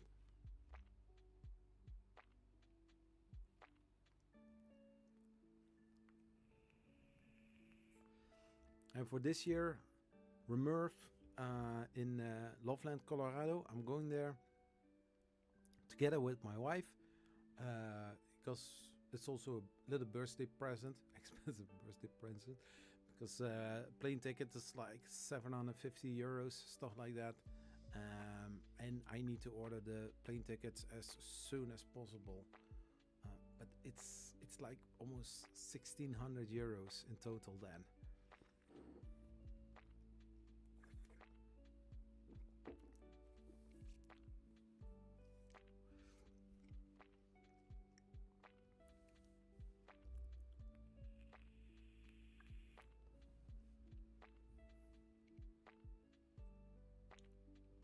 You are living in Belgium?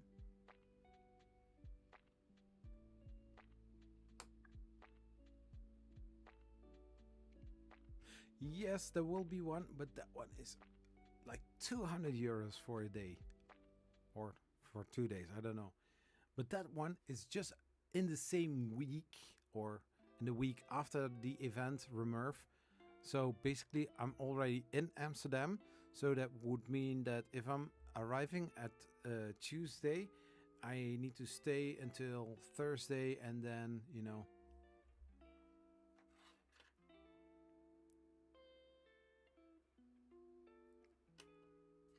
I live in Wellen, Limburg, the Netherlands, because I'm also living in Venray, Limburg.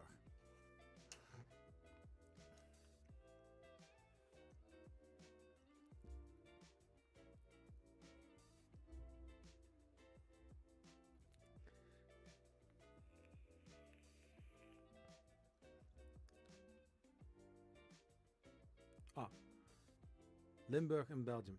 Because if you would say like, oh no, Netherlands, Limburg, then I was going to talk a little bit Limburg. Het kent ze een beetje Limburgs kallen. It really depends in which part of Limburg you live. The more north of Limburg you live, the more Dutch it sounds.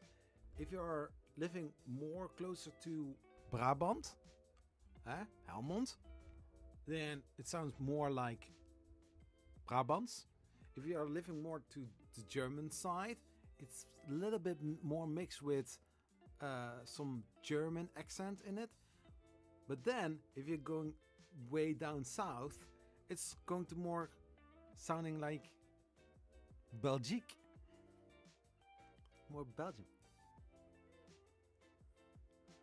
Verstehe je mich? Like Romand, Remunch.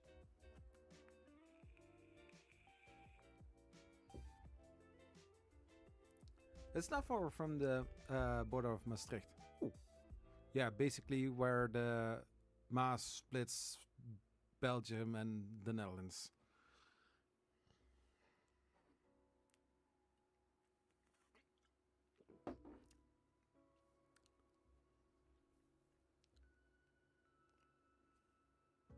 Waar komt de G dan vandaan?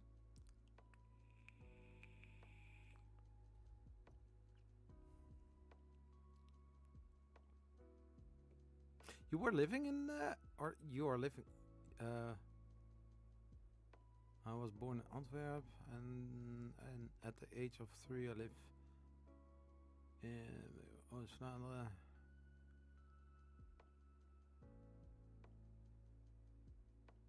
Oh, nice. Ich? Yeah, you.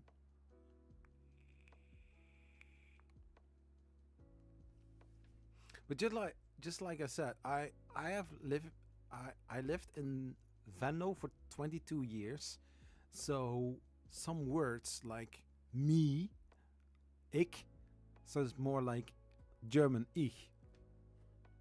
But also, if you're going to Roermond, it's also a very close sounding like ich.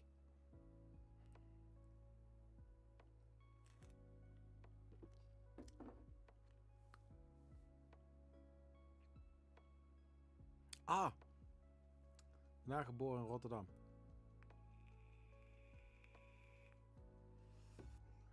Yeah, there used to be a time that I was spending almost like every second weekend in Rotterdam. My brother, he was living in Roermond, in Rotterdam for a long while. But I also went to a Christian gospel choir. We had in the beginning of every school year start, we had 3 or 4 weekends that we practiced. So every month, 2 times, I drove from Venlo to Rotterdam. We had the practice there. Then around first week of the new year, so January, our tour started, going to different kind of churches in the Netherlands. And it was also, in the end, in June, was also a week long that we went to Germany.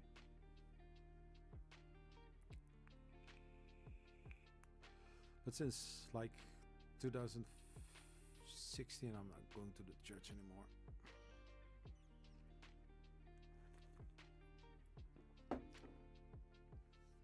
I see enough stuff. That's it, like that.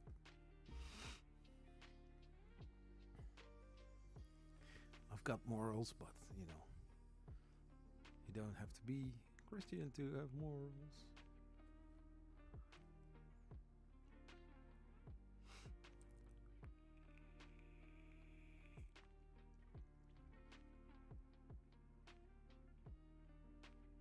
Mensen dat nou?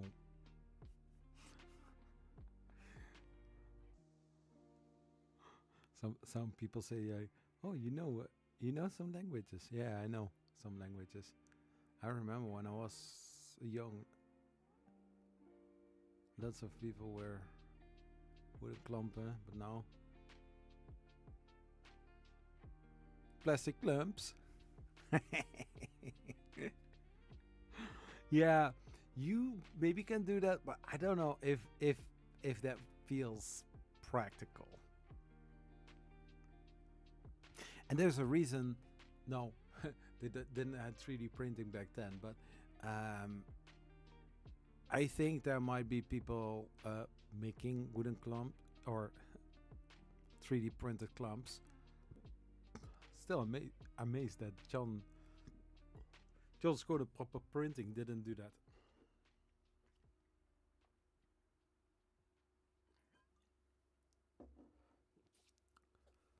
Smelly feet. Yeah, I think it's better to 3D print Crocs in a flexible filament TPU.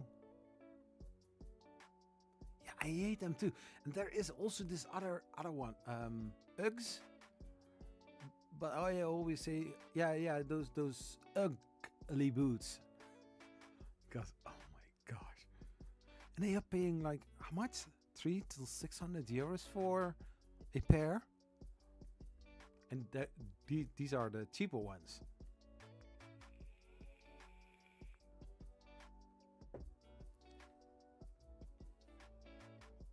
Oh, there's enough in there.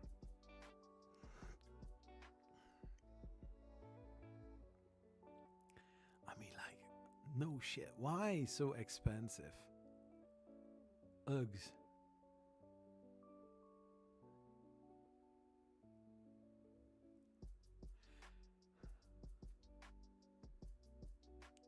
Am I? Then I prefer a printer.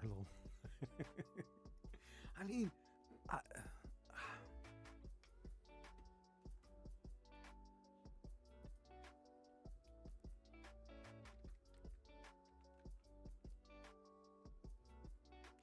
Do you have also for guys?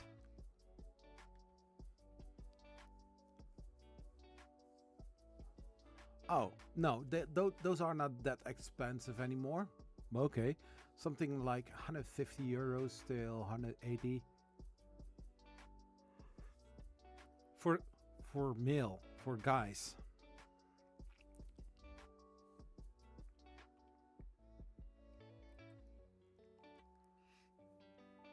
Yeah, so I did mention it.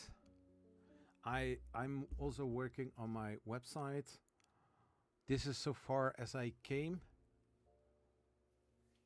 So I did give a notification here. Pages under construction, images, text, and prices are placeholders and will not be will be updated once the shop opens. But I mean, starts to look like something. Scroll a little bit further. I'm still working on it. With a little bit of help of AI to determine what I should put in there, how it needs to look like, how I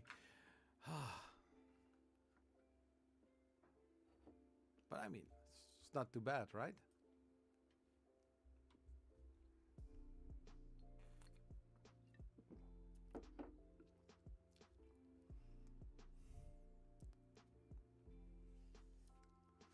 No, I've got this idea came in today.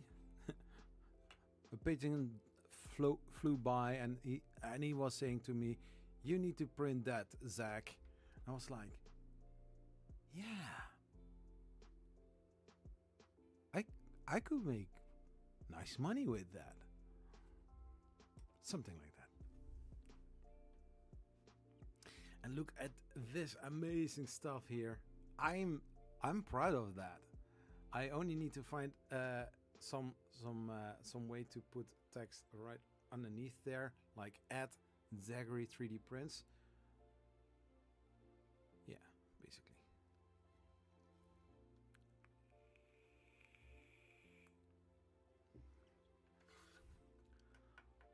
So I'm very close hitting the 9,000 subscribers.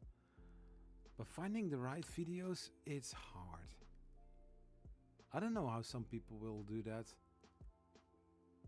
Maybe I should post more YouTube shorts, but I have no idea how to post them. And I do know how, but making shorts that don't stick to 500 and then another one 600 and then another one 400 and then suddenly after a week posting every day a single short and then nothing. I'm also going to make my adult 3D print shop. No, but I mean, like, if you can make those 18 plus toys, I think there is a market for it. Change your, you know, the video I made all by myself, and I used ChatGPT to find the right keywords and the key phrases, matching tags, and also the best SEO optimized title. So the combination of the keywords or key phrases in combination with the other thing combined, making the title of today's video, and then making sure that everywhere the SEO for Google and YouTube was optimized as possible. It's about, you know, adding the K9 to Prusa slicer, because I see those videos are doing very well. Well, basically about the Easy Treat 3D printer. But maybe it's not going well today, and tomorrow morning I get out of bed in like 6-7 hours, and then the video has like 500 views. It's you cannot compare it with something like the Bamboo Labs firmware update thing that I did with the you know, looking on the inside of the printer, because that one almost like 10K within 2 weeks. Yeah. I do want to go for videos that are or has the potential to go viral, but then I want to listen and see where the need is, but in the longer term.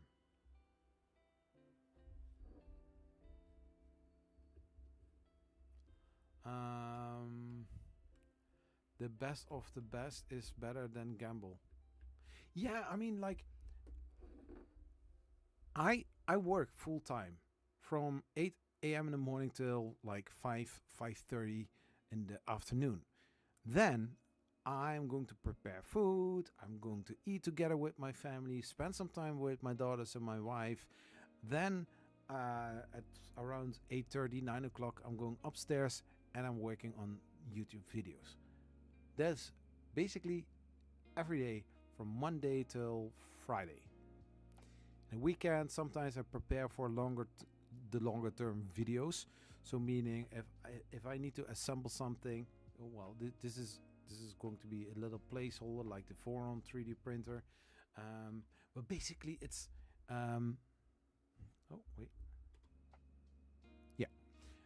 So basically the things that I cannot do during the weekday evening, I try to see if I have some spots in the afternoon in the weekends. But also doing some errands, doing some household kind of thing like cleaning the bathroom, sweeping the floors, or gardening. Something like ChatGPT helps in finding the right keywords and key phrases, tags, or things that are harder to find. Things that, well, let's say it like this. 4 years ago in 2019,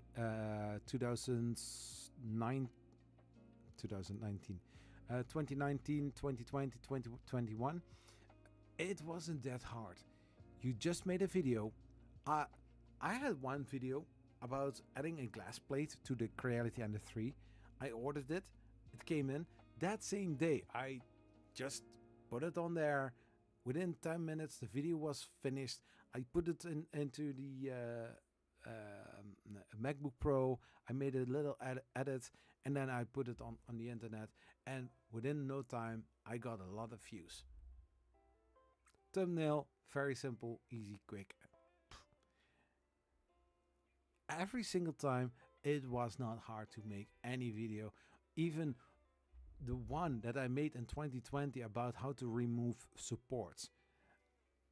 I was still learning how to make a video, how to make some good edits. People were commenting me about, oh, the video is too long. Oh, the video is a lot of those things. So when I was removing the supports, I did do a time lapse of removing the supports.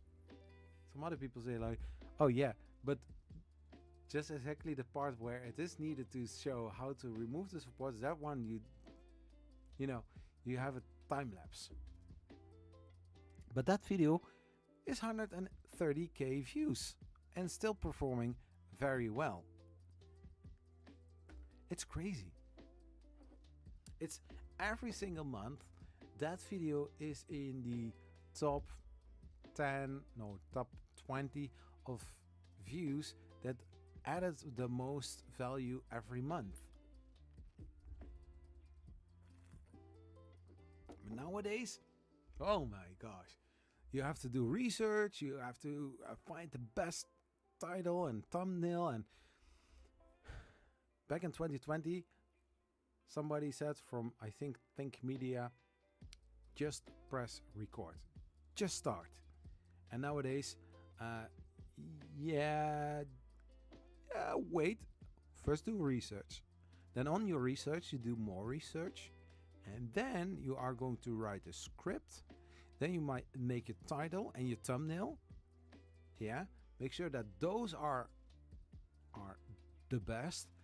and then start recording and then start editing, and also make sure that during the editing that you have some flashy things going on, so that people have a bigger, that your videos have a bigger retention rate and stuff like that. And I'm like, yeah. Somebody commented me today in one video where I use a little bit more stock footage. Also trying out, this guy said, you're not hitting the point. You have too much stock footage in your video.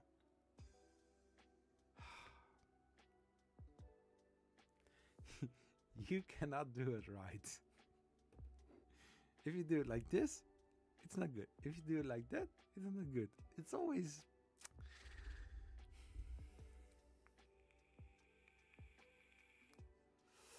No, I mean, like, ChatGPT helps me with the parts that are harder nowadays than it was 4 years ago. And now I see people starting within 3D printing on YouTube. No, that are starting with YouTube showcasing 3D printing, and within a few weeks or a few months they hitting like 100,000 subscribers. How? Then I look through the videos and I'm like, it's not more than that I do. What is different?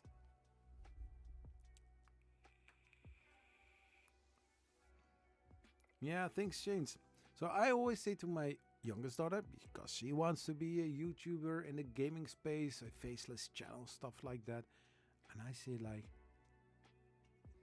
you are at school, right?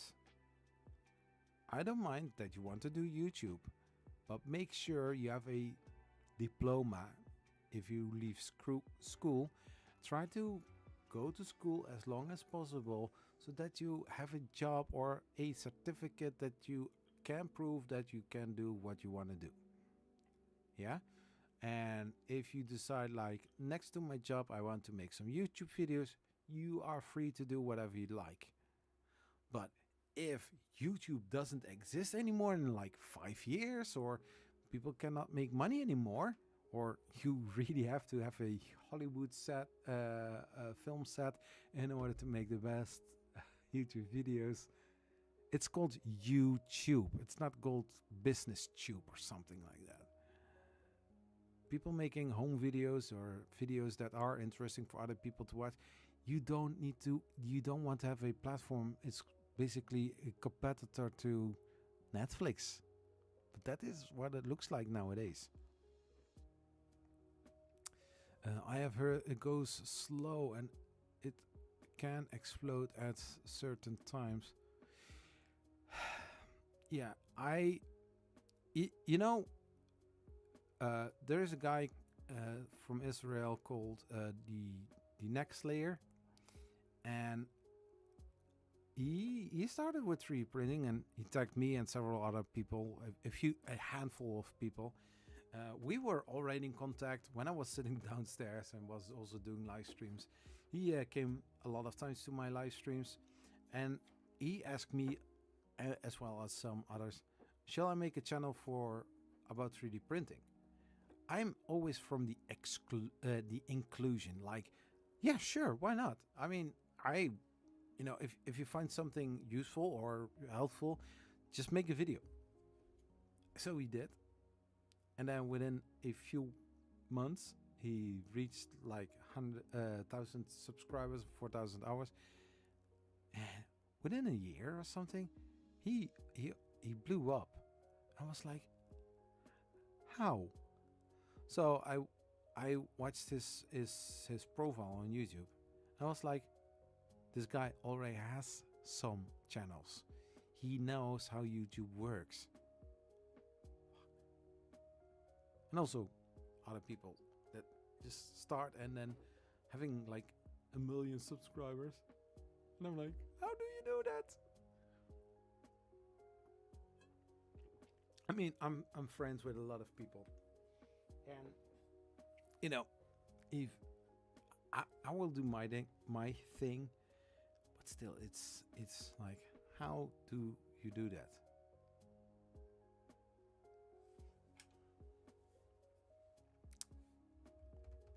I see small channels starting in the same period of time as me, and then they blew up.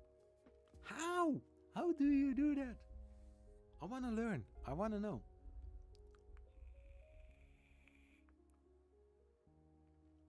So yeah,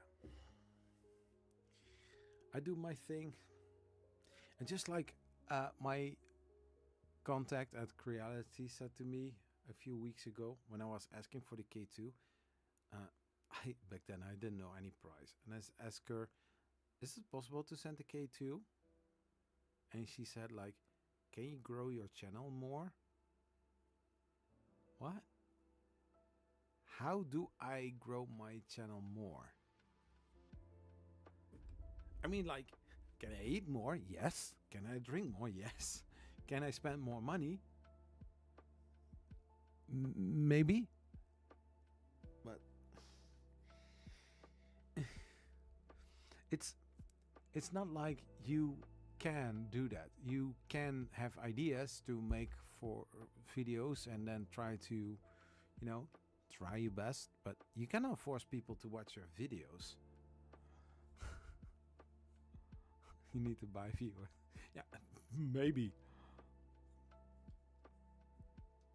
I mean, within the 3D printing community, to the content creators that make videos on YouTube about 3D printing, I don't think that people are buying their views, right?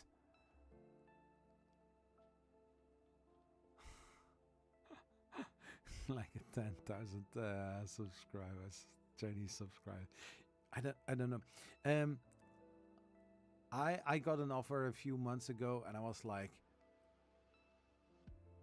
you pay like 250 euros and getting with somewhere between the 5,000 and 10,000 subscribers. But the thing is, if it is not, my thing is, I don't mind having a lot of subscribers, yes or no. The growth of the channel is determined by views and view duration, because in the end, the longer people watching the videos, the more likely they are going to subscribe in the end. Maybe.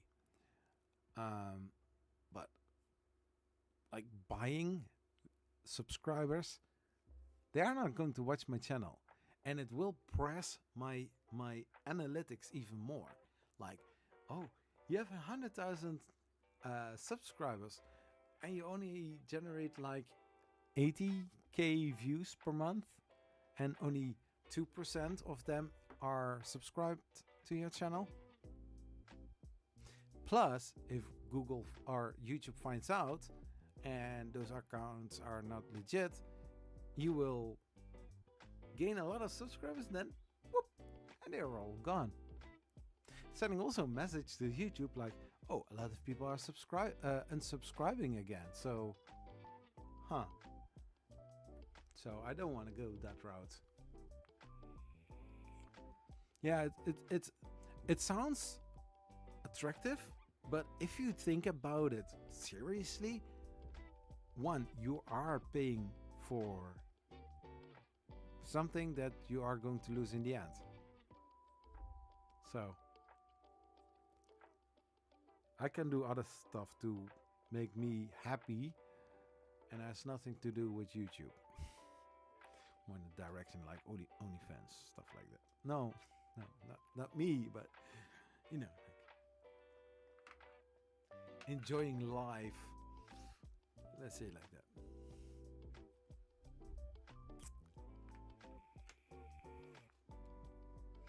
All the effort is gone, and that's sad. Yeah, I can. There's one thing that I can do, and it's just a legit way.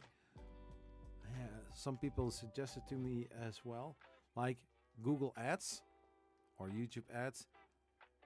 So I make a video and that I want to promote on YouTube. That is allowed. I pay like 200 euros for that, and it's being showed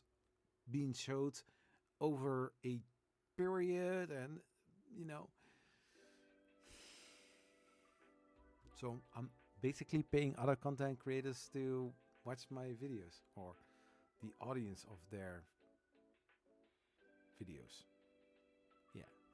So I have thought about it, but I'm like, no, I'm not going to do that. Like, they see, just imagine, people are seeing an annoying video of you. The last thing that they think about is like, why would I subscribe to this channel? This doesn't make any sense.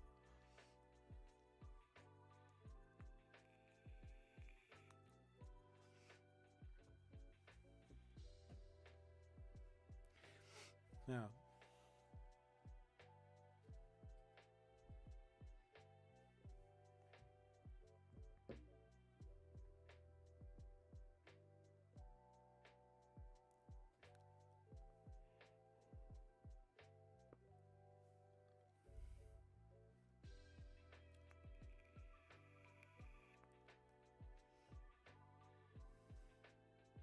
So yeah, I mean, like, I have a lot of fun on YouTube. I need to focus on myself and the videos that I make. Listen to my viewers, my YouTube algorithm. Basically, see what my viewers are doing and try to learn from that.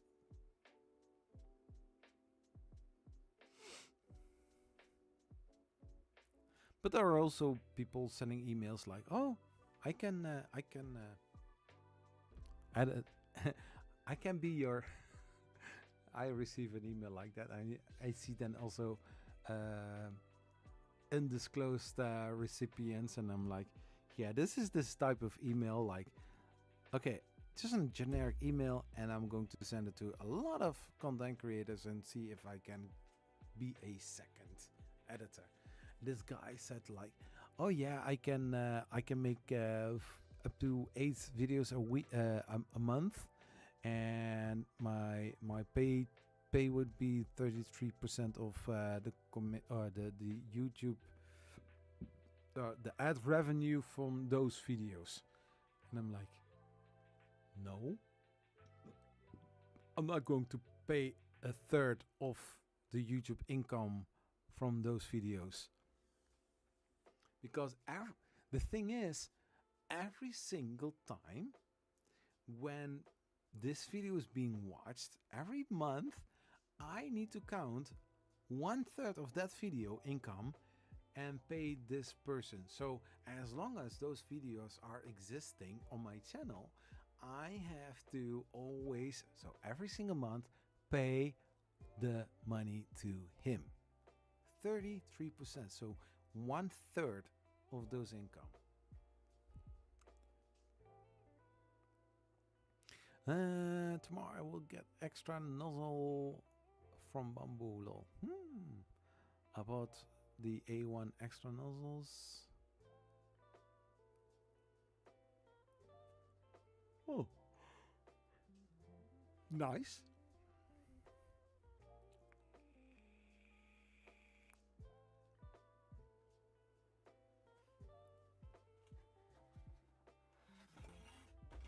I was thinking about something.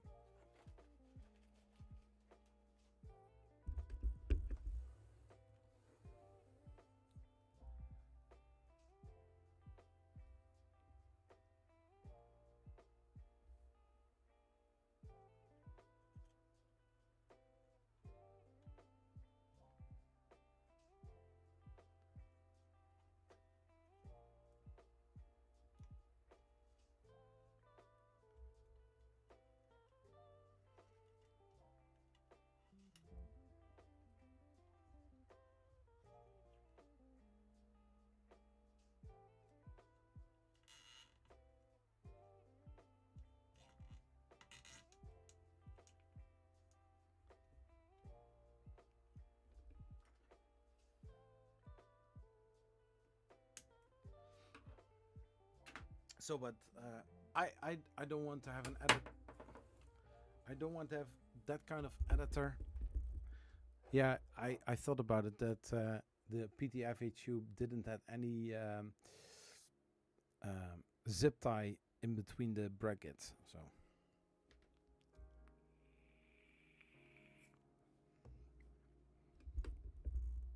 So I've got this idea to do, and you know,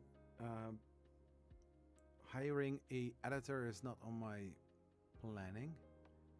I did ask somebody that is also editing for another fellow content creator within the 3D printing community. I did ask him, and he asked also a little percentage of you know, the same kind of way, but it's a lot less. And he says, my goal is that if you have some good performing videos, you will earn more views, you are going to earn more money, and the more money you earn with those videos, the more I benefit as well. Basically the same thing as the 33%, but then his rate was something like 10% or 15%. I was like, dude, that's not a lot. But he says, as your channel grows because of those videos, you will earn also for those videos more money. So in the end, if I do my best, you are getting paid more, so I will get paid more. I mean, he's not wrong.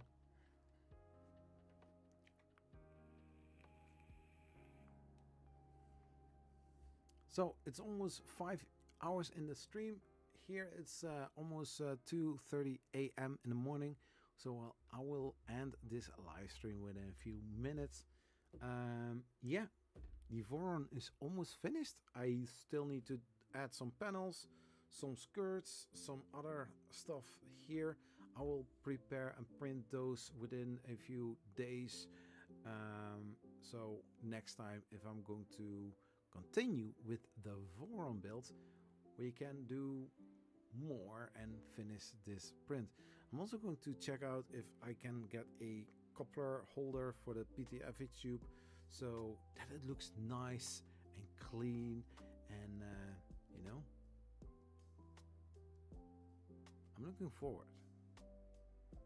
This printer I got in June last year. I started to assemble it in normal videos, but those videos, just like you could imagine, we're not doing great. It's a printer that you will build on the stream. There is a printer that I'm going to buy or purchase soon. It's going to be a production machine for the things that I want to do. So in the end, I'm going to earn money with it as well.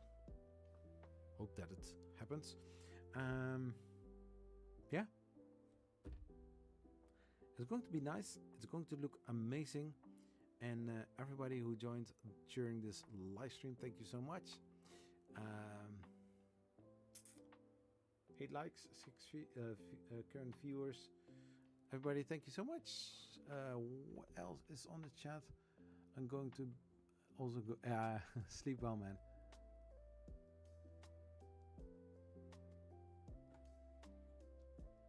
Unboxing the newest thing, yeah, that's also a thing, and I do want to have a Prusa Core 1 kit, and I also am going to assemble it during a live stream. So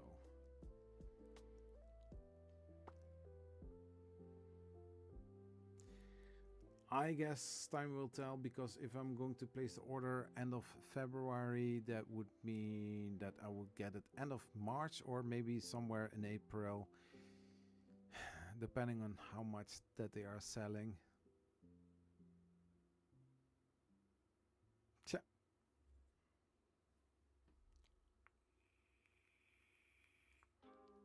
So everybody, thank you so much for being here. You are amazing, and I will see you in the next one. Peace. Bye-bye.